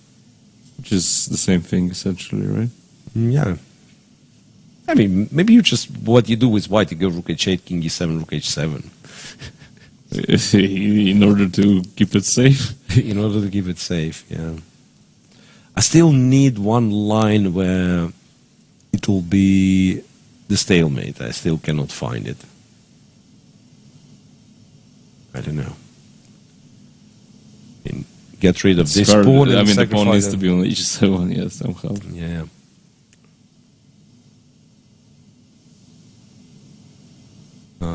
Put the rook a4, rook h. What's rook h7? Rook is on h7. How is that? How's that? Not too helpful, I think. Rook g6. He didn't play queen g3. Rook g6. Rook f6. Rook here, a5. It's interesting that it's a5, not b5, but he's okay. I mean, as you said, any pawn can be moved, right? So, all good. Takes, b takes. Now you can just play a6, next exchange all the pawns and Just, it's hard to find an idea for black, which is like not losing immediately. That's kind of a problem here. Yeah, if I'm perfectly honest, I'm impressed that black made it that far. Let's say it was 40, move 40. Okay, not that far away, but 7 moves, 8 moves. I mean, she only made it because she haven't resigned yet, hasn't. Yeah. Because at the in the open section, I'm pretty sure black would have resigned already. Queen g5, queen takes g5. Okay, Here's your line where black wins. a6, king a6. You're fighting. Queen e4. Maybe queen e4 first. Queen e4, yeah. Yeah, d of a6. Well, like a6 doesn't win immediately, right? I still have some king b6 ideas. What you don't want to do, I believe, is rook f7, even though it's completely winning, but you don't want to go for the queen's ending because of some, billion checks. So you'll have to deal with all this stuff. Is queen a5 a threat? Kind of. Kind of a threat. Rook f5, rook h4, by the way, another way to blunder.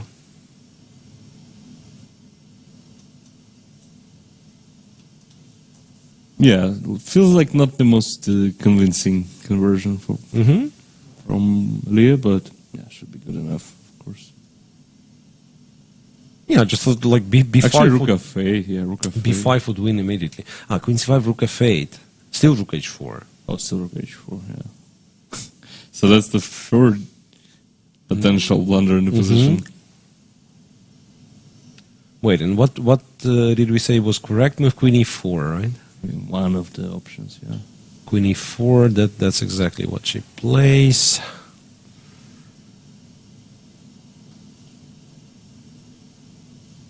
Rook e7 is the tempo.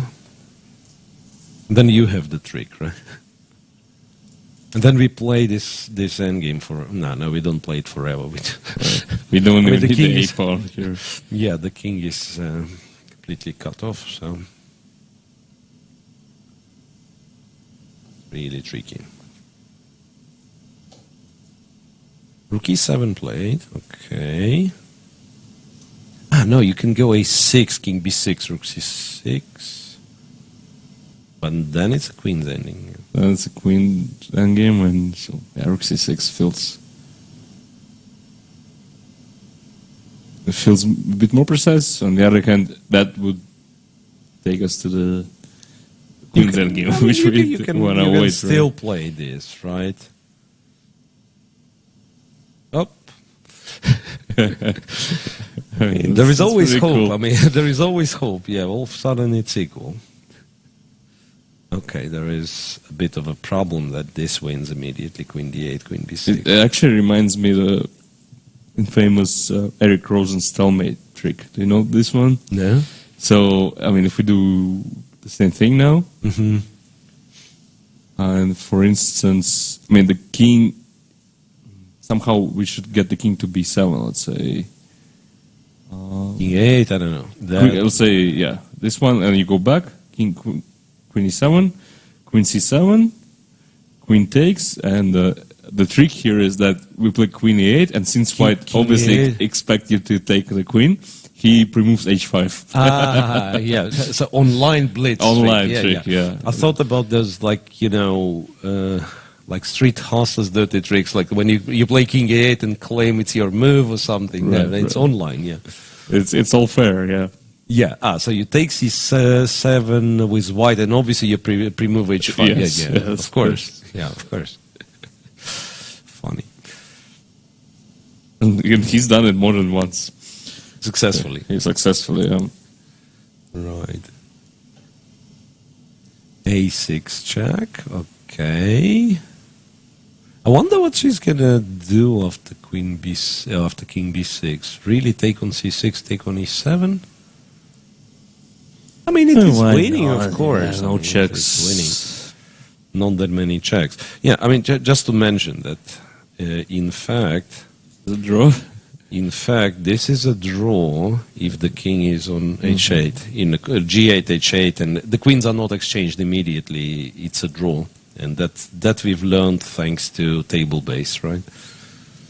I don't think it's possible to make a draw. Although there was a game, Carlsen Duda recently, Yeah, there were examples where people where made it. Yeah, Duda saved it, but I mean, I think Magnus just blundered some three, four repetition or something. didn't use all of his chances, right?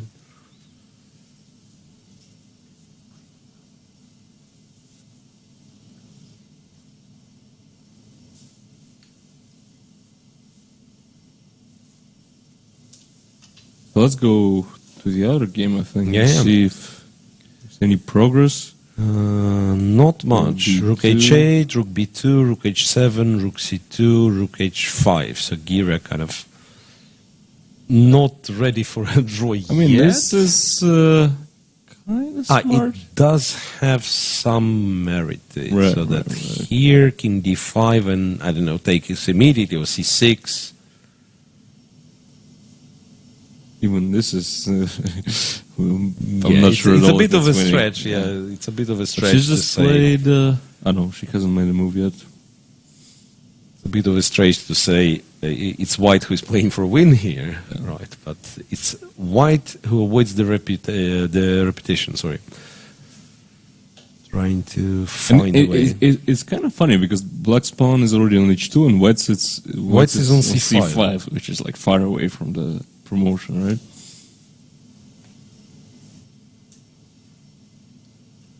Can we try now? I mean, there is no board editor, so I just thought that maybe, to illustrate that indeed when the king is active, sometimes the second rank pawn doesn't really matter. Right? Yeah. So, of course, White has some, let's say, some basis to play for a win. I mean, it's not like even visually somehow it feels like white is the one who's playing, but she just play rook b2, not scared of all this rook takes f5 nonsense. So king c7. No, but maybe really just play this. e6. c6, play this. And then rook h3, for instance. No, but rook h7. Oh no. Hey, what did she play? Rook h7? She just played rook Takes it h7 and they've And we accepted. thought rook h5 was so smart, such It was smart. subtle it's just idea. that, But yeah, it was smart anyway. So a draw here, and that seals the deal for Gunina being the sole leader on +2. yeah, but what all is remains? on +1 and Yeah. playing well so far. So far, she made a draw against Giria and Shuvalova. Beat Pagonia. Beat Pogorina, so she had very decent opposition, and she's on +1 undefeated. Yeah. And she was winning against Shuvalova as well. So. Yeah. Alright, so we got to this Queen's End game, right? We've got this Queen's End game. Hopefully it won't. It can be, last very long forever. one. It can last forever. But you just need to play faster because, I mean, you don't need to be precise here, right? At least the way I see it. Just play g4 and escape from checks on g7 with the king. Yeah, the worst thing you can do is try to calculate how exactly you're running away, because you'll miss something. And g4. I would personally probably put the queen on e5 first for whatever reason. I don't think there is any difference. Yeah, there is no difference. It's just that, queen f4 check, king's running. With king on a6, not even a chance for a stalemate, right? Okay, check, king goes. King on h4. Let's move, what? Move 60. That must be why they've gotten a new score sheets. Yeah, but Leah, she plays very fast. That's interesting, yeah? I mean, I would play fast in this position as well. Like, what's...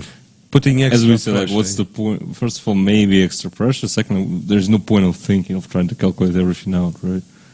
I mean, the only thing you want to avoid is blundering the G pawn somehow, which is you don't want to blunder the thing. G pawn, and you don't want to, I don't know, to make it a stalemate, right? Yeah, but there are no possible stalemates with the king on a6, right? Check, and how do you make it a stalemate? In fact, where you're running is somewhere like g7, where there is no check, and because you're always going to have a counter check. Okay, queen f4. Queen f4 is cool. Well, but queen e6, h6, right? Let's start pushing the pawn. Check, king b7, and h6. Huh? Okay, fair enough. Now it's time for Ervik Rosentrick. H7 is still not possible, right? Because queen h2, so we go to a8. Okay. Hoping for you. No. H5, I guess, is simple enough. Yeah. No, I can't do it. Can't do it. It's absolutely winning for white. White. But Ervik Rosentrick it only works online. Yeah, it only works online. Yeah, exactly. So check on h2, which only hastens the king towards the right squares. Check. I wonder if anyone has ever saved this type of position. Like, I see people play this all the time. But you mean with two, like dead lost positions, you mean? Like this, yeah. Like the rook endgame, let's say, similar one. Two extra connected pawns. But rook endgame, I don't think even that game, if let's say substitute rooks for queens, even that game would continue. Somehow people tend to believe in some magic of Her Majesty, of the most powerful piece, and you have checks, and as long as you give checks, everything's going to be okay. I mean, that's an illusion. So that's why people play with queens, I believe. Even though it's, as you said, I mean, there is not the slightest chance whatsoever. Yeah, because, how do you possibly make a draw, right? You either deliver a perpetual or win up one of the pawns, which with the queen on e6 is just impossible. Yeah, I have to say, once I've almost saved it. I've saved queen's ending 2 pawns down, okay. Just to lose it later. Okay. So there were more pawns. Actually, I was playing against FIDE vice president nowadays, Viorel Bologan. Mm-hmm. So he was completely winning, and I kept giving him checks, sacrificing pawns, annoying him. And at some point, it was a very funny perpetual with his pawns being on a4, c3, and it wasn't trivial. It wasn't like, all checks all the time the same way, but I had to be precise, and one wrong check, I had to give a check from f1, for instance, to the king on c4, and I given it from e2, and then suddenly he runs away. So that was painful, because I could have, at some point in that game, I was about to resign, and I could have saved myself 3 hours of my life. This is the worst feeling, yeah, exactly. It's like, okay, I'll try to play on, and then if your opponent is precise, it's kind of okay. You can blame yourself a little. I should have resigned earlier. But if he's not precise and he almost save, and then you, an idiot, just make another mistake and lose, that's terrible feeling. Yeah. That's the worst. Okay. Wait. That's the position. Yeah. Queen e3. So it changed a bit again. Queen h3, king g5. Why is that? Queen d3. So So she didn't go here. A bit of a surprise. Because king g5 there is no checks. No checks, okay. Queen h2. Now queen e4, h7 would be my guess.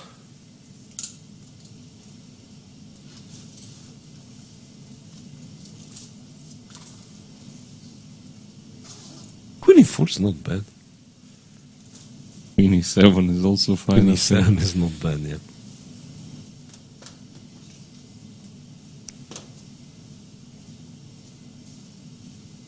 Pretty much anything. Yeah, but king g6, king g7 is the simplest because speculating on the queen's exchange, right? Queen c3, queen f6. Yeah, that's it, yeah. So the king is cut off, actually, and you probably prefer to keep it like that. Yeah, I mean, the way she does it is also fine, of course, but that would be the simplest. a6. King g6 again. King g6, king g7. h7 looks fine too. h7, yeah. The closer it gets, the better. Because that's your task after all, to promote this pawn. Right. Jack. So now we go to g6, right? And now we could do the same thing, right? King h6 and king g5 and no checks. How? Again. Yeah. Although, yeah, king g7 is obviously good enough. Yes, so black technically has to give... No. King g6 and Leia Garifulina wins, which opens up the score in this tournament for her, right? Plus yeah, one. I think so. Yeah, and once again, a reminder, last year she was fighting very well and finished third, if I'm not mistaken. Yeah? So it was a tie between Shuvalova and Goryachkina. Right. The tiebreak was won by Goryachkina, and I think Garifulina has finished third. So she matured a bit in this year, so let's see how it goes. She is one of the favorites, yeah. I think she will do well in this tournament, and yeah, obviously a nice win for her, especially considering that Bodnaruk is a bit higher rated, so technically that's an upset. Yeah. All right, and that concludes the third round. Finally, I can, state the usual that women's tournaments are more exciting in a way than the more decisive games. That today it holds true. Actually, women played most of decisive games today, including Aleksandr Goryachkina. Yes, gentlemen only. Yeah. Only for the save lost. Save lost, and it was a drawish position. It was a drawish position. So it could be that all men may draw in. Mm-hmm. Right. So one more time. Fedoseev loses. Aleksandr is the sole leader. I think that's the updated cross table. 2.5 for Aleksandr, 2 for Nikita Vidyugov. Really, everyone else is on 50%, -1 for Predke, -2 for Motolev, but that's how it is since the last round. Right. So I guess it's too early to say, but I'm guessing Motolev is not really fighting for the championship. Yeah, but that's about it. That's about it, yeah. Predke is doing well. I mean, he was... a bit shaky yesterday, but today, I mean, if anyone could play for me, it was him against exactly. Yeah. Right, and those are the results in the women's tournament. And strangely, it seems like a lot of wins, a lot of losses, but I don't think the situation is too different, right? Again, the cross table situation, the sole leader, this time it's Valentina Gunina, and... Yeah, maybe a tie for the second place. Cannot be the only player on second place, right? Yeah, a tie of 3 players: Garifulina, Shuvalova, and Evgenij Ovod. Yeah. So this is it. Bodnaruk is clear last, and 3 players on -1. Guseva, who started with the win, but then followed it up with 2 losses. Bivol lost today, so that's her first loss. Pogonina -1 after yesterday's loss, and that's it, right? they'll be it. So, and they'll be it for today. I don't know. Today it felt like an easier day, Alex. If anything, I don't know why. Easier than yesterday, yeah. Easier than yesterday, and perhaps we are getting used to it. The games are more interesting? Question mark. I mean, there've been. Let's be fair. Today there were quite a few interesting games. Yeah. Right. So they'll be it for today, and make sure to come back tomorrow, same time, same place for fourth round. Yeah. See you then. Take care.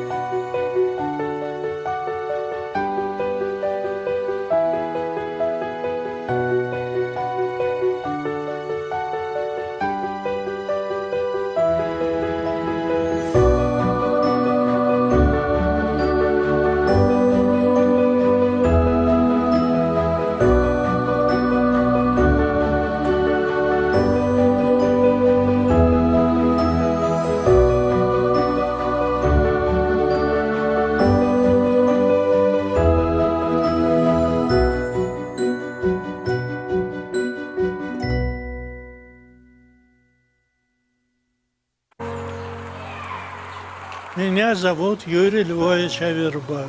Мне 97,5 лет. По профессии я гроссмейстер, старейший гроссмейстер мира. Когда мне было 12 лет, я прочел всего Шекспира. И это мне доставило большое удовольствие.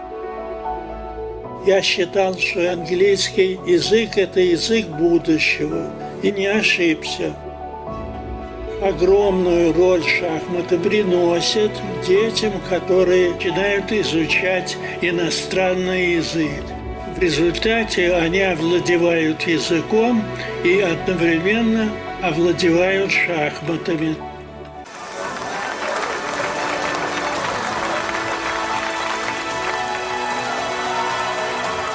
Если ты хочешь оставить след в жизни, ты должен создать что-то. Надеюсь дожить до 100 лет и издать еще 2 книги.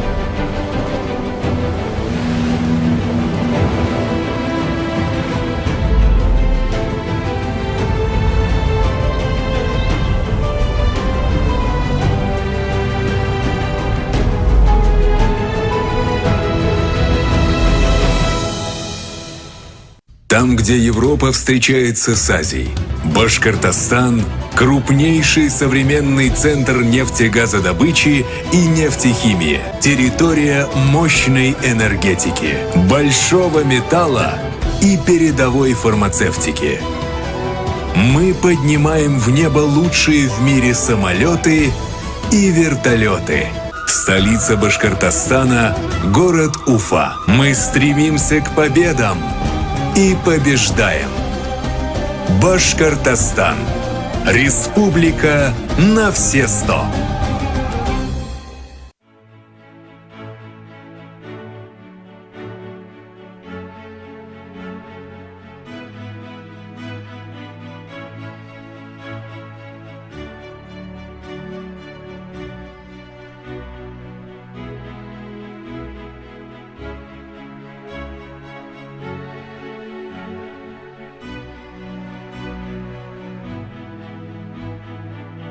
Aeroflot, Russian Airlines.